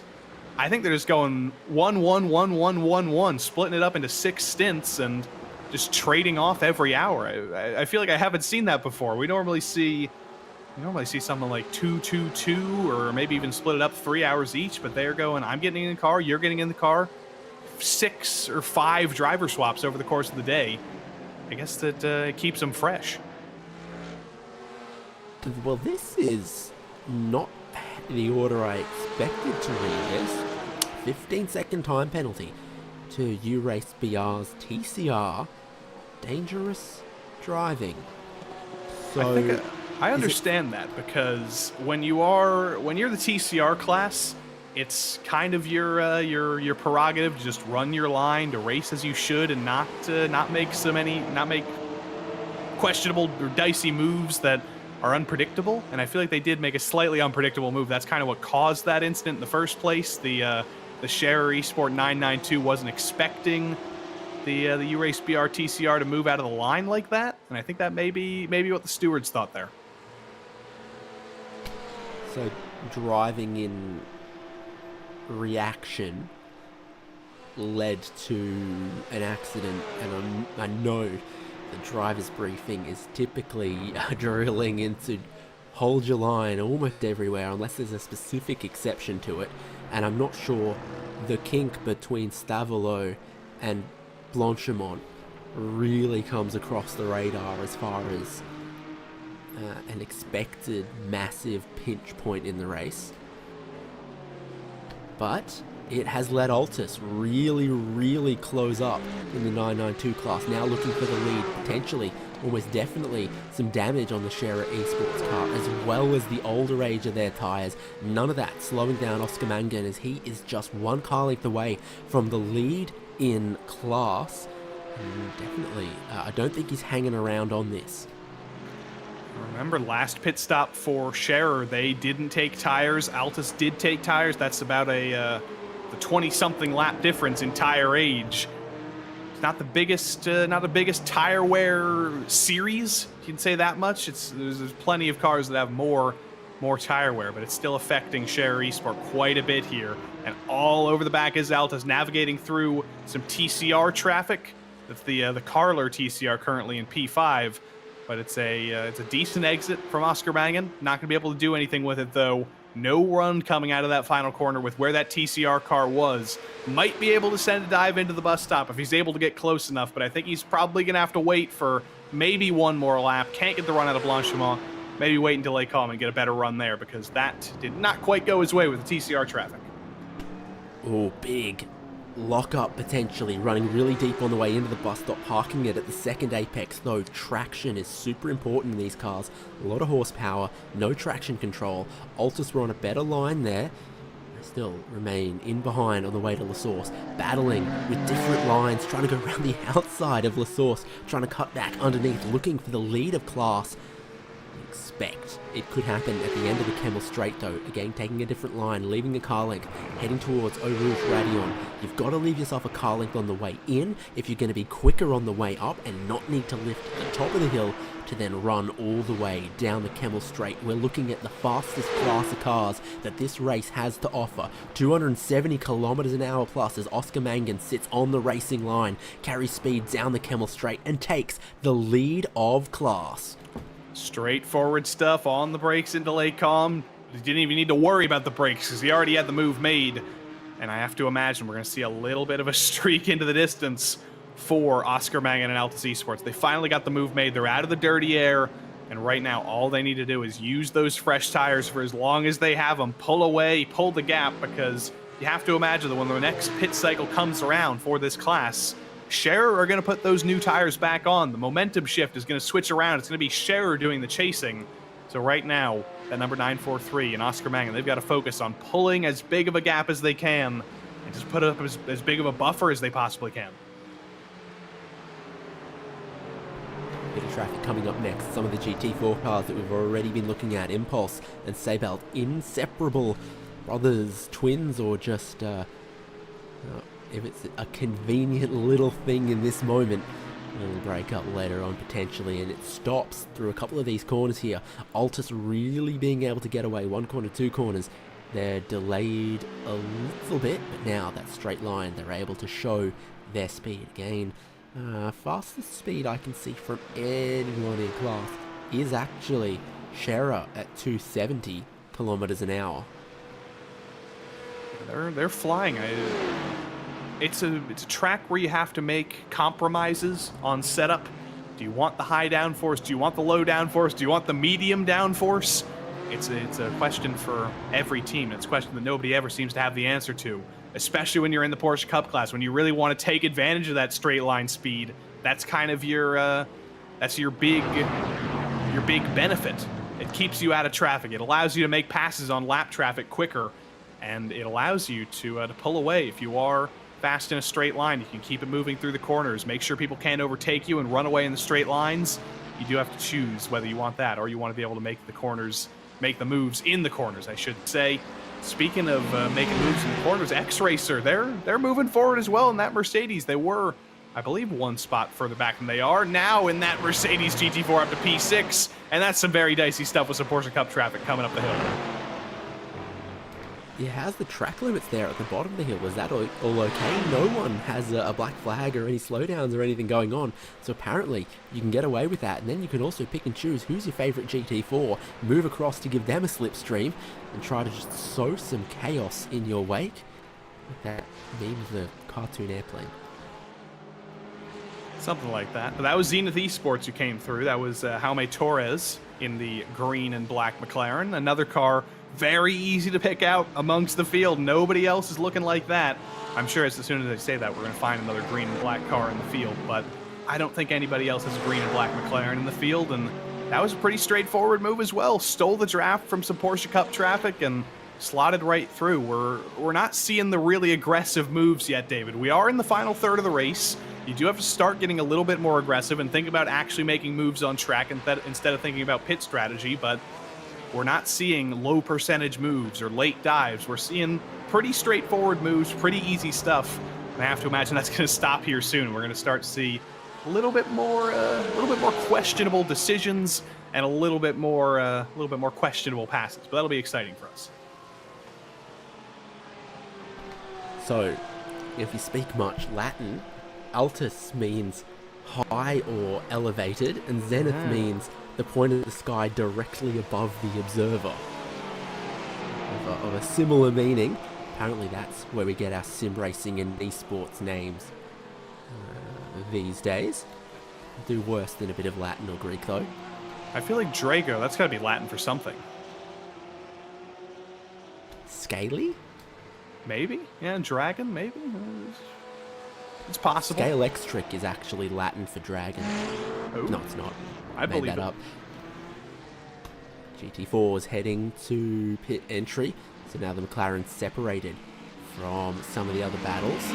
Mercedes going on a little further as Zenith Esports hits pit lane. X-Racer, Wave Italy, Impulse, Seibelt, they all go on further.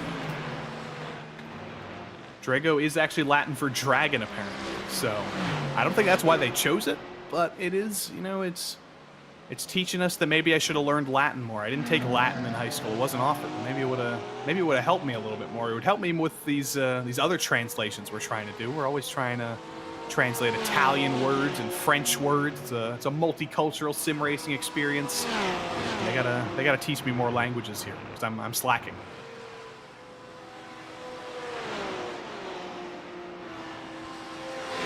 We just got a message in our TeamSpeak chat that producer Iku Maricala has had to run and take a quick break. So that means we can do anything, David. The substitute teacher's out of the room. We have full reign of the roost here. We can say whatever we want. Maybe he has to go check on his Katlakowski. Who knows? 992 class. Altus, you mentioned as far as how the strategy is playing out, that they got to keep extending their lead, and I've gone and done it, because these aren't 992s, these are GT3s. Mendizi and Simify. Like, these very, very wide 992s. I told you it would happen. It's so easy to do, especially when you just take a glimpse at the screen. You know, you just barely see it for a second, and then eventually you realize, oh yeah, it's a little bit narrower, but it's... Well, we had last season where all of our Porsche GT3s were the old spec, so they were 991.2 GT3s with the 992 Cup cars, but now it's all 992s. It's just a different spec of the same generation of Porsche chassis underneath. So you can see the Cup car in front, the bigger headlights. The GT3 has different spec of headlights, much wider, just wide. This is very tough stuff. They've navigated their way through most of the traffic, but now here comes Beniti to the inside, but it's not going to work. Remember, that Porsche Cup entry is so much quicker in a straight line than the GT3 Porsche, and Beniti not able to do anything. You see Simify behind, Gabby Montoro looking to the inside, maybe trying to get a chance to make the move, but is not able to use the Ace Tech sponsored car as a pick, and right as we say that, there's the first pit stop in the Porsche Cup cycle a little bit further back. The 992s are making their stops already. A couple more laps or quite a few more laps for GT3. They just made their previous stops a couple of laps ago, but things are starting to cycle through in the 992 class now. Big question for me as we see SERIES Esports in the lane in that class is how much damage are they able to fix up, and what kind of a pit strategy are they going for from here on out? There's a tough tussle back and forth on the different strategies between themselves and Altus Esports. Altus might have the upper hand at the moment. Nose to tail amongst GT3 here, and these two, the way you see that bump draft happening down the Camel Straight, looks like Meniti and Simify are acutely aware that Drago Racing's Ferrari 296 GT3 has gone from being in a lockstep tussle with Simify about an hour ago to being now 8 seconds clear out in the lead. These two Porsches don't want that to remain so.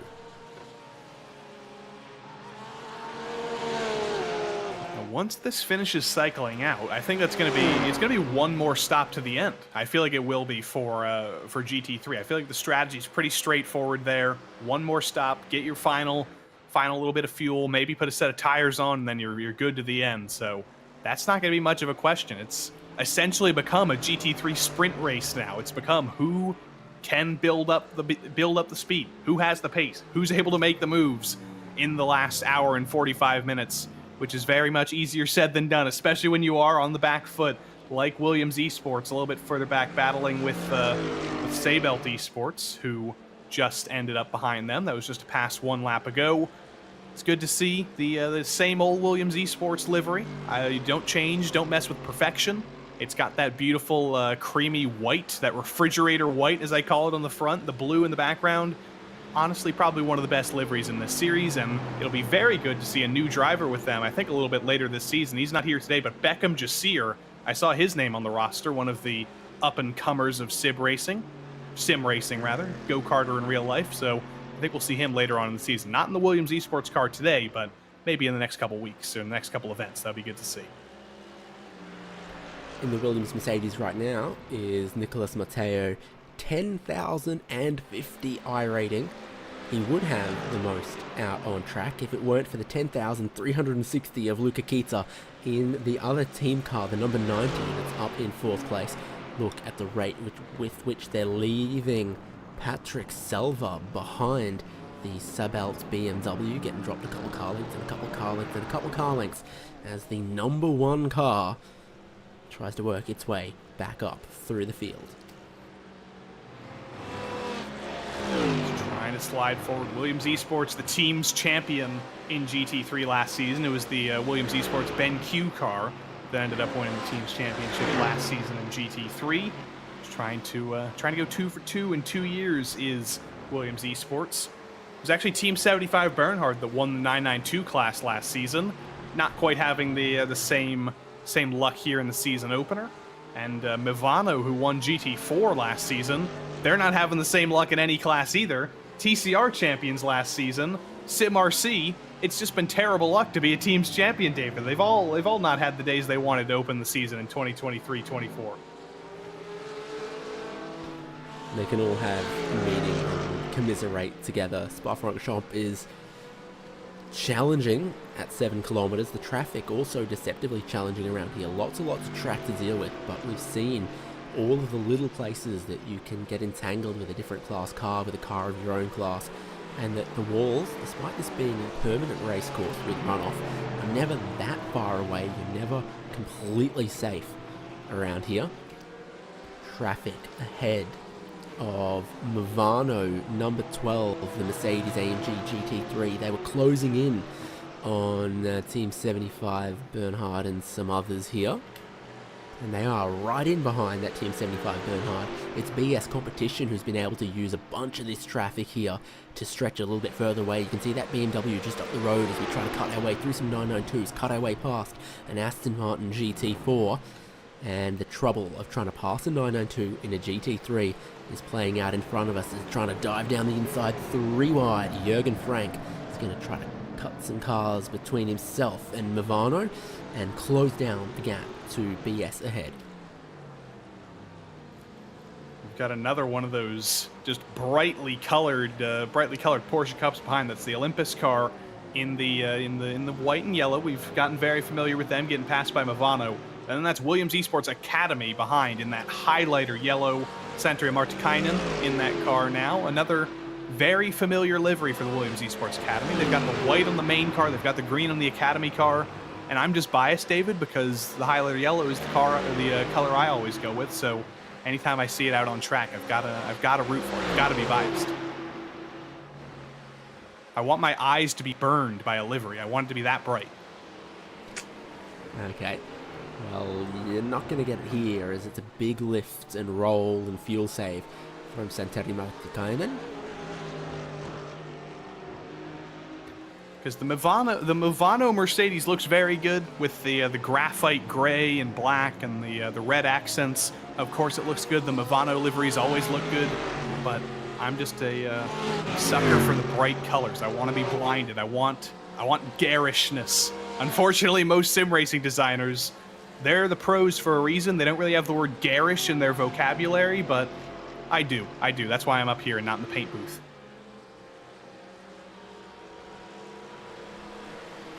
Won't let our Scottish friend Fraser Williamson drive that GT3. He's in the Movano GT4. But our GT3 battle here might just have a chance to close up again. They've worked their way through that traffic. BS Competition, a bit of clear road ahead of them. Jürgen Frank able to use the slipstream maybe to close up to 6th place. Simone Pisone, Movano sim racing team in that Mercedes, staying with the Porsche just out in front. This is a pretty good case. Making a pretty good case here for the balance of performance. Isn't too bad. The Mercedes, Porsche, BMW together here. You've got 2 Porsches up the road who have actually taken a tiny bit of time out of the Drago Racing leading Ferrari. So whether you're in GT3, GT4 or TCR, you can have your choice of manufacturer, your choice of model. 992, no such luck. I mean, that would be interesting if we were able to open up the single make Porsche Cup class to other manufacturers. Like, let them have a 991.2 Cup car and then whack an extra 50 kilos on the 992 Cup car. Well, not even. Let's make it like the next gen car in NASCAR. Everybody can build a Porsche Cup car, whoever wants to. We could have a Ferrari in the class. We could have Lexus building a Porsche 911, 992. We could have anybody. You could have Duesenberg do it. Anybody could come in. Position made there by Movano. They get ahead of Team 75 Bernhard by SimRC. And the number 12 Mercedes with a bit more work to do, a bit of traffic to work their way through. It's held up Ruben Bonga, and Pisoni knows exactly where the headlight flashing button is on his steering wheel. Gets past the TCR, going to try to get level and swoop around the outside of the GT4. Job well done, even if he's just a little bit wide at No Name Corner, and then heading down the hill towards the double left, double gauche of Puon. I'm just getting 3 names to the 1 corner. You have. It's always, that's the discussion point we come to at Spa every single year. Do we call it Guan? Do we call it Double Gauche? Belgium, okay?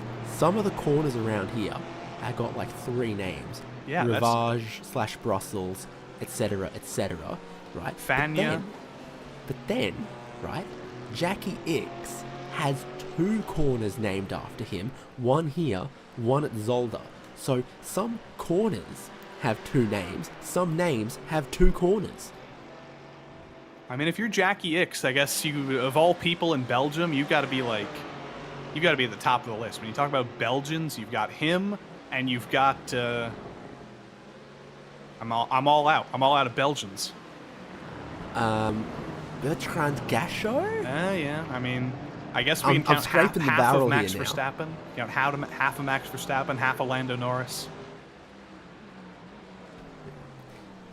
Jacques Bernard Edmond Martin Henry X. So I hope all that fit on the passport for him, because he did travel the world racing in his era. You say all those names again? Is that 4 names? Jacques 5 names? Bernard Edmond Martin Henry X. That is a lot of names. But I think what I'm going to call you from now on is I'm going to call you David Jacques Bernard Edmond Martin Henry Jackie X Haynes. But he's got nothing on another famous, active, well-known GT3 racer, and that is Ferdinand Zvonimir Maria Belthaus, Keith Michael, Otto Antal Bonham, Leonard von Habsburg Lothringen, the Austrian motor racing driver and heir apparent to the headship of the House of Habsburg, currently racing LMP2 in the FIA World Endurance Championship. I'm not surprised you have all the names memorized. I should be, but it works. It's fitting. And also, Belgians, I forgot about the Van Tours. Of course, there's 2 more Belgians for you. Oh yeah, no, they're very good, very accomplished across the different marks of GT3s, that's for sure. But Jackie X, I believe, one of few drivers, both a Grand Prix race winner and a winner of the 24 Hours of Le Mans. Is he a Le Mans winner? Because he definitely raced there many, many times. Stalling for time as I scroll the Wikipedia article. He must be. Yeah, winner. Winner in 6 different. He's a 6-time Le Mans winner. Okay, he deserves some corners named after him if you can pull that off. Alexander Albon, he might have a little bit of endurance racing ahead of him. Not Le Mans that we've heard of. Still also yet to win Formula 1 race, but Sebastian Vettel, maybe he'll be the next to be both a Formula 1 race winner and a winner of the 24 Hours of Le Mans. It won't be in GT3. It's looking like it'll be Alex Albon in the Acura GTP at the 24 Hours of Daytona. Unfortunately, no GTP representation in this class, but that's a good enough story that we have to talk about it, because I cannot tell you how excited I am for that, and I really, really hope that I end up at Daytona next year, because it's a possibility. I could go to my first 24 Hours of Daytona next year. I hope it happens, because I need to experience that in person. I need to do that. Ran out of camping spots last year. They'll run out again this year, the way things are looking. Some very, very juicy lineups for that race coming up, no doubt. Warning to Simify for impeding. Is that something that we saw? This is the this goes to their 992 class car though.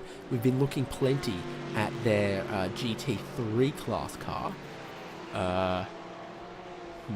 Okay. It's Urano GT3 coming through behind into Fania or Piff Paff, whichever one you desire. I don't know if. There's a trying to take the racing line away, I think. I don't know if that was necessarily deliberately impeding from David Bozka. I think he was just trying, honestly, to run his own line, but was definitely in the way for a long period of time. And race control looks down upon that and says, you know what?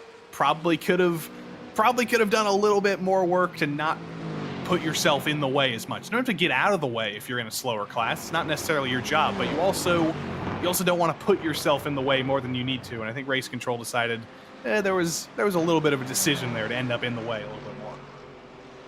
Definitely looked like some pretty old tyres on that Simify 992 car as well, and it seems like it's the class where we're seeing the greatest pace differential between new tyres and old tyres. It makes sense. They're very, very quick, but without any of the little aids or downforce to help you preserve those tyres that a GT3 car has got. So when you get to the end of that second run on the tyres, sometimes they might be just about done. So BS Competition stay out on the track. Movano pit from behind them, which put them very much on a different strategy to what a lot of others are doing. And I'm seeing only 19 laps into that stint from Passoni as well. So definitely not stretching out long as they could, which is 26, 27 laps that a lot of other teams have done. So they still have 2 stops, that one included, to get to the end in Movano, while we're expecting almost everyone else in GT3 to try to hang it out there another 30 minutes, get to that top of the hour, and see us tick down into only 2 digits of minutes remaining in this race. The opening race of the championship of this new season, running across the European North American winter, 24-hour Series Esports with Creventic and VCO and RaceSpot. We're bringing you every minute of every single one of these races. There is plenty of racing hours still to come, and every hour that we've seen so far has had its intrigue, its strategy, its different class battles, its accidents, its crashes, and its penalties as well. It's everything you could want. We have heard in the YouTube chat from our friends at Race Brazil. They've had terrible luck today, unfortunately. Terrible incidents. There were some issues before the race even started with the signing up, with the number registration. Their 992 entry is out. Their TCR entry is out. Commiserations to Race Brazil. They're very sad, but they're still holding it out. They're still watching the end of this race to see who comes out on top, who's going to be the team that picks it up in TCR. There's still battles in every single class that have yet to be resolved. And we've only got an hour and a half left to go. One more pit stop for GT3, a couple more for the other classes. And I have no idea who's going to win in the 992 class. That's still yet to be resolved. GT3, Drago Racing have a big lead. They're being chased down. TCR, Impulse Racing have a big lead. GT407 Racing have a big lead. Still plenty of unanswered questions. We have 90 minutes to resolve. So this is the point of the race. We need to start looking at when does that final stop window open for the different classes. All of them very, very different machines between GT3, between 992, between GT4 and TCR. TCR fuel economy seems to be about the 90 minutes or so normally. I think anyone who stops in TCR now is making it to the end. GT4 might be next, a little closer to an hour 20. 992 maybe an hour 10, an hour 15, and of course GT3 we're seeing just about that 1 hour. So across the next half an hour we're going to see 4 different windows open, like it's 4 back-to-back episodes of Play School. Probably far too niche of an Australian reference when all of my compatriots are asleep. This is... I could break out all the John Williamson references I wanted, but even that's my only Australian reference. And how about this? As far as global children's television references for our endurance races, there's 90 minutes to go. This next pit stop window is brought to you by the letters T, C, and R. Good stuff. You were talking about international children's programming. I expected the Wiggles. Oh, that's for all ages, man. Yeah, nowadays especially. I love, mashed potato, and fruit salad. Fruit it's salad. all yummy, yummy. It is all yummy, yummy.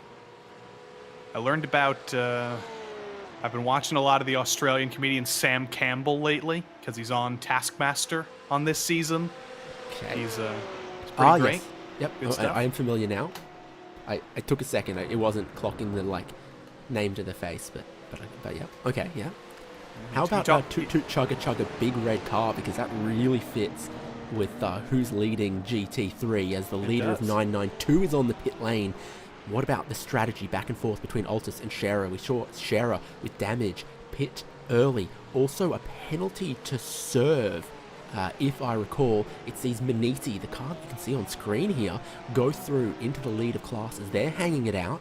Altus are not going to make it to the checkered flag from this stop. That much I can be certain of with my book of 992 fuel economy. There's just too many horses, too many RPMs, too much power in that Porsche flat 6 to go 90 minutes flat chat around Circuit Spa-Francorchamps. Now that makes things interesting in the last 90 minutes. How do you split up the final stage? Do you do... You know you have to make one more stop, so do you do that in the middle of 90 minutes? Do you go 45-45? The answer's got to be you whack new tyres on now, and then you have a splash and dash later on, surely? That sounds reasonable. Gets you the shortest possible stop at the end, but it's very hard. It's hard for Movano very late in the breaks into the bus stop, trying to resolve things there right ahead of the X-Racer GT4. But that tells you that everybody's feeling the pressure. Just that one mistake out of Movano in traffic in that Mercedes. Not a driver, not a team you normally see making mistakes like that, but just that little bit of bobble under pressure. That tells you that in the dying stages of this race, everybody's just dying to get back in the top 10, especially Movano, who's had some bad luck today. They're pushing hard. They know that we're in the dying moments of this race. GT3 smack bang in the middle of their stints right now, including Drago Racing, who went 26 laps in their last stint. They've completed 13 so far in this. Same for these drivers a little bit further back, 6th and 7th, BS competition, and Team 75 Bernhard by SimRC. Almost everyone, yes, everyone inside of your top 8 pitted within 1 lap of each other in the last pit stop cycle. Means we're probably going to see similar as we then hit that top of the hour, leading us into 1 hour remaining of this race. And how about a 60-minute GT3 sprint to decide the first outright class winner of a new season of 24-hour Series Esports. Ferrari from Porsche, from Mercedes, BMW, Porsche. Mercedes is our top 8 at the moment in the GT3 class, seeing Simify pit from 992. So getting a lot of cars through here again. Still going to need one more stop after this though, for that Porsche Cup car to be able to get to the end of this race. 3 classes intersecting on track there, TCR, GT3, and 992. That's one of the most difficult places to catch lap traffic, because here we are, onto the Kemmel Straight. It's the Porsche Cup, the 992, fast in a straight line. The Mercedes GT3, fast in a straight line in its own right, but not fast enough in a straight line to even think about getting through this traffic, and the Porsche is getting through on the Zenith Esport McLaren into Les Combes. This is all very, very frustrating for the number 90 Urano Mercedes, just trying to catch up to Maniti in third there. They're off strategy. Luca Kita maybe not necessarily racing for position here, I don't think, but still just desperate to get up onto the podium for a moment, finally getting the move done, but that was eternally frustrating for Luca Kita, dealing with 2 different flavors of lap traffic in the wrong spots. Might have considered a big send into Les Combes were it not for the presence of that GT4 car from Zenith that made it a little riskier, made it 3 wide to try to send the outbraking maneuver there, and it had to wait for another big braking zone down the hill into that tight rivage hairpin where the camber also plays tricks on you, makes it sometimes a double apex corner. There's been some trouble in GT4 07 Racing, the class leaders. Not sure what happened to them. I think it may have been a technical issue, may have been a connection issue. They're gone. They're out of the session. Alessio Bernardini, who was behind the wheel, is nowhere to be seen. And the GT4 leaders are suddenly SimRC. They've inherited the lead. High drama. 84 minutes to go in this race. 07 Racing disappearing from track. Adam Isaacson, SimRC, inheriting a race lead. My oh my, they'd be counting their lucky stars at this stage, but still knowing that a lot can play out in this race. And they need to be oh so careful as they manage their newly inherited race lead. Impulse and Saber now 2nd and 3rd in class. Do you see? Oh, yep. Bernardini, connection dropped from an internet disconnection there. Bernardini was the driver in the car leading GT4. A cruel twist of fate. No mistake from the driver sees them go from the best place, the best feeling, to absolutely heartbroken and shattered. Absolutely heartbroken and shattered indeed.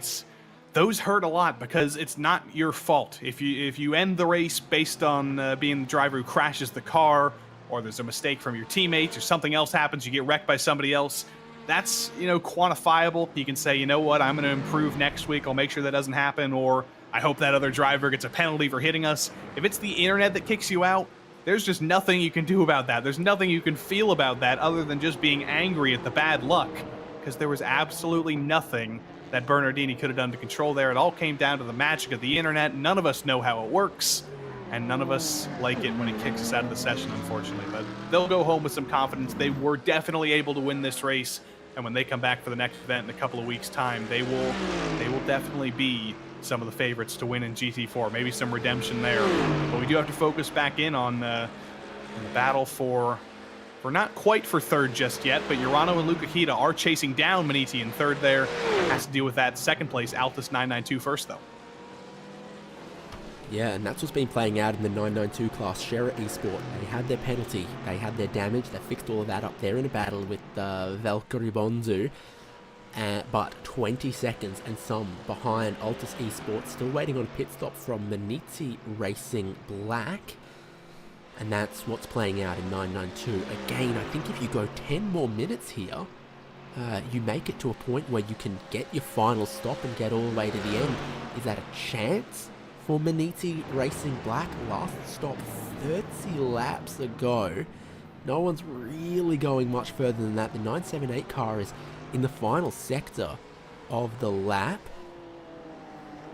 and pitting in. So I don't think this car can go an hour 22, but if they put new tyres on now, they might be the car with the best tyres late on in the race. It's still a clear day, sun's still out there, tyre wear very critical in this class. They get to the end of a double stint and they're skating around a little bit. That potentially won't be a problem for Maniti Racing Black, depending on how they choose to attack this. This is some of the cars they might be racing for points and positions in an hour 20 time. Shira and Valkyrie are currently third and fourth, but they are bearing down towards that pit lane where Maniti Racing Black is still waiting on their service to be completed. I do wonder here, will Renzo Eulenbroek in that Valkyrie Porsche Cup go for the move on the Scherer entry up ahead? There's a solid draft, there's a good run, but I don't think it's going to be close enough to think about anything there.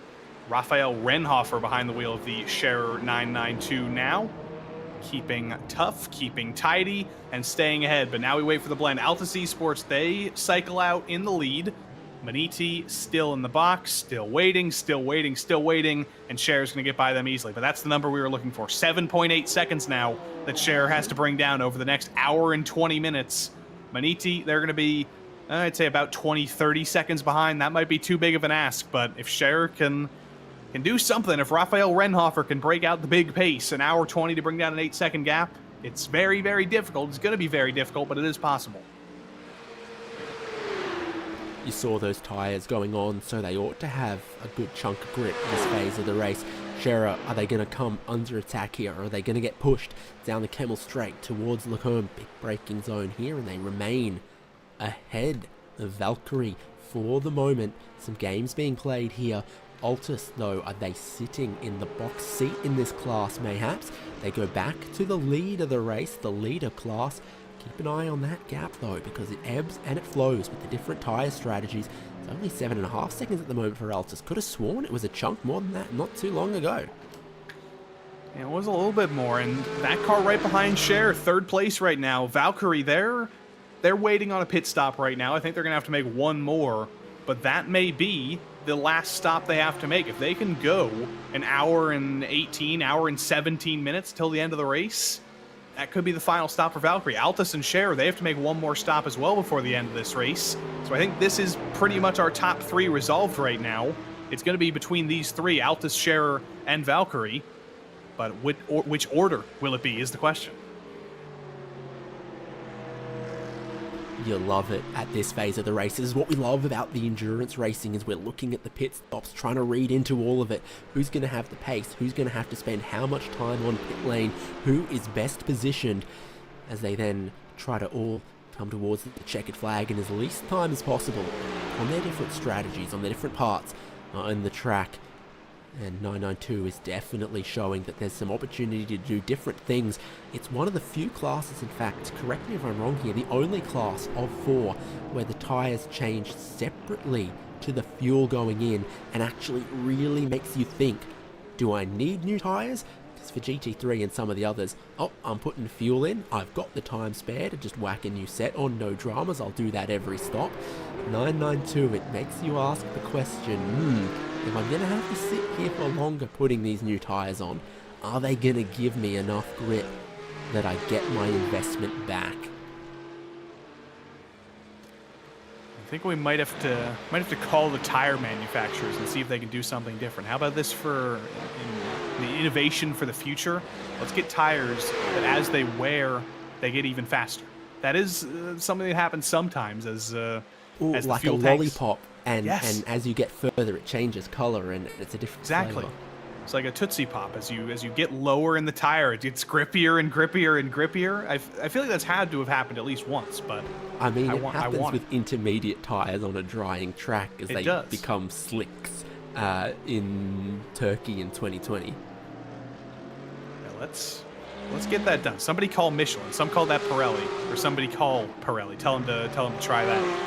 There's times in like GT3 where the cars do get faster over the course of the stint because they run out of fuel, but that's not necessarily the tire getting grippier. That's just. Here's what I'm going to do. I'm going to call IMSA president John Doonan and tell him separate fuel from tire changes again, man. Come on. Maybe. Please. No one knows what a virtual energy tank is. Just give us tire strategy back. You just wait. We'll get a virtual energy tank in iRacing before we know it. I'm virtually gonna tank him if he doesn't. May have to. I just saw TCR leader pitted. Indeed, Impulse Racing still out in the lead though, so no harm, no foul there, no loss whatsoever. Still extending their lead over Hoistingfeld. That was such a close battle in TCR, so it is a shame because it was Impulse versus URaceBR. They were all over each other. And then it was all over, unfortunately, for URaceBR. And now Team Hoistingfeld, they do get second place for all their efforts. So all the respect to them. Did a great job in TCR and the GSI Club Sports Series last night as well. Won that class, but second place is not going to be satisfying for them. They want the win, but they're going to have to hope for some bad luck for Impulse for that to happen.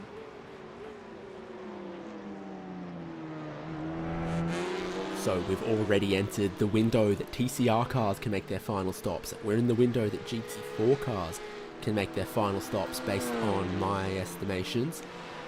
Just approaching the window that 992 class cars can make their final stops. Still about 15 minutes away from any of the GT3 cars being able to do likewise though.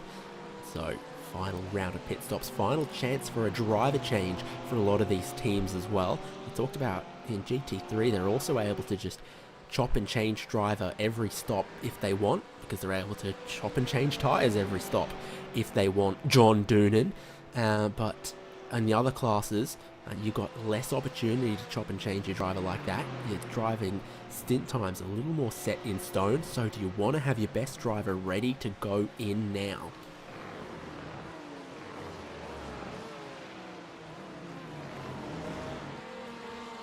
Watching the dynamics there, looks pretty straightforward for SimRC. They look to be under control.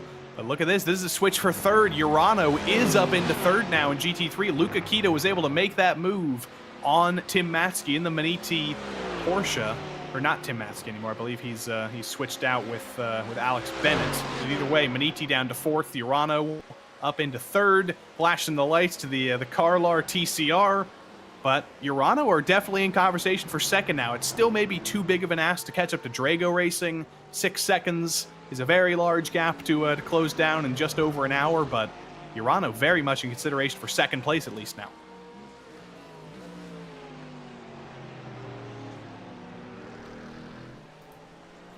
Plenty happening across all the classes. Again, still a little way away from the final stops in GT3. We were tracking some of the 992s that were kind of desperately hoping on that window to open soon, like Valkyrie. Manidi Racing Black might have been... Yeah, we really felt like Manidi Racing Black were too early, but again, only 3 laps ago that they stopped, so maybe there's some magic for them. GT3 is the class with the most cars, with the most action on track at the moment, as well as we look at the ebb and the flow between Luca Kita and Alex Bennett behind. But tracking it's to the outright leader, my apologies. Hey, lap 120 looked pretty good for Luca Kita. Yeah, not bad. Not bad. 0.6 of a second. Do the math. If he was able to do that every single lap, he would be able to close down that gap to the lead, but not quite so lucky. Valkyrie will be tracking to the liter. No? Okay, sorry. I was looking at another screen. I was thinking Valkyrie would be... I'll give you the acknowledgement now. I'll give you the acknowledgement. Because they've got to save fuel, to make this strategy work, they've got to save fuel. So Luca Kita, who doesn't need to, is tracking to the leader, while Valkyrie tracking to the leader. You're watching 24-hour Series Esports, RaceSpotTV, and across the VCO channels as well. It's the start of a new season. It's a clean slate for all of our teams. Many, many returning teams and names, but a new season always brings some fresh ones as well with something to prove. I'll give you a 7 out of 10 for that. I think that's a good grade. That's a passing grade. So I'll give you that acknowledgement. We'll let you get the credit for it. We'll give you the points in your transcript in the future. So we'll make sure you're proud of that one there. 992. Very much resolved. Well, not very much resolved actually, because that's what you were talking about. 7.8 seconds behind Altus's Valkyrie. Is that going to be too big of a gap to close down though? 1 hour and 12 minutes. I don't know. It's possible. It could be brought down. Raphael Renhofer has been very, very quick, but you know as well as I do, David, the final stint is going to be very, very, very difficult because there is simply one more stop for everybody involved. Well, that's what we're looking at. I think for 992s, where there's the most variety, there we go. Valkyrie, with an hour, 11 minutes still to go. They hit pit lane, and I think they can get to the end from there. I really, really think they can. Meanwhile, Maniti stopped 4 laps ago in this class, and they might not be able to, but they were able to put new tyres on, which will give them a lot of pace, and if they need a final stop, it'll be quick. Altus lead the way. They've also got another stop. And what will their tyres be like at the end of this race? Scherer not really been able to close them down. Was 7.5 seconds last time we called it out. Now out to 8.5 seconds. Altus Esports lead over Scherer Esports. As Valkyrie make their final stop, are they best placed amongst all of this? They're taking pretty much full service at this point, while Altus might only need half a tank of fuel on the run home from here. So long as the tyres hold on, I think fuel drop wise, Altus and Scherer in a better position than Valkyrie that we just saw stop. But what about compared to Maniti Racing Black? There's 2 possibilities for them as they've now elevated themselves to 3rd in class. Either they make it all the way to the end on a fuel saving strategy, take the win a la Scott Dixon, or they've got 1 stop but it's seconds shorter than current cars in 1st and 2nd, because Maniti have got on board 11 laps more fuel than Scherer in 2nd, and 3 or 4 more than Altus currently in the lead. Could end up going down to between Altus and Maniti for the race win. Scherer are in 2nd, but they don't have a strategy advantage over Altus, and they have a strategy deficit to this car, Maniti, currently running 3rd. And we know the tyres are good. Tires are very good. They're flying right now. Last lap for Maniti. I'm going to check right now. 220. Last lap for Scherer, about 220 as well. But last lap for Altus in the lead, 221.3. So there is definitely a pace difference. Those tires are helping out quite a bit. But you mentioned the Scott Dixon strategy of trying to make it to the end. Do you think Altus could do that? Do you think they have the fuel-saving ability? Could that be what Oscar Mangan's doing right now? Backing off, maybe saving a little bit of fuel to eliminate that final stop entirely? I think it's only Nicholas Last who can do that for Maniti. Altus no chance. No Last chance. maybe could, but the pace is not looking like super duper fuel saving. Scherer, Raphael Renhofer, Oscar Mangan for Altus Esports.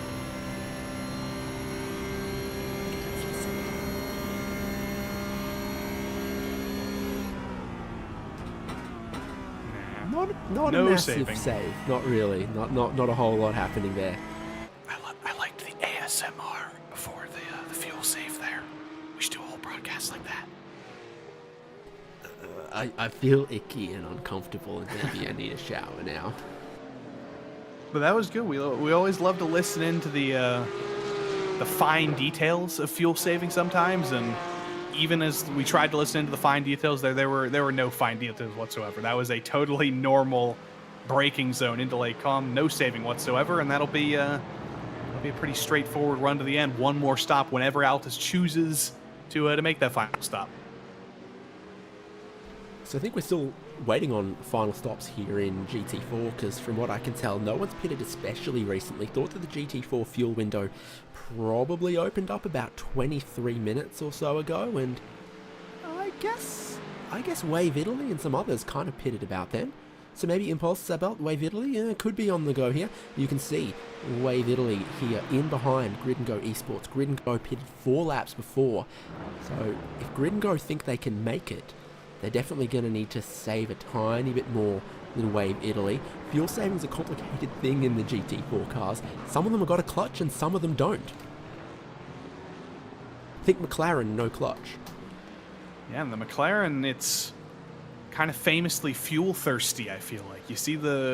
Sometimes you see the flames spitting out the back, kind of symbolic of the fact that it does like to expend fuel. Aston Martin, Mercedes here with Wave Italy and Grid and Go, though. I don't know. Fuel saving is it's a masterpiece of driving. It's part of the master class. And if you can learn that, if you can be one of the great fuel savers, no matter what one lap pace you have, no matter how you're doing for the rest of the day, if it comes down to fuel saving, you want to have a good fuel saver in your camp here. And this is going to get interesting. It's Wave Italy versus Wave Italy, GT4 versus TCR. That opened the door a little bit for oh my goodness, that opened the door for the Wave Italy GT4 to come through, but it's actually the Falcon 44 GT3 that says, I'm coming through, I'm taking the spot.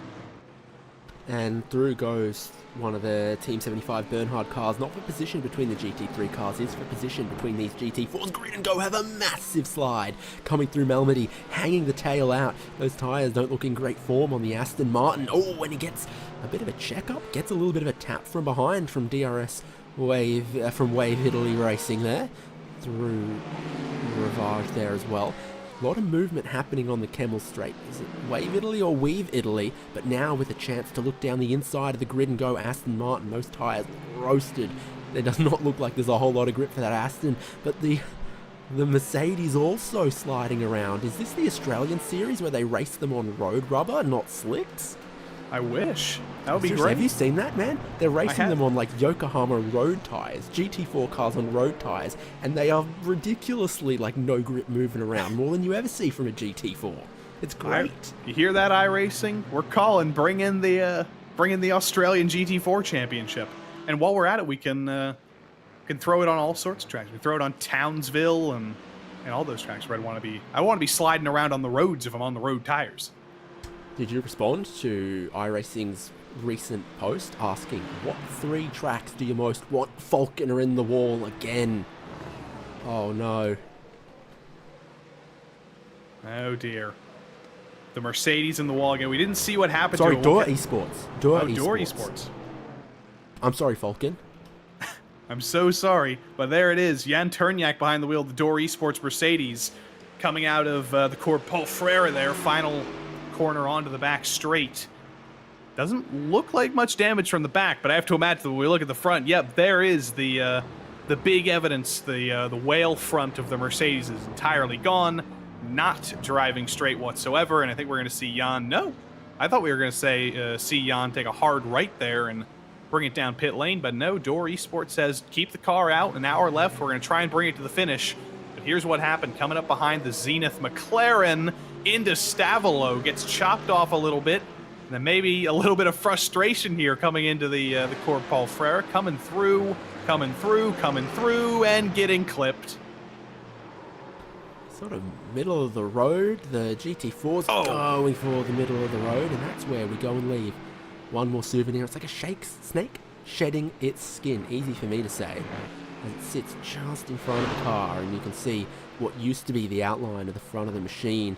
Some angst, some feeling amongst the traffic there, and I think expressing their displeasure. So I've kind of tried to come across the nose of the GT4 that was, well, still there, trying to take the most direct line towards Blanchimont. And they've stayed out, presumably because they're only 1 or 2 laps away from being able to make their final stop, and they're maybe going to make a few less friends as well, working their way past Manizzi's 992 car. There's only one in that class from Manizzi, so it definitely is the third place runner just there. You can see Simify in 4th is the next car in the back of the shot there as well. So actually, amongst your top 4 in class and different strategies playing out in 992, plenty of them still within touching distance of picking up some silverware. First time out this new season of 24-hour Series Esports. Vince Peters behind the wheel, the Visceral Esports 992. Outlap, they're fueled to get to the end of this car. Exactly. We haven't talked much about Visceral in the Aztec SimSports sponsored car, but they've had a solid run so far. They've been around the top 5 basically all race long, and now as one of a few teams, it's them and Valkyrie, I believe, that have the fuel to go to the end now. They're hoping that either something goes wrong for Altus and Scherer, or Vince Peters can pick up the pace here in this final stint and maybe even chase down the likes of Simufy and Maniti. Maybe even think about a podium in this 992 class. It's certainly possible. So their last stop before that one, 18 laps ago, and so they've seen the window open potentially, decided just to top it off 11 seconds of fuel only for Visceral in their last stop. This is an outlap. They've just been through the lane, and so they are definitely making it to the end from here. Valkyrie 3 laps ago, so yes, we thought they were. Maniti Racing Black, pardon, is the big question for me. A bunch of other cars like Grid and Go on the lane, and like Luca Kita, Mercedes-AMG Esports Team Urano hitting pit lane. One of the Havu cars on the lane too. Everyone that you see in this picture making their final stop of the race. Final stop of the race indeed. We're starting to get into the dying moment. 6 hours of racing, only one of them to go. This is where you make the money. This is where you make your final moves. Things are coming down up front. Drago Racing in the Simify, that gap's down to 5 seconds for the overall lead, so we could very well have a battle there. We've got a battle for the podium guaranteed in 992, but we could have a battle for the overall win. Unfortunately, right as I say that, there's a heck of a jinx for Simify. They end up behind the Porsche, or the Pure Sims Aston Martin, rather, through Les Combes, and lose almost a full second of what they'd already gained. But it's endurance racing. That can easily cycle around, and what we do know is that Simify is the faster of the 2 leaders right now. That number 14 car, consistently with Tristan Iglesias behind the wheel, a little bit faster than Manuel Troncoso. What goes around comes back around about 160 times based on my projected lap count here for this 6-hour race at Spa-Francorchamps. Sitting in second at the moment, breaking away from Maniti in this class. How about the gaps between themselves and Drago Racing, though? Paints a picture of where that 8-second lead has gone, now down to 5.5. And we're inside of the final hour of 24-hour Series Esports, the opening round of this new season from Circuit Spa-Francorchamps. 6 hours of Spa.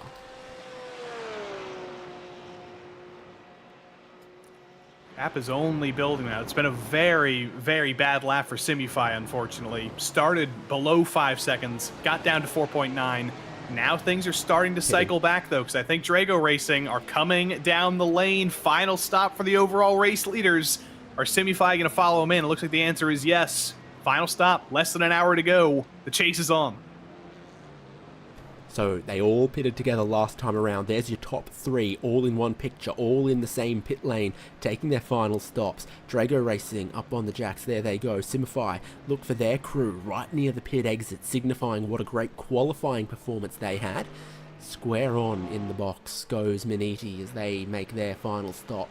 A couple of driver changes going on. Ricardo Rico was the driver for Drago Racing, who blew it wide open in the first place just a couple of stints ago. He gets back into the Drago Racing machine. What other driver changes are potentially happening there? Still looks like Tristan Iglesias for Simify. Maniti. I still see Tim Matska, so maybe only Drago Racing making a change there. We saw this machine pit 1 lap ago, looking for an undercut on that group. Drago Racing are already out of pit lane though. There they are. Simify not too far behind them either. Looks like Ricardo Rico will come back into that car and re-inherit a race lead of out 5 seconds. Urano managed to jump Maniti. That'll put them onto the podium, I believe. Not at the moment. Hasn't cycled through entirely yet, but I think, yeah, coming up the hill, now it has. Past Maniti, up into 3rd now. I think right now what Urano's hoping for is Drago and Simify to catch each other up front, for Ricardo Rico and for Tristan Iglesias to start fighting, and then that is how he's going to be able to bring down that 10-second gap now to the leaders. It's going to be very difficult to do that without racing up front, but we are in that final stage. There's no fuel saving anymore. There's no strategy anymore. Like David said earlier, it is a 60-minute GT3 sprint now up front. You've got to run qualifying laps right now. You can't think about anything else. Still no shortage of traffic on this outlap for Ricardo Rico. GT3 tyres come in so quickly. You can push, you can lean on them by about this far around on the outlap. Even in the relatively cool and cooling track temperatures that we've got for this final hour of the race. Sun out, peeking through the clouds most of the time. Only 24 Celsius on the track though. And plenty of space behind, 5.5 seconds, but there's 2 lapped cars, 2 pieces of traffic between Ricardo Rico. He can't even see Simify Esports, Tristan Iglesias, 2nd in class, battling for the outright win here. We saw it as it happened before. Dura Esports ended up in the wall. Did they come across the nose of Zenith Esports, or did Zenith move across to give them a little tap? Race control says, Joey? They say that it was Zenith Esports' fault. It's always a difficult decision to make a decision like that, especially with multi-class traffic, just having a little bit of an argument there, but Race Control has determined that Zenith Esports were responsible for the contact, and they're going to have to serve 10 seconds once their final pit stop rolls around. If that does happen, or if it comes to the end of the race, there'll be 10 seconds added on to their race time. Zenith fighting for the last couple spots in the top 10 in GT4, so it's not going to hurt them too much, but it will definitely cost them a couple positions. Right now, would drop them, I believe, to 7th place with a 10-second penalty at the end of the race. So that'll be unfortunate for them, but look at this, starting to close up in GT3. Oh my goodness, up over the top of Radion, around the outside. Not really a place you want to go for a move, but GT3 on GT4, both Mercedes. Change of pants, maybe, at the end of the race. 7 left over crest, triple caution as he was carrying an immense amount of speed, trying to get around that lap traffic. Thought there'd be a lane to the right-hand side. Was there? Well, just about. You're not allowed to lap cars by passing them off track in 24-hour Series Esports, so that better have been on track for Urano here. They are on track for a podium. That early stop, I don't know, it seems to have worked out really well. They had great pace before that stop, made a little bit of an undercut, at least on Maniti, to get into the top 3 in GT3, where everyone that you see is now battling in these positions to the end. I don't think Urano's out of the question for the race lead. It was a 10-second gap, or the race win rather. It was a 10-second gap between them and Drago when they came out of the pits, and now it's 7.7 seconds.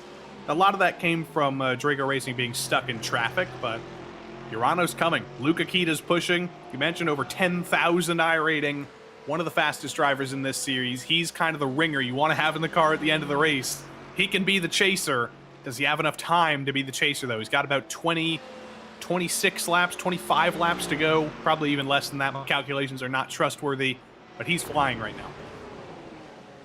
And he's got that pro license, and when you've got a pro license, it's a license to flash your headlights at other classes of cars way, way before you fully arrive there. Not trying to hang about or whatsoever as he gets past the Honda TCR from Impulse Racing there, trying to leave Maniti behind. You can see them in green in the back picture in, what do you call it, granite and bronze in front. Simify are second place at the moment, 5.5 seconds behind Drago Racing's leading Ferrari. They're getting very spicy here. You can see now Simify and Urano in the same shot and getting held up a little bit by the Visceral Esports Porsche Cup here is the Simify number 14. Vince Peters in that 992 Porsche right ahead.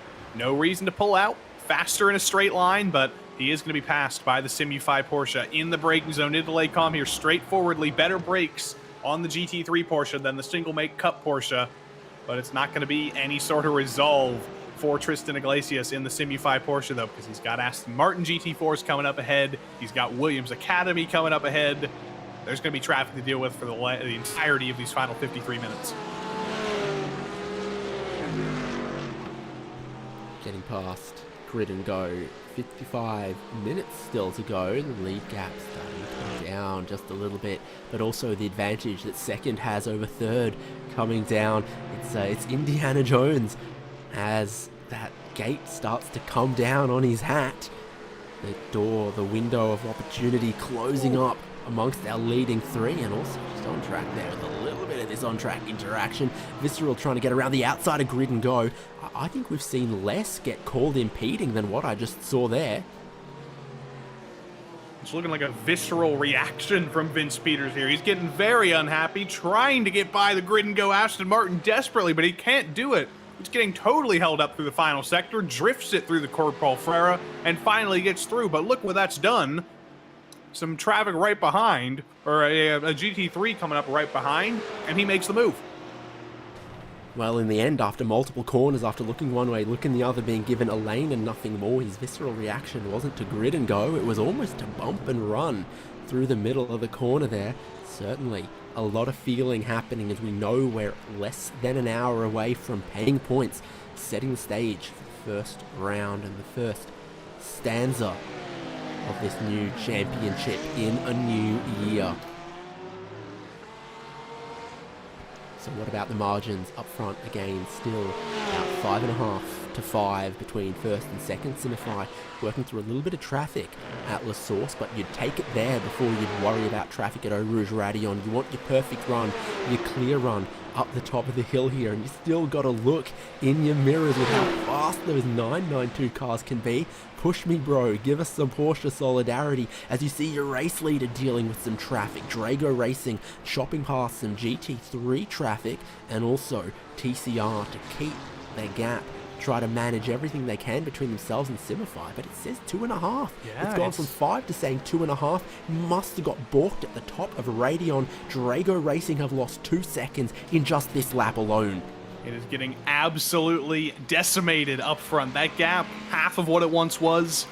Right now, there's a little bit of breathing room for Drago Racing, though, because Simify has to deal with the same lap traffic that the number 69 Ferrari did. There's the Porsche Cup traffic coming through. The Team Hoisingfeld, the second place TCR car, off the track there in the exit of Puhan, letting the Pure Sims, or not the Pure Sims, rather. I just did exactly what our producer said I was going to do. The Porsche Cup with the same colors right behind. Some more GT4 traffic coming up ahead. Simify's got to deal with all the same traffic that Drago's dealing with right now. So I just said Drago Racing lost 2 seconds having to wait at Eau Rouge and Radion in this lap. What's the alternative? You do what Mercedes AMG Esports Urano Luca Kita did.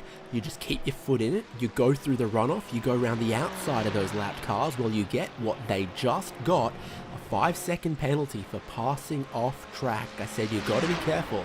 At the time, race control agreed. That is going to mean a lot of work for them to do. If they catch Simify, they then need to put 5 seconds ahead of them. They've got to worry about Maniti, who are within 5 seconds behind them. It is, you know, not a massive penalty in the grand scheme of a 6-hour race, but 5 seconds from where Mercedes AMG Esports Team Urano are right now in close fight for the podium, for the win even. My oh my, they are under pressure.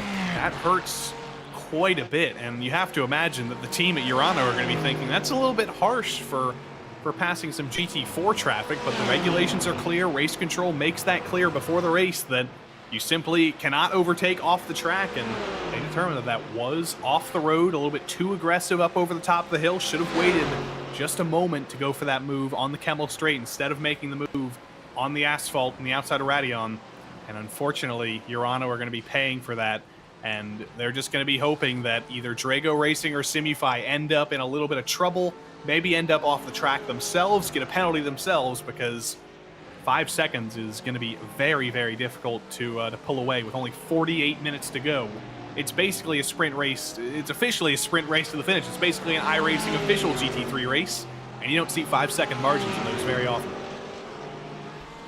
I don't need to explain too much what a task this sets for Luca Kita. Fans of Formula One racing will be well familiar with what adding 5 seconds post-race does.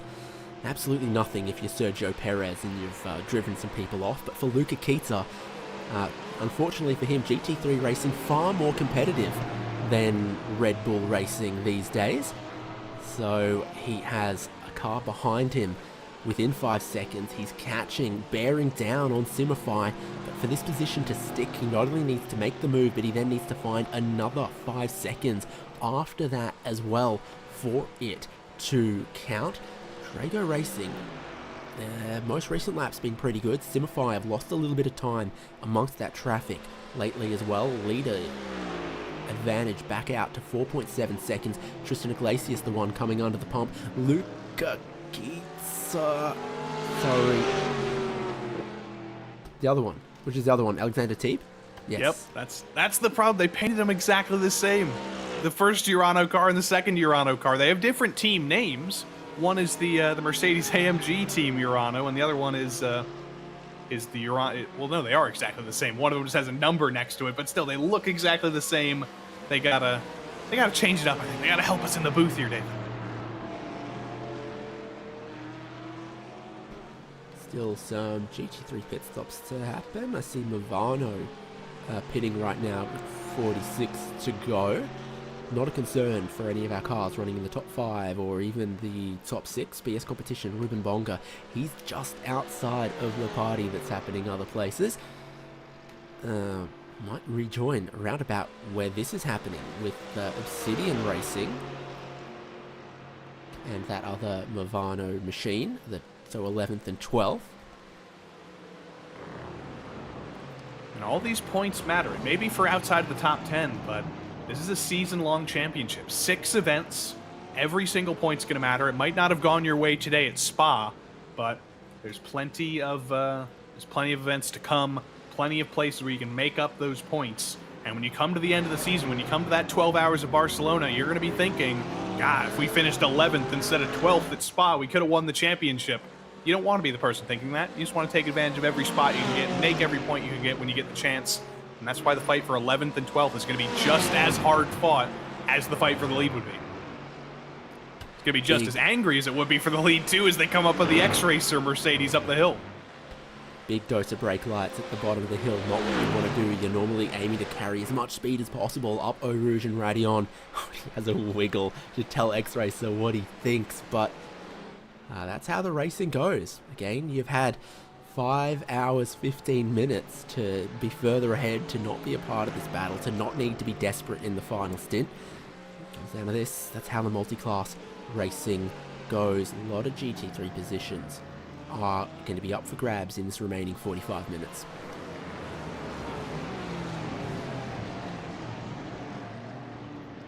A bit more traffic. GT4 coming into the pits there. They've caught each other. Simify and Urano, they're together on track.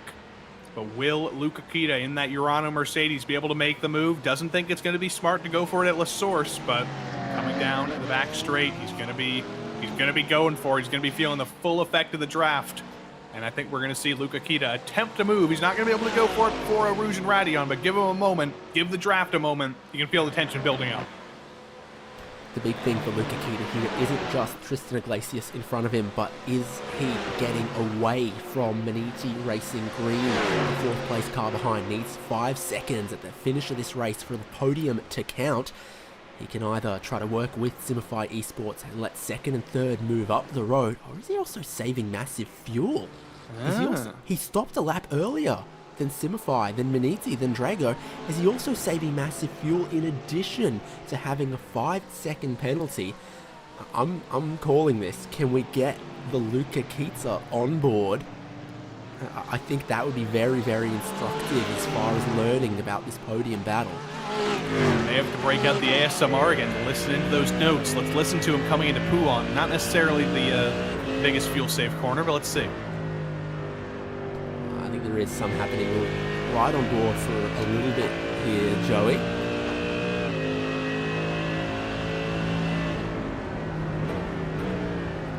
Definitely braking early for Fania there. Definitely some fuel saving. The bus stop is going to be the big teller there. We're going to let you ride on board with the Urano at number 90 here. Let Luca Kita take you around Spa for a couple of corners. And make sure you listen when we come up to the bus stop here at the end of this back straight. He's going to lift off very early, most likely, with some fuel danger to make it to the end of the race. But for now, here's Luca Kita.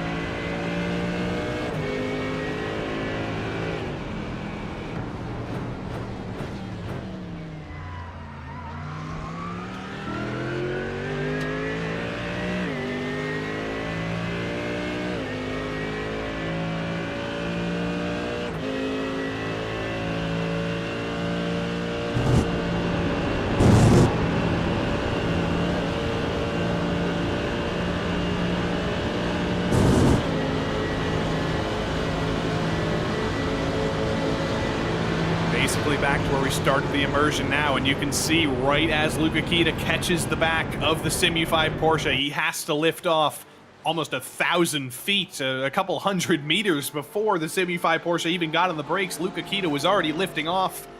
This is dangerous stuff. Does the Urano 90 even have enough fuel to make it to the end of the race? Will Luca Kita be able to save that fuel? This is going to make the number 14 Simu5 team very happy right now, and it's going to make Tristan Iglesias a very happy driver, because he doesn't have to worry about being passed by Luca Kita. He knows he's got to save fuel. He's got a buffer behind him, and it's fuel shaped.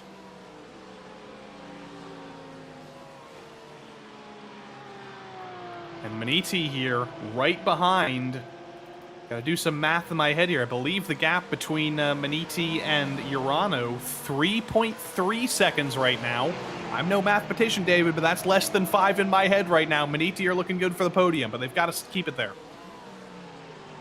Yeah, I mean, say what you will. He's a man-eating, make you buy cars, make you cut cards, make you wish you never got a penalty at all.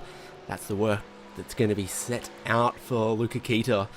He's got to look forward, he's got to look backwards, he's got to have his team counting those gaps and telling him where and when he can attack, and that we can't take so much risk, either with the fuel or with potentially risking another penalty. I'm just sad that you went for another Man-E.T. reference. You didn't go for Hall & Oates. Oh, they went Nelly Furtado, not Hall & Oates. I wanted Hall & Oates.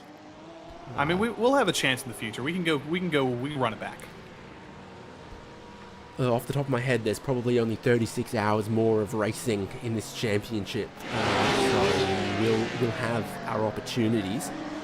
But there's only 40 minutes left in this particular race, and there's not so many opportunities left for our GT3 competitors. There's 3 other classes out on track as well. In 992, how do you fancy that gap that Altus have got? 19 seconds over Maniti Racing in the other class, but with 1 stop still to go for both of those cars, Altus are going to need to take on board more fuel than Maniti Racing Black. pardon me, are going to need to do. In GT4, you can see X-Racer and some other cars pitting in there as well with 40 minutes to go. So not leading the class for the moment. Pure Sims Esports 44 seconds behind. A lot of pit stops still to play out there. And in TCR, Impulse lead from Team Hoisingveld. We're in this final phase of a 6-hour race, and it's where everything that happened before as far as, I think these tyres are lasting, I don't think these tyres are lasting, who should drive what stints, all of that culminates to this final stint, this final run, where you better hope you've got the track position and the pace and the fuel and the tyres. Things get very intense here, these final stages. I hope you've got your snacks ready at home. I hope you've got your drinks ready. I've been nursing a delicious glass of water here, David. It's been fantastic. I know you've gone and grabbed your final cup of tea to keep you energized for the rest of the race. And I am going to need it, because here we go. Grid and go on Wave Italy in GT4. That's for P4, I believe. That's resolved there. P5, actually, a little bit further back. And these guys have been all over the place with each other. They're going to get more spots when the pit cycle continues in GT4. Still one more spot, but 5th and 6th for the moment, still fighting it out. I've gone from chai with vanilla to just regular black tea, and it's mainly to try to keep my throat intact, because what happens if there's 4.99 seconds between Maniti and Urano on the final lap? I can't hold back. I've got to give it all, and the same's true for our drivers as they play it out in the final stint here. Talking about GT4, their class leaders just hit the pit lane. SERIES Esports GT4, Alessio Centonze? Go with that. That's the best I can do. Making the final stop for SERIES Esports and setting them up for the race to the end of this one. Once everything cycles through in GT4, we'll have our sort of final layout for the battle to see who can go for it to the end. SimRC were in the lead when the pit cycle kicked off. Is it going to look good for them to retake the race lead? I think it will. Still waiting for SERIES Esports to come out of the pits. They're still waiting. But here comes SimRC down onto the front straight in that Aston Martin. You can see the time ticking down. Pure Sims are going to take the lead, but I believe they still have one more stop to go. And SimRC into second now. They can see the GT4 race lead right ahead of them. I don't even think they need to make that pass on track, but they definitely have the pace to do so either way. SimRC last pitted 4 laps ago. Adam Isaacson still driving, so he's going to get that thing all the way to the end. No dramas whatsoever. Impulse stopped 1 lap ago. They come through into third. SERIES just behind them. These two cars have been inseparable. We know SERIES are going to get to the end. How are their tyres coming in that GT4 car? So you're looking at SimRC, Impulse and SERIES all good to go to the end. Pure Sims still need one more stop. They last stopped 25 laps ago. Their stint before that was 26 laps. So by my power of being able to add and subtract 1, this very well could be an in-lap for Eric Grove. We put SimRC back to that race lead, because I spy with my little eye they're only just a couple seconds back there as well. We know fueled to get to the end. So I think the GT4 battles, they're going to be like Grid and Go versus Wave Italy. And they're also going to be, where does Pure Sims cycle into this once they make their stop? It'll be a pretty short fill, seeing as how deep they've gone into this final hour of the race in the Pure Sims 416. It's all looking peachy for SimRC. It is, and I have good news for fans of 07 Racing. It looked like it was going to be their race, but an internet issue took them out of consideration for the win. They still have come back in the race, and they're actually only 37 seconds behind in P9, so it could have been far worse. It could have been the end of the day entirely for 07 Racing. But quick thinking, they got another driver back in the car, were able to bring the car back to the pits, and they are still going in the top 10 at the very least. It's going to be no solace. They had a win basically in the bag, but to still finish in the top 10, to have a recovery drive like that, you have to maximize the points. When bad luck like that happens, it could have even more points in the books coming up here. P8, X-Racer, Zenith Esports up ahead as well. This could be an even better day, and there's even more incentive to make as many passes as possible here in the last 35 minutes. Are you saying they could still go from 0 to 7? I mean, it's possible. They could go from 0 to 7. I think they do have to make one more stop. As I say, that Pure Sims is in from the lead of GT4, but for now, P7's good. I hope they don't have to make a final stop, but I think they do, and that may take them out of the top 10. It may be 0 to 7 to 0 again. can go from 0 to 60 in a couple of seconds, but you can go from hero to zero much, much quicker than that. And not even by your own doing, just the internet, the technical dramas that can let you down. Is this an in-lap for them? No. No, it's not quite. We were looking at it like we were expecting it. It definitely was from Pure Sims. They're on pit lane at the moment. I'm still seeing Eric Grove in. So Sim RC do go through into the race lead ahead of Impulse, but only by a couple seconds ahead of Impulse. I swear they had a juicier looking lead than that not too long ago. You don't give up on this one with still half an hour of racing to go if you're Seibelt or Impulse, any of these cars here, and you can see the race leader ahead of you. Impulse just came in 2 laps ago and put Sven Groot behind the wheel again, so they're fresh. They've got a fresh driver back in the car. This race for the win in GT4 is not as straightforward as it once was. And I did check, by the way, 07 last came in 19 laps ago, so they definitely do have to make one more stop. But they will, as our producer points out, be guaranteed to finish in the top 10 because 11th place in GT4 is a lap down. So it's guaranteed to be a top 10 at the very least. So covering off the top 4 classes was we're 33 minutes away from the checkered flag. In GT3, battle rages on, but everyone's made their final stops except for a few relatively irrelevant exceptions. The race leader, good to go to the end, 4 seconds ahead of Simify, still with Luca Kita on their tail. Look at them working their way through some traffic on the Camel Straight in the back of shot. Tim Matska, Manidi Racing. Pure Sims is then 10 seconds behind this with a top 5 for Ross McFarlane at the moment. There they are, just getting onto the Camel Straight now as you saw your leaders working through Lacombe Melmedy and the section of corners after this long straight. PS Competition, Ruben Bonga. There he is, back a shot for 6th as well. And the top 10 rounded out by Team 75 Bernhard Sim RC Jürgen Frank, Williams Esports Nicolas Mateo, Sebelt Esports Patrick Selva, and Mercedes AMG Esports Urano Alexander Tsiba. That's our top 10 in GT3 at the moment. All of them good to race to the end. Is there anyone with penalty looming over their head other than Luca Kita at the moment? I don't believe so. Looking through our list of penalties, there's still a penalty for Zenith Esports in GT4, but I think that's it. I think everybody else has served their penalties. So, in the other classes then, 992, we still think we're going to expect a pit stop out of Oscar Mangan here.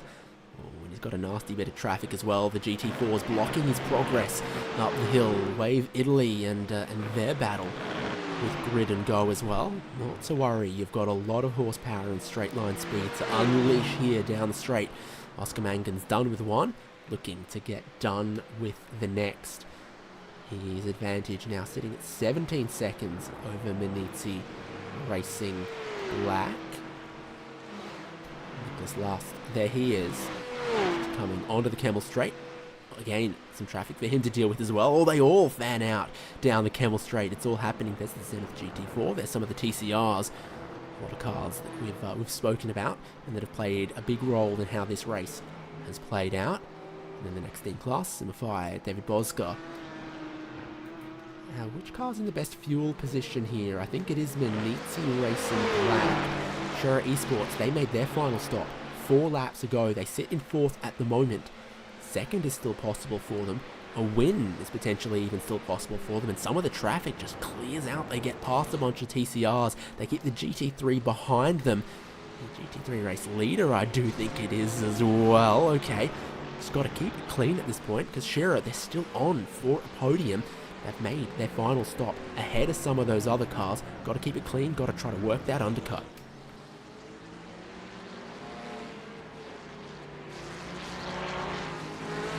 Fifth in class, Vince Peters is in Visceral Esports in this 992 class, made up entirely of single-make Porsche Cup car race cars, a style of racing that's very well known all around the world.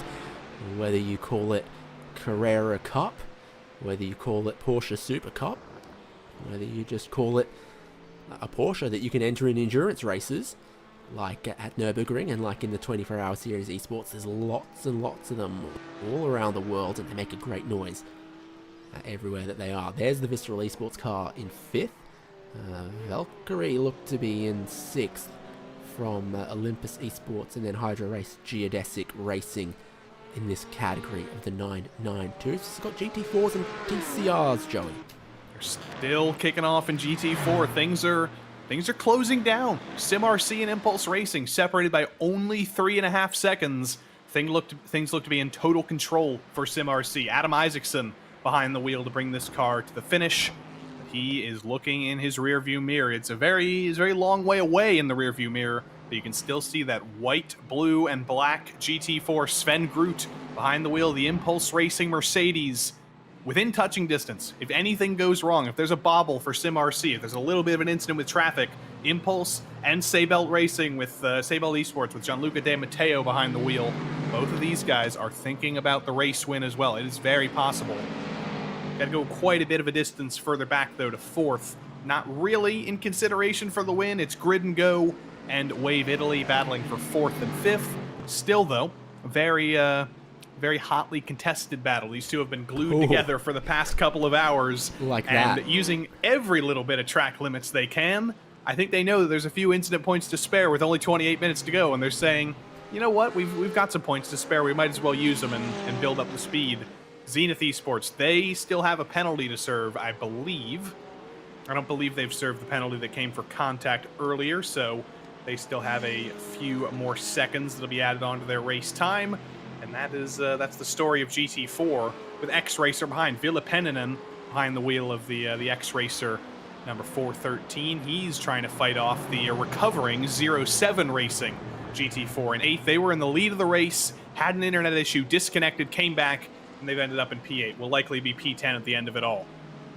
But in TCR, we've talked so much about Impulse Racing, and we can't stop talking about Impulse Racing because they're leading in TCR. Martin Askert in the 122 Honda Civic, 20 seconds out in the lead over Team Heusingfeld. It is as straightforward as can be for Impulse Racing. Marcel T in the 148, basically just riding for second here. He's the loneliest guy in the world, 20 seconds up to the lead, and then a similar gap back to third. I think it's almost the same gap back to third. James Holman for RD Simsport, 24 seconds back, just trying to ride on to the podium. But everybody in TCR has made their final stop of the day, I believe, and it's just going to be a ride to the finish for these top three. U-Race BR, kind of shockingly here, David, I don't really believe what I'm saying here. They're still in 4th. After all the trouble they've had, after being taken out, running in second, they're still running in 4th somehow, against all odds, a minute behind the leaders, but they're still going, and they are going to get some points out of this. I can't believe this. That's endurance racing, isn't it? So it is. Keep it going. How the categories are shaping up. If you're watching on the TV and you've got your laptop on the couch, or if you're watching at your computer and you've got a couple screens, make sure you hit up timing.RaceSpot.TV. That's got the live timing for this race as we look to the checkered flag, just 26 minutes away. So many exciting battles, we couldn't possibly show you all of them because based on my personal timing screen, there's currently only 8 cars battling in GT4 at the moment. SimRC have a slender lead over Impulse and Seibelt. Behind them, Grid and Go and Wave Italy been racing. And then here, Zenith with a penalty still looming over their McLaren potentially. Have X-Racer 07 and Geeks Energy fiercely forward, bearing down on them as well. All 4 of these cars you see here for track position after more than 5.5 hours of racing. It's how things tend to shake out here. It's amazing how every single time we come around in this series, in any endurance series that we cover here on RaceSpotTV, after many hours, after hundreds and thousands of kilometers, things do finally meet each other in the end. It seems like that's how it always goes. Little bit of a wiggle there from the 07 Mercedes on the curb, trying to get by this X-Racer Mercedes as well. It's the end of the race. The tires are starting to wear. They're not the Australian Yokohamas. They're not totally shredded, but they are definitely being eaten a little bit right now. And you can see that visibly on the exit of Fania, sliding around and getting very aggressive is that black and green 07 Mercedes. I don't think they're going to go for it into the bus stop. I think they do still have to make their final stop, so this could be the lap they do that, but just throwing everything at it, and they may go for a dive. Nope, they're going to slot back in line. Yeah, we do think that that black and green Mercedes, third in line here, 8th in class at the moment. The only car here that still needs to make one more pit stop based on what we think, and it's because they were, with that internet disconnection issue, forced off their regular strategy, and it leaves them still needing one more at the end here when we think Zenith, X-Racer, and Geeks Energy Fiercely Forward are good to race all the way to the end. Second and third in this class are good to race all the way to the end, and they have been over 3 consecutive laps catching Sim RC, their leading gap. Oh, and Grid and Go dropping back. They've had a problem going up Eau Rouge and Radeon, and they're getting swamped by 1, 2, 3, 4 cars, GT4s. Whoa.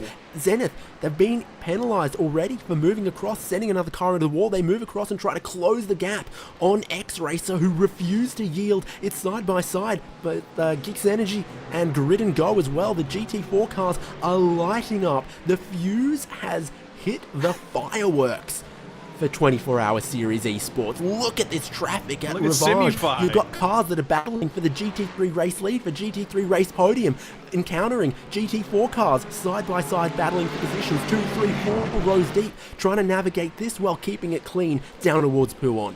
Somebody has just dropped a bomb on the track here. There's cars all over the place. Simufy, and there's the final bit of contact. Finally, Grid and Go gets turned around by the Williams Esports Mercedes. It was only a matter of time until that happened. Not the Williams Esports Mercedes, rather. It was the Door Esports. Yeah, similarly painted car there, but it was only a matter of time until that happened, David. The amount of cars in such a small space, and it's Door and the Grid and Go Aston Martin that end up being the first ones to trip over each other. Huge damage.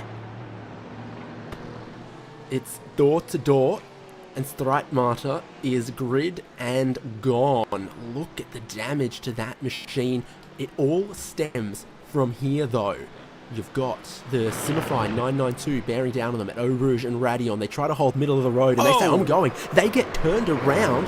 They don't want to offer up the line. Grid and Go get turned around. They're facing the wrong way in the runoff at Radeon. Try to flick it around. This is why they were slow at the top of the hill. This is why they got swallowed up by 2, 3, 4 cars. They try to use some of that pit exit to stay out of the way, to stay out of harm's way. They're just getting up to speed when our GT4 battle arrives. Here's Zenith at massive speed at the top of Radeon, followed by X-Racer. They shoot on past, no dramas whatsoever. Here comes 07, and then Fiercely Forward, and then that causes the traffic jam, causes the checkup. They get a tap from the GT3, and it sent Grid and Go hard into the wall at Puon, and that's why they're missing a bumper, a deck lid, a rear spoiler, some brake lights, a diffuser.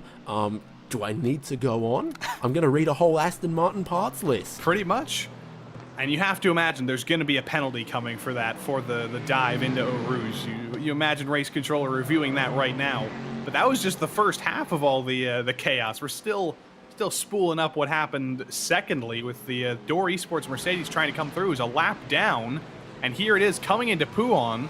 Just sends it in there. The Grid and Go Aston Martin didn't really know that there was another car coming, and then they were lucky in the first incident, got no real damage coming up Eau Rouge, and then not quite so lucky that time. That's when they had to start getting on the phone to the Aston Martin parts depot, and I am simply amazed that Aston Martin is still running with basically no rear assembly, and that's going to be a very difficult car for Gabriel Streitmatter to drive for the last 20 minutes of this race. It's right on board with Jan Terniak and the Door Esports Mercedes.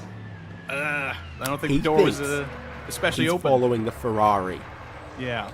Grid and Go thinks that there's a car length there that they can come across to the apex from, and both of them, from a different perspective, are seeing something different. They collide at the apex. Grid and Go come off much, much worse in that scenario, having just lost parts and parts and parts. They'll be on the phone. Daddy Lawrence, can we get a new wind tunnel? Can we get some new parts? I need a new teammate. And there you see rolling into the pits there. Was that the Simufy 992 that just came into the pits? I think it was, making their final stop of the day. Now, I'm going to have to be reminded, was it the Simufy 992 or the Simufy GT3 that made contact with the Grid and Go Aston Martin? I don't know. All I know is that while we were looking at all of that GT4 drama, a lot of it centered around Grid and Go Aston Martin. It's Altus Esports and Maniti Racing Black that have both made their final pit stops, so we didn't see it. But Oscar Mangan, he's topped up that Porsche. He remains in front of Maniti Racing Black. Maniti Racing Black critically are in front of SERIES Esports, but not by far because they're just coming out of turn 1 with SERIES in blue there. Behind them comes Simify. Still a lot to happen in the 992 class as well. 19 minutes to go. It's Altus in the box seat. We still haven't heard anything from Race Control, surprisingly, about that incident in Eau Rouge. They're still reviewing it. We'll let you know what the penalty is when they come out with it. But either way... That was the Simify 992, yeah. It was. Yeah. But they're off the... They're out of the top 2 for the moment. It's not really going to be a fight for the win for them. This is going to be a question of how far can they fall if they do get a penalty. Could it be the Grid Go Aston Martin that ends up with the penalty? We simply don't know. We just got to wait for the review. But either way, it is Altus who come out very comfortably in the lead of the 992 class, 15 seconds over Maniti. It's a shame that that SERIES' day is kind of falling apart there. They were very much in contention for this race win. And right now, it just seems like it's going to be a fight for maybe second if they can catch Maniti. They don't have to worry about third behind, I don't think. They do definitely have to think about 5 seconds ahead, Maniti in second.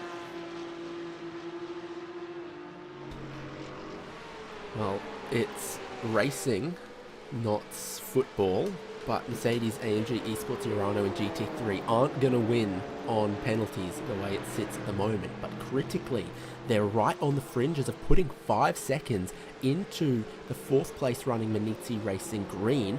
So I think Luca Kita could still come away with a podium out of this. So we're going to take a look at some GT4 action here. How Sebelt Esports have gotten past Impulse, and both of them still hunting down that Aston Martin of Sim RC. GT4 has another couple of twists in its tail potentially here. Sven Groot's gone back to 3rd through all of this. Gianluca Di Matteo goes up into 2nd, and they're only that is 3 seconds behind Adam Isaacson, driving the leading Aston Martin. Leading GT3, looking down the inside, putting him offline, making him slow up the hill. Does he keep it on the track? He's going to lose bulk time to that, though. That's exactly what Sebelt and Impulse want to see. They just want to see those little bobbles. They want to see lost time. They want to see mistakes. And this is interesting because you see a little bit of pushing, a little bit of a bumping from Sven Groot in the Impulse Mercedes in that teal and white car, giving a push to the Sebelt Mercedes, not necessarily wanting to make the move and slow them down even more. They're trying to work together to make sure they don't lose even more time because they know the only way they're going to catch Sim RC for the lead is if they work together a little bit to bring down that gap, and then once it becomes a 3-car battle for the lead, they can start to fight. But for now, there's no use fighting for second. So much happening everywhere you look. 4 different battles, 4 different classes, all taking place in the same ring. Gloves being thrown one way or the other. Some drivers catching stray haymakers that weren't meant for them as 992s battle 992s, GT4s battle GT4s. And Drago Racing try to hold on to the outright race lead in GT3. You're watching 2nd and 3rd in that class as Simify hold track position for 2nd. Luca Kita in 3rd. 5-second penalty looming over his head. Now only 4.5 seconds ahead of Maniti Racing Green. Tim Matsker, if he can stay within that 5 seconds, keep his nose within that time window, a podium could still come his way to try to kick off this new season. In the draft, this could be an opportunity for Urano. You see up ahead, very, very close to the back of the Simu5 Porsche. They've got 15 minutes to go. If they want to pull 5 seconds on second, they've got to get ahead of second in the first place. But that is not going to happen into the bus stop. No move being made there. Still plenty of fuel to be saved for Luca Kita and that Urano 90. I don't think they're going to be able to push 100% until the end of the race. They've still got to save fuel for the final 15 minutes for these final 6 or 7 laps. So I don't think second is really going to be a consideration for this Urano number 90. They're basically just hoping they can hold on to this gap back to 4th and hold on to 3rd after the penalty comes, because that's all they can hope for. Tough for the drivers, but easy for the camera operators as we pan seamlessly from the GT3 podium battle to the GT4 lead battle happening the same place on track. You don't even need 2 screens, 2 cameras, picture-in-picture, any of that to see what's going on.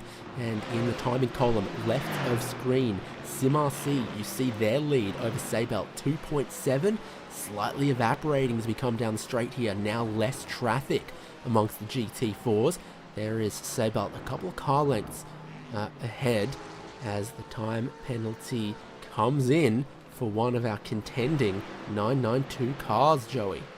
Yeah, that was for the contact at Eau Rouge with the grid and go Aston Martin trying to make a little bit more contact, I think, swerving through TCR traffic. The BS competition BMW comes through as well, but 10 seconds for Simufy. Currently running in 4th in the 992 class. That's going to drop them 0 spots because the next car in the 992 class is 40 seconds behind. But that basically ends Simufy's day right now. They're locked into where they are right now. They can't finish any higher. They can't finish any lower. Might as well just treat it as a track day for the final 13 minutes and bring it to the finish, because that's all you're going to get.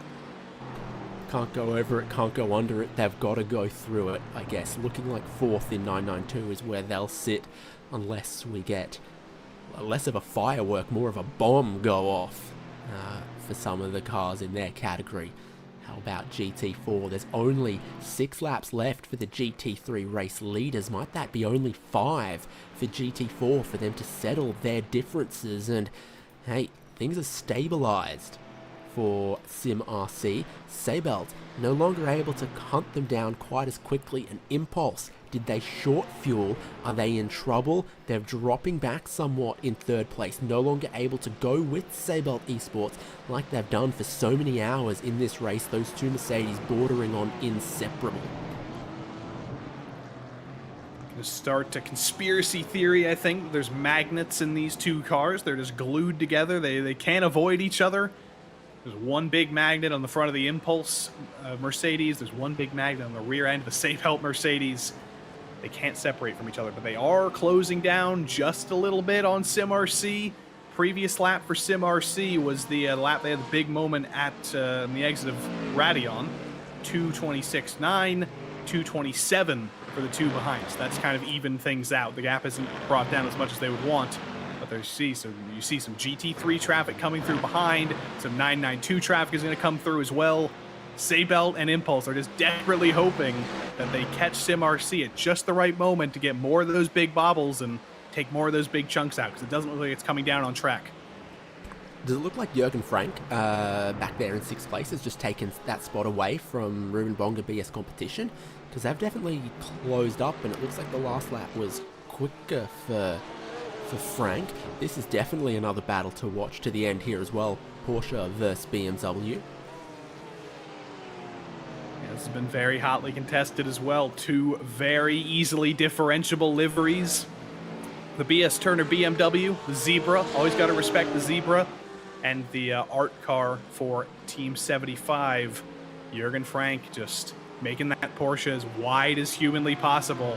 Getting in the final stint. Jürgen, kind of a driver who's synonymous with this team, synonymous with this type of racing, but contact made with the Impulse McLaren, the Impulse Mercedes rather, on the exit of Pouhon. Excellent save to not make that any worse than it could have been, but that was a very scary moment for Jürgen Frank. Frank's in a battle, but so's that Impulse Mercedes, as it's the car that they're battling just in front. They're forcing their way past Manizzi's 992. All happening, it's overlapping, it's interweaved, the storylines between 4 different classes of racing, all of them hoping to stand on the top step, hoping to make as many points as possible. Bonga goes one way, he goes the other, he's trying to drum up anything he possibly can, but not before Blanchimont. He can't, he wants 6th place. Frank, oh, he's been off the track a couple of times, he's made a bit of contact that might get him into trouble already on this lap. Jürgen Frank is doing everything possible for 6th place, and some desperation is starting to show as we're about to click 10 minutes left to go. Your race leader has crossed the start-finish line a couple seconds up the road from this to give us just 5 more laps of famous Circuit Spa-Francorchamps. Did BS competition lean on the GT4? race leader on the way into La Source as well. If there was only GT3s on track, we'd be talking about their battles. If there was only 992s, we'd be talking about their fights. If there was only GT4s, we'd be talking about their 3 leaders within 5 seconds. If there was only TCRs, we'd be talking about the drama that befell U-Race BR and all the strategies and everything happening there. But it's all and everywhere at once in one of iRacing's longest running, highest rated, most prestigious endurance racing championships, at sports car racing's long-standing home of this kind of shenanigans. Another time penalties come down, 10 seconds for Grid and Go Esports.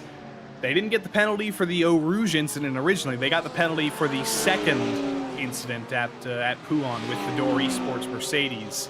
So Grid and Go, they've already had it bad enough with that heavy rear end damage. They're just trying to survive to the end of the race, but they're going to add 10 extra seconds to their race time. You can see them cycle through on the side of your screen there. They're currently P9. They're going to lose out to 0-7 and likely fall to P10, and that'll be the extent of their fall with X-Racer so far behind. That'll be 0-7 booked into P9 at the end. It's a solid recovery for them. Grid and Go, kind of the opposite, unfortunately, falling to 10th after 2 big incidents in 1 lap. You can see the lead gaps for all 4 classes on the left of your screen, out to 6 seconds for GT3. Comfortable little 15 for Altus in 992. Edging in a slightly upwards direction, around 2.5 seconds in GT4, and the most comfortable of them all, Impulse Racing in TCR ahead of Team Hoisingfeld. 8 minutes to go now, but it's the battles for the positions that aren't the race lead that are giving us the drama right now, like the Porsche of Team 75 Bernhard Simarcy trying to hold off the BMW of BS Competition. They love the BMW roundel and they love the zebra stripes in combination, but they need another position. That's what they're aiming for. It hasn't been easy. Jürgen Frank, so experienced in this championship. They're just riding in the line right now. It's a little bit like the Bonga Conga in line, but to be frank, he hasn't quite had the braking ability that Jürgen Frank has had. That Porsche has been so deep on the brakes. It's been able to stop so late in the corner that Ruben Bonga and that BMW has simply not really been able to do anything when any of the opportunities have come. You saw at the bus stop, had to get on the brakes earlier. You'll see in Delay Calm, likely he's going to have to get on the brakes earlier as well. You need to have that braking ability. You need to be able to be alongside if you want to make this move, because right now, as they just ride in line here, there's nothing that Ruben Bonga can do other than hope for a mistake. And we've got another penalty as well. It gets worse for Zenith Esports. They've got a penalty for blocking. Bad luck for them. That was a little bit earlier, I believe, with the... couldn't tell you who that was, actually. A little bit of GT3 traffic, though, had some trouble with the Zenith Esports McLaren. That's going to be their second penalty of the day.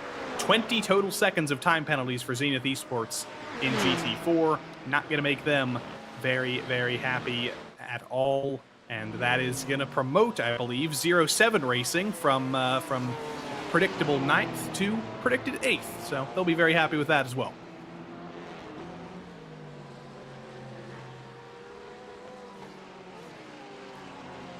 Ruben Bonga still just riding in line. It's so frustrating when you're the BMW in this situation, because you know you're a little bit faster in all the wrong places and you're a little bit slower in all the right places. That BMW does have some grunt in a straight line. Give it some credit.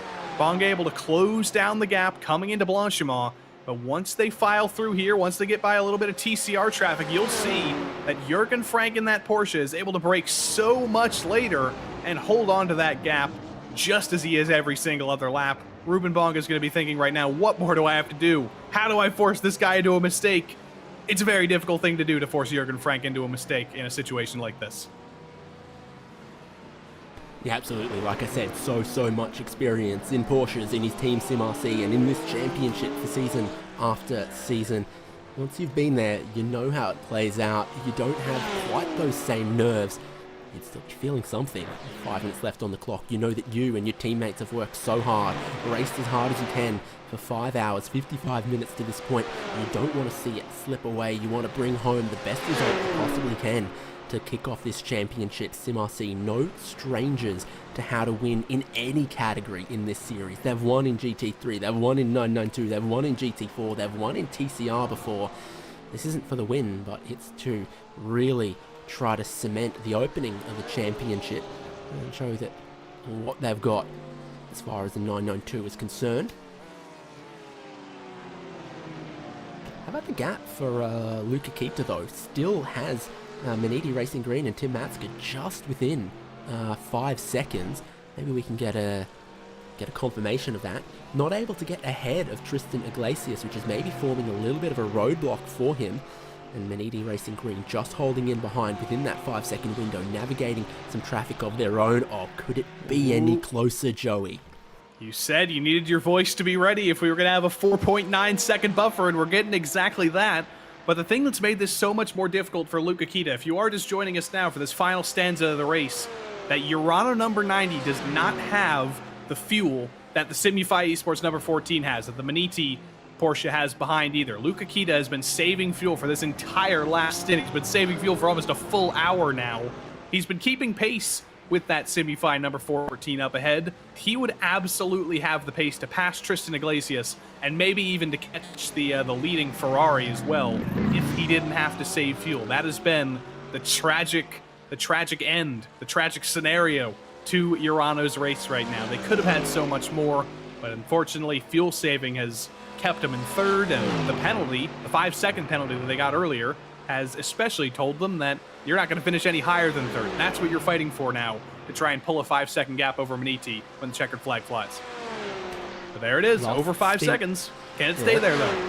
Last stint for Drago Racing, 26 laps. Last stint for Simify, 26 laps. Last stint for Mercedes-AMG Esports Urano Luca Kita, 26 laps. But now, having crossed the start-finish line when he did to give us 2 more racing laps, he's going to need 27. He's going to need a whole extra 7 kilometers of range at race pace out of that Mercedes for Luca Kita to just make it to the end. That's probably why he can't pass Tristan Iglesias, probably why he can't break away, and it's giving Tim Matska a real fighting chance. You see it, Yo-Yo, he's got the headlight flashes on now though. What does that mean? Does it mean I'm going for second place? It does. At Puon, Luca Kita's seen a fuel number he likes, and he's going for the position. He takes second on track, and he gives himself an opportunity now to push on, try to build 5 seconds between himself and Tim Matska. Or does he know he has to pit in? Has he abandoned the fuel saving? Which way is it? Because the race laps for our leader are 2 minutes 16, where underneath that, the white flag is going to fly for Drago Racing, and they're going to start the final lap for every class when they come around at the end of this lap. I wonder, does Simufy have the fuel to make it to the end? Has Tristan Iglesias started to go full save mode? Is maybe that why the move was so easy into Puhan? Or does Iglesias know? As the team told him that Urano has a 5-second penalty, all you need to do on the final lap is not be 5 seconds slower a lap, and you'll be able to hang on to second. That's not the most difficult thing in the world to do if you are Tristan Iglesias. So that may have just been a case of you see Kita being aggressive, so you might as well just let him go for it. But there was some scary stuff for our race leader, for Drago Racing at Puon. That could have been absolute disaster. That could have been the end of the race for Drago Racing right there. They got very, very lucky with that contact with the grid and go Aston Martin, that things shifted just as they did, that the physics worked just as they did. Because if that worked any different, that would have been the end of the race. Tactical, look at that too. Lets the car back past, passes them again. They don't want to get penalized for passing off track. That's the problem that Luca Kita's got. He's up to second on the racetrack, but that won't stand because Simify are within 5 seconds behind him. Tim Matska trying to also stay within 5 seconds behind. We're on the final lap of the race. Drago Racing have started the final lap of the race. Looks like Altus Esports have also crossed the start-finish line to start their final lap. SimRC not sure where they are relative to the outright leader, and that creates some uncertainty for those other classes because it isn't their leader that triggers the start of the final lap. It's a car of a totally different pace, of a totally different stint in a totally different class. Impulse Racing look like they've just crossed the start-finish line. They'll start their final 7 kilometers of Circuit Spa-Francorchamps in the season opener of this new season, 24-hour Series Esports, season 2023-2024. It all kicks off here at Spa. 6 hours of racing. The clock elapses right about now, and Riccardo Rico, Drago Racing, and their brand shiny new Ferrari 296 GT3 are on the final lap, the final tour, with a checkered flag waiting for them.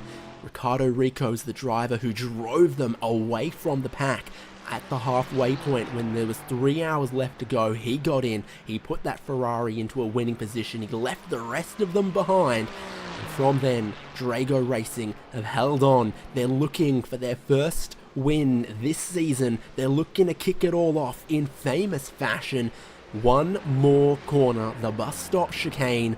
Checkered flag out. Drago Racing, Riccardo Rico, race winners at Spa in 24-hour Series Esports. The number 69 car puts in a nice performance with Manuel Tronconso joining him. Those two drivers combining to give Drago Racing and Ferrari a win in 24-hour Series Esports. Luca Kita crosses the line in second, and he has to wait for the stopwatch to tell him and his team what position they're going to get. Who's next to the line? I think it's the 992 class, Altus Esports, and in a second we'll have a look at GT3 here. Those gaps, my goodness. Mercedes-AMG Esports Team Urano are going to get dropped from second on the road to fourth after 6 hours of racing with just a 5-second penalty. Oscar Mangan and Altus Esports have crossed the checkered flag. They'll be well pleased with themselves. Starting off the season with a win with the maximum points, the 943 wins in class. They're second in their category, Maniti Racing. GT4 is going to be the next winner, as you see the 992 podium completed by Scherer Esports and Raphael Renhofer. SimRC, immense amount of pressure on them in this final stint. Their lead margin ebbing and flowing underneath 3 seconds. No room for error, no room for mistakes, but their strategy is perfect. With dramas for the Mercedes team, the Aston Martin inherits the race lead and then inherits a race win. Adam Isaacson and his teammates at SimRC seeing that one home ahead of Seibelt Esports and Impulse in third. Say hello to their TCR teammates, but the TCR winner, Impulse Racing, yeah, right with them. So a good result for Impulse. A podium in GT4, and the Honda takes the win in TCR. A great photo opportunity there coming out of La Source. Team Hoisingfeld coming home in second in TCR. Could have been far, far worse. I think they'll be happy with a second place. They won yesterday in the GSI Club Sports Series here on RaceSpotTV. Second place today in the 24-hour series. They're going to be pretty happy with their weekend of racing so far. James Holman going to bring it home on the podium for RD Sim Sport as well. That 158 team, they've been up there all day long. They've had some ups and downs, but it's going to be James Holman and Matthias Pentola who both drove that car to the podium today. But David, I did see that across the line, I think Luca Kita, the reason that 5-second gap wasn't 5 seconds was because he and Tristan Iglesias of Simify had a little bit of a photo finish across the line, and that may have been because that number 90 Mercedes was coughing out of fuel. Yeah, so Puff the Magic Dragon, Drago Racing, they take the win, but second, third, fourth, it was all up in the air to that final lap. We knew Mercedes, AMG, Esports, Urano, and Luca Kita had a lot of work to do to erase the sins of their 5-second penalty and still be able to stand on the podium. At the same time, we know they had to save big fuel. And so what you see here in our results is before race control penalties are applied, you got to add 5 seconds to Luca Kita. You can't take anything away from Drago Racing. They're the GT3 winners. Kita and Urano crossed the line in second, but 3.9 plus 5 is 8.9, and it means Simify Esports go up into second, Maniti Racing go up into third, and Urano ends up fourth. Behind them came Pure Sims Esports, Team 75 Bernhard by SimRC, BS Competition, Williams Esports, Seibelt Esports, and the other Urano car. Just noting there that Team 75 did manage to hold off BS Competition. They might have almost run out of fuel. They almost had a photo finish with Williams Esports. So much happening in 6 hours. We had 24 hours worth of excitement. I think almost just in the last stint there as well. Across the page in GT3, it's our most numerous class with 21 entries. And still on the lead lap after 6 uninterrupted green flag racing hours. Movano Sim Racing Team, Obsidian Racing, and Falcon Sim Racing Team, 11th, 12th, 13th. 1 lap down and still being scored as finishers, still trying to pick up some points to start their season. Team Hoisingfeld, Mag Performance SRT, and ATRS Esports, 2 laps down the other Team 75 Bernhard Sim RC machine. The AMGs then of Dur Esports, Astro Racing, and Pure Sims Esports somewhat delayed. 21st in class was Impulse Racing, 57. One to forget for them, parked very, very early, but there's still so much racing to come in 24-hour Series Esports. Next class up, 992. The single-make Porsches have so much power, but not the same grip as a GT3 machine. It made their strategy so interesting. Altus Esports split on strategy to some of the other teams, but they still come away with a win. 11 seconds. Oscar Mungan taking that car across the line. Maniti Racing ahead of Shera Esports and Simify Esports, who then also had a little penalty to add to that. Should still keep them in 4th. Valkyrie Bondswell in 5th. Visceral 6th. Off the lead lap, the very colourful machine from Olympus Esports. Hydro Race Geodesic Racing also just 1 lap off their class leader. Williams Esports Academy scoring points 3 laps down in 9th.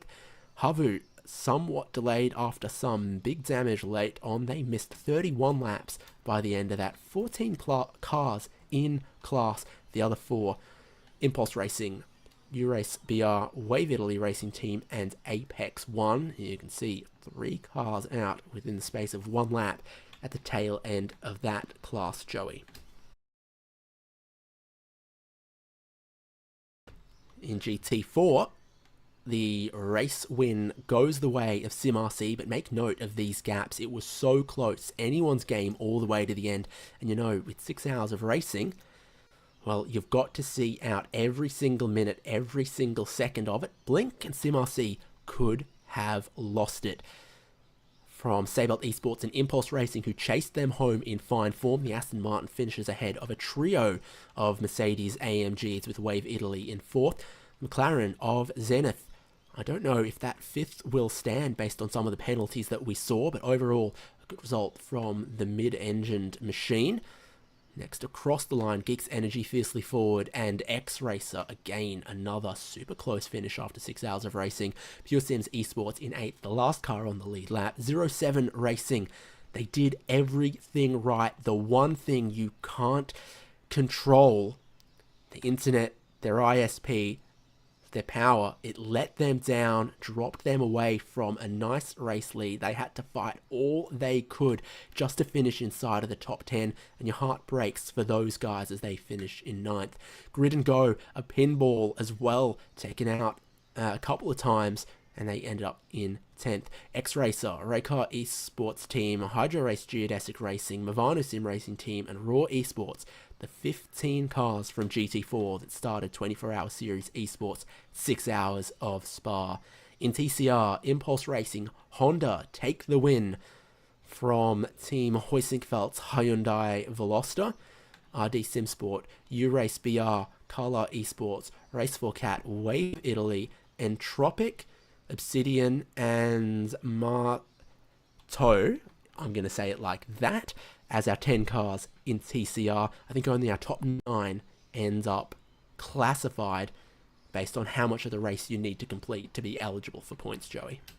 I would have said Mayo Esports, actually, because it does look like it's Mayo Esports. I think it's MA70, but it does look suspiciously like Mayo Esports, and hopefully they'll have a little bit more luck next time around when we come around in a couple of weeks' time for the second event.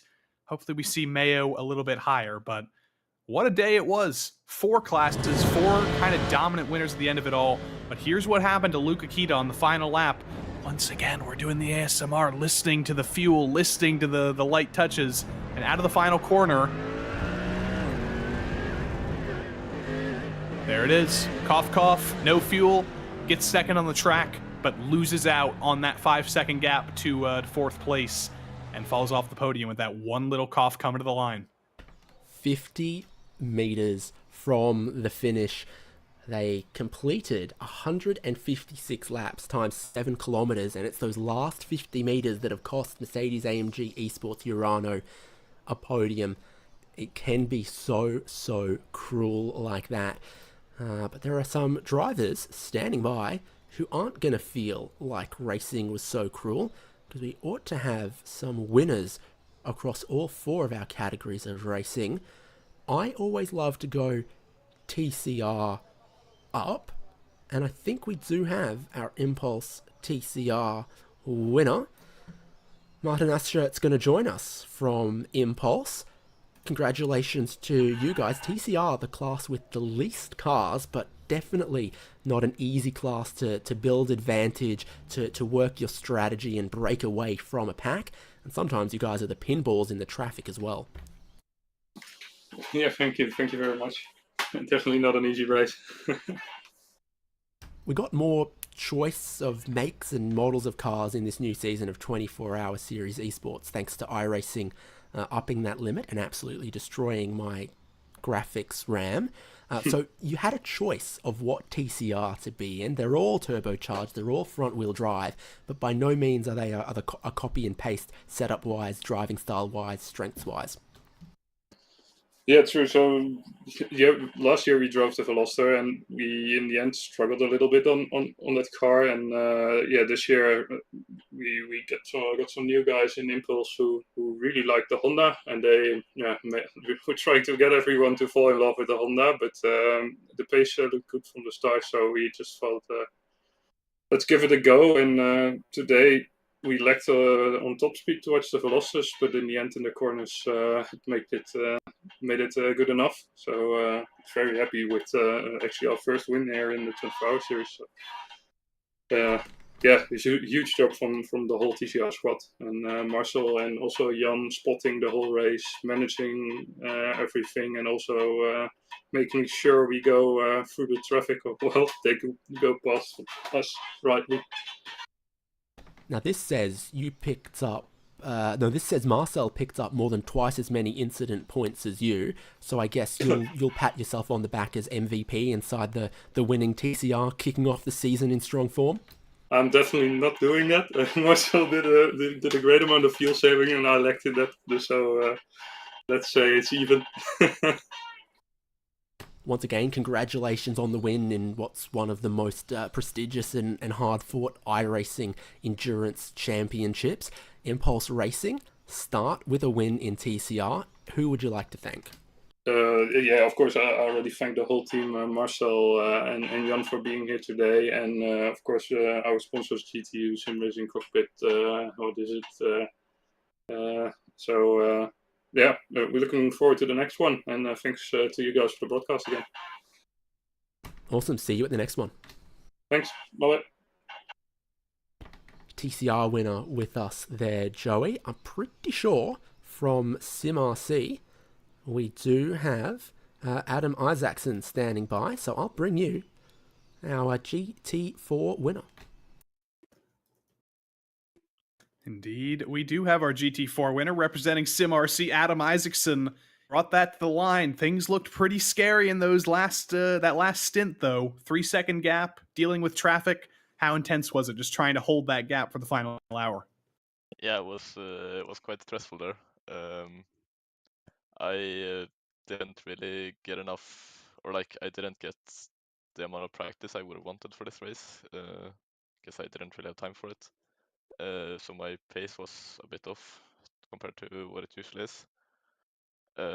So that was probably a bit too close, a bit closer than we would have wanted. So we got a little bit of a break here. November 19th, the 6 hours of Sebring. That's going to be the next event here in 24-hour Series Esports. What's the break going to look like? What are you and SimRC going to get up to? And how are you going to prepare for the return of this series in a couple of weeks' time? Well, I think hopefully we should be able to get a good prep for that race. They bring us a really good track. yeah, should be fun. Hopefully we can do the same as here. Well, Adam, congrats to you. Congrats to the whole team on your win in GT4 today, and we'll see you indeed in a couple of weeks' time at Sebring. Thanks.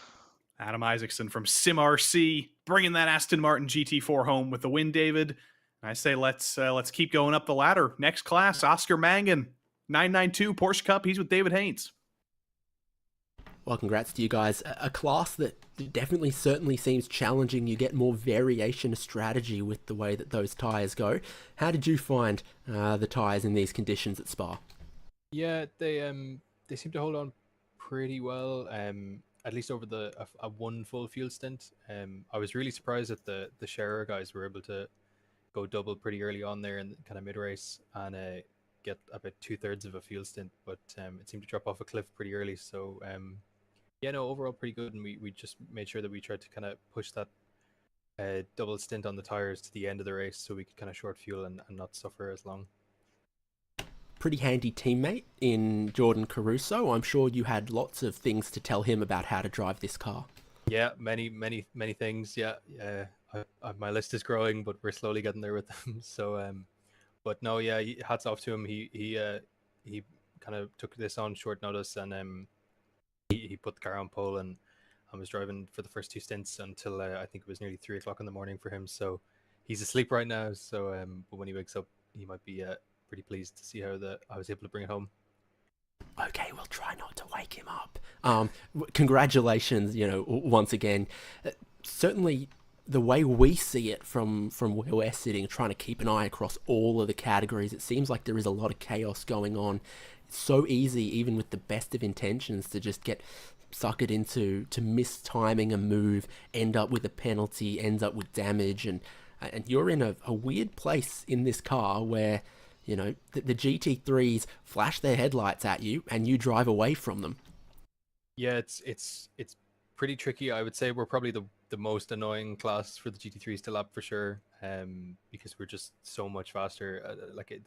They're only faster than us in a straight line when they're on our bumpers. So yeah, it's tough, especially with the closing speed. I think TCR probably have the roughest time because they're just so much off the kind of cornering speed of everyone else. But yeah, it's pretty tricky. I saw that there was a few accidents, but we just really focused on even if it meant dropping half a second a lap, just making sure just keep our nose clean and not take any risks.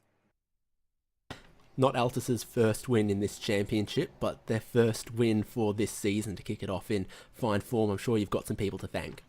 Yep, for sure. Thanks to Jordan for stepping in pretty late, and all the team for all the support. I know the guys were really focusing on PESC this week, but they were able to give us a hand here and there. And thanks to our Altus Engineering partnership, or our setup shop, along with partners VRS, Racetech Gaming, and Logitech. Awesome. Well, hopefully we'll see you and maybe some other quick Altus drivers when 24-hour Series Esports returns next time at Sebring. Yep. Thanks, guys. So the Porsche 992 winner leaves us with just one more class. Joey, we've got a double team from Drago Racing. They're both in attendance. And then with you, Joey. Indeed they are. Manuel and Ricardo. First win of the season. 6 hours of Spa. How good does that feel to kick off the season with a win? Hello guys. I tried to speak English because my English is not the best, but yeah, mate, we are very happy, and I don't expect this result honestly, but yeah, I think everything is doing perfect. Ricardo and me is going to do a perfect race. The Saturday is great. I don't know, Ricardo, you want to?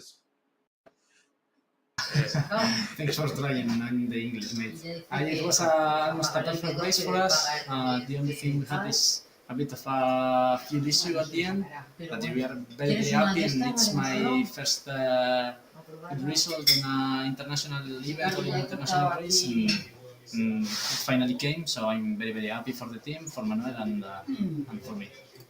Well, we're happy to have both of you guys here. There's 5 more events to go. Sebring coming up next. How are you preparing for the rest of this championship, and does this give you the confidence that the championship could be possible this season? I think we arrived to Spa a bit of an underdogs because we made it on the last chance in the break with one team with Rowan. But to be honest, even if we had 4 days to prepare it, I rushed the fixed on Spa. So we were very strong. You said Severin, right? Yes, Sebring's coming up next. I don't know. I don't like Severin. Maybe I'm fascinated to Manuel and Wantas, but we'll see. We'll try to do our best and to win again if it's possible. But top 5 podiums are very good results. Well, Ricardo and Manuel, congratulations on the win today. Congratulations on the first win of the 24-hour series season. We'll see you guys in the next event. We'll actually see Manuel in 2 days' time, David, for the PRL GT3 Sprint Series. He'll be back on Tuesday nights here on RaceSpotTV. But for now, him and Ricardo, they're going home with the first win of this season. And I swear I hear knives and forks hitting plates in the Ricardo Rico household. I want some of whatever's being served up there because it is making them fast. They did a great job in that Ferrari, a famous racing mark. Now an option in 24-hour series esports this year. Those guys have picked it up and they've shown all of the, Mercedes, AMG, Team BMW, Porsche teams that the Ferrari is a horse not to be messed with. It's just the first race of a series in 24-hour series esports. 6-hour races still to come. Sebring, Silverstone, Monza, Nürburgring. It all ends with a 12-hour race at Barcelona in 20,224. Looking forward to that one, whatever planet Earth looks like then. But you won't have to wait near as long till we go racing next time. See it all here on VCO and RaceSpot for the 6 hours of Sebring, November 19. Congratulations go once again to our class winners in TCR Impulse Racing, in GT4 SimRC, in 992 Altus Esports, and in GT3 we just heard from Drago Racing. I've been David Haynes, here with Joey Tebben, with Iku Merikala, producing all of the coverage, the replays, giving you all of the angles and keeping you up to date. We'll see you for more RaceSpot TV and more 24-hour series esports. Good night.